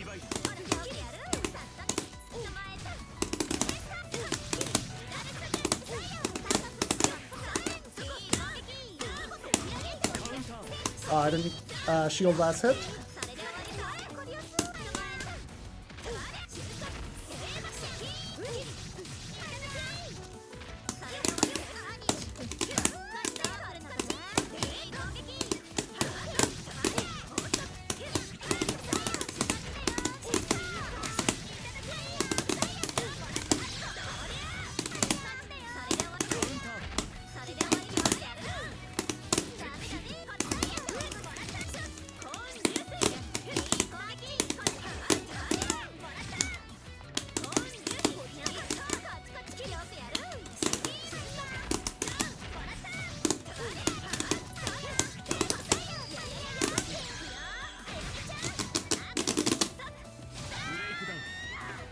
This is fun. Yuzu mirrors are the best.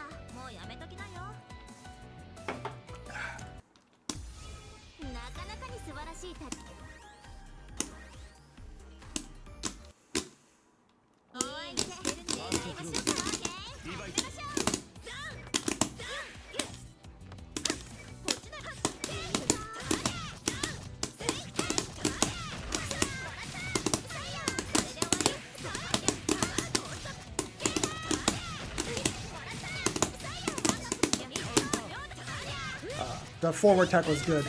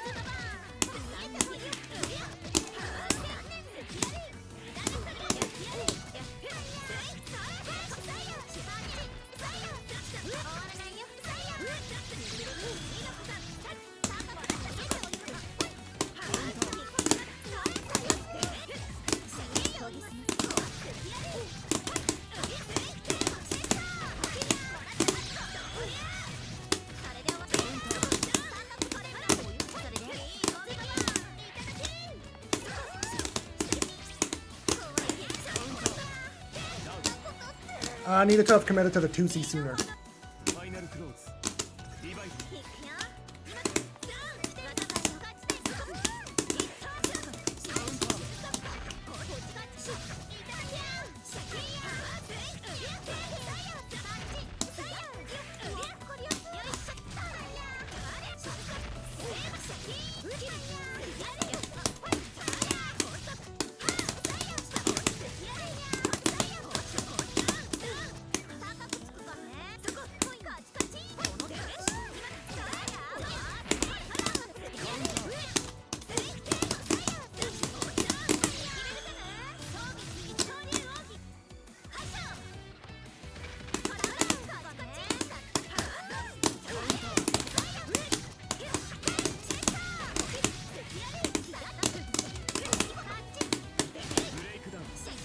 Oh, I think that was a 2FF. Oh, GG's, Lena. Hey, Duntron. Pretty good. I've just been kind of like, I went over the patch notes specifically from like the Yuzu point of view to see like how some of the changes are going to be like impacting my matchups. I messed around with like some block strings that refresh stance marks, which have been already proving to be like pretty helpful. And then I've just been like testing them in sets to see like how it feels to like actually use them. And in general, like as long as I'm like having proper grid control. Oh, my side chat stopped working. I'll have to. Oh, yeah. Anyway, so like as long as I'm using proper grid control, it is a nice bonus. I don't currently feel it like warping matchups too much, but there's definitely situations like if Line is jumping around in the air and I teleport to the ground, being able to refresh my marks without leaving stands is like really nice. That said, the biggest buffs I've seen for Yuzu in like actual matches are just like IW damage being lower. Makes it so that I have like the longer Yuzu is on the screen, the more of a chance she has to just win. So like lower damage overall is what I think is like her biggest buff, and then second biggest. The second biggest buff is just there isn't a grid penalty for concentrating from far away. So like grid control is like a little bit easier because of that. Yeah, I've already been getting away with stance walk to refresh marks. That's been pretty nice for sure. All right, so we're going to do one more match and then call it a night. Bagged Milk Enthusiast. I assume this is BM, but it's also Merkaba. I don't think BM has a Merkaba. I'll look at the color. Is that Onyx?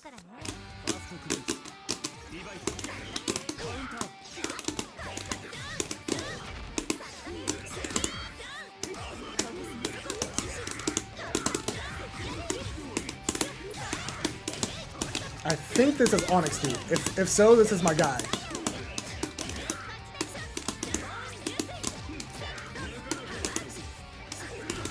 Nice. Yeah, I think this is Onyx.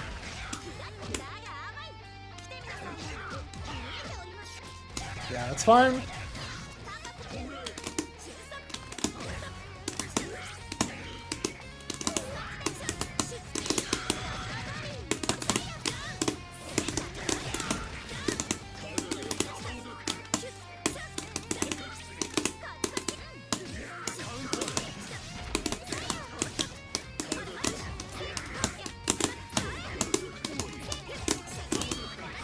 Time for the toxic block string.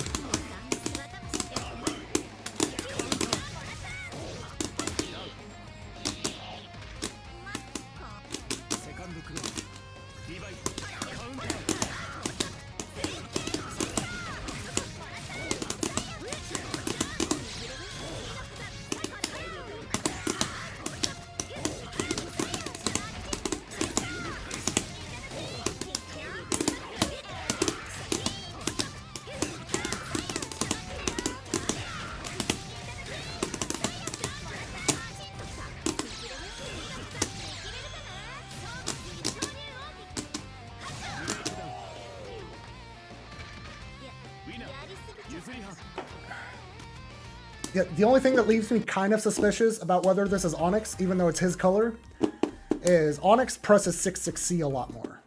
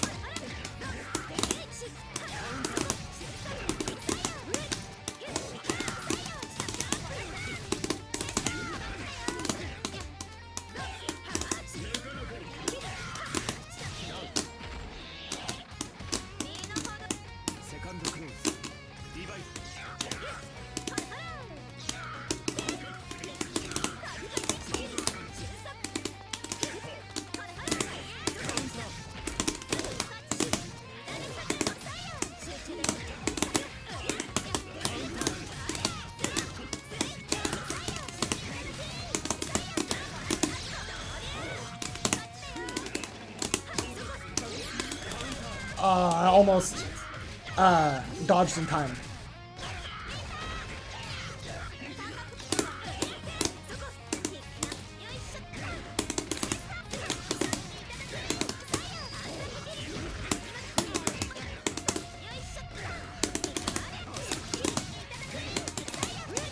But yeah. And like there, I spent the grid on the steer ender because I have plenty of grid. So I might as well get a safe jump against Mercado. I just might as well. I have no thoughts on Uzuki. I have not played her, and I haven't played against her. I plan to start like learning to play as her this weekend, so that like I can very quickly figure out like things that she hates. But like, anytime there's a new patch, or I generally try to see like what's new with Yuzu first.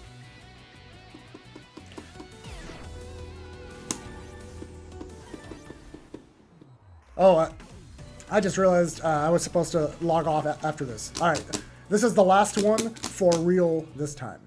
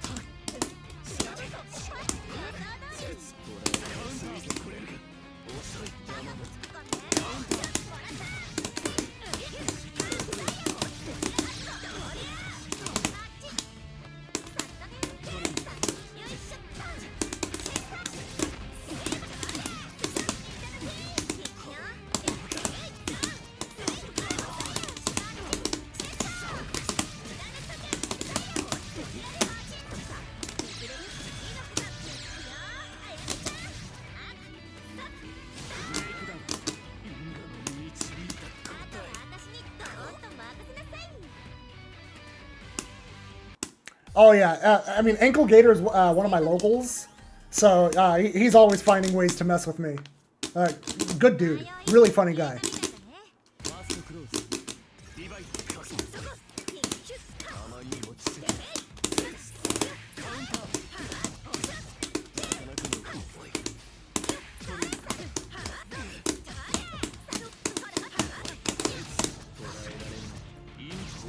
I thought I was gonna fall out of the combo. I'm just gonna wake up CS and get some meter.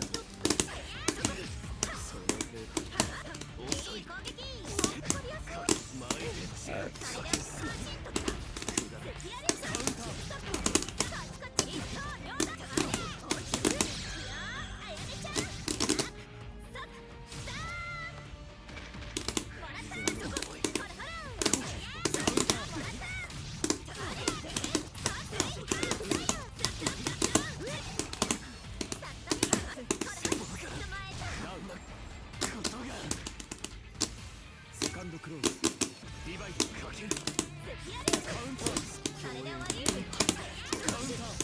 Oh, that was a misinput. You did not want that orb.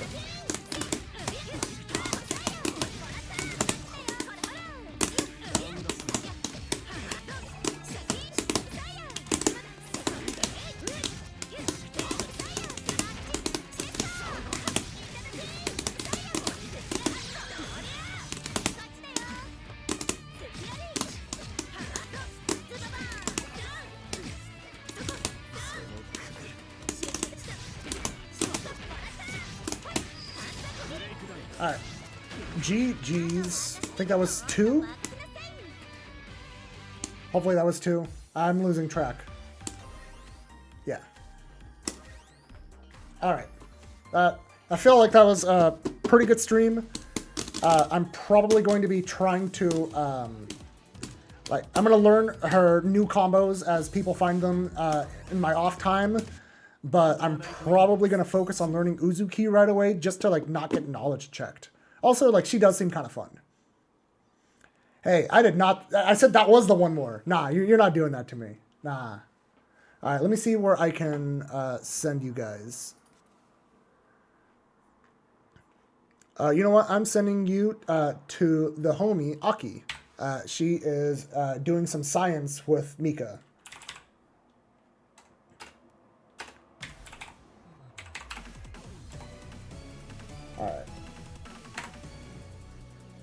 Alright, so thank you guys for coming by. This was a fun time. I'll probably stream again this weekend, and so I'll let you guys know. But yeah, we'll see you guys later. Bye.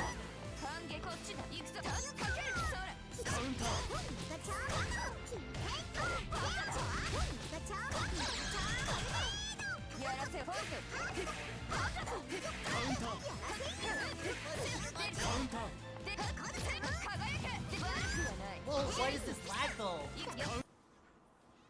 Mina, check your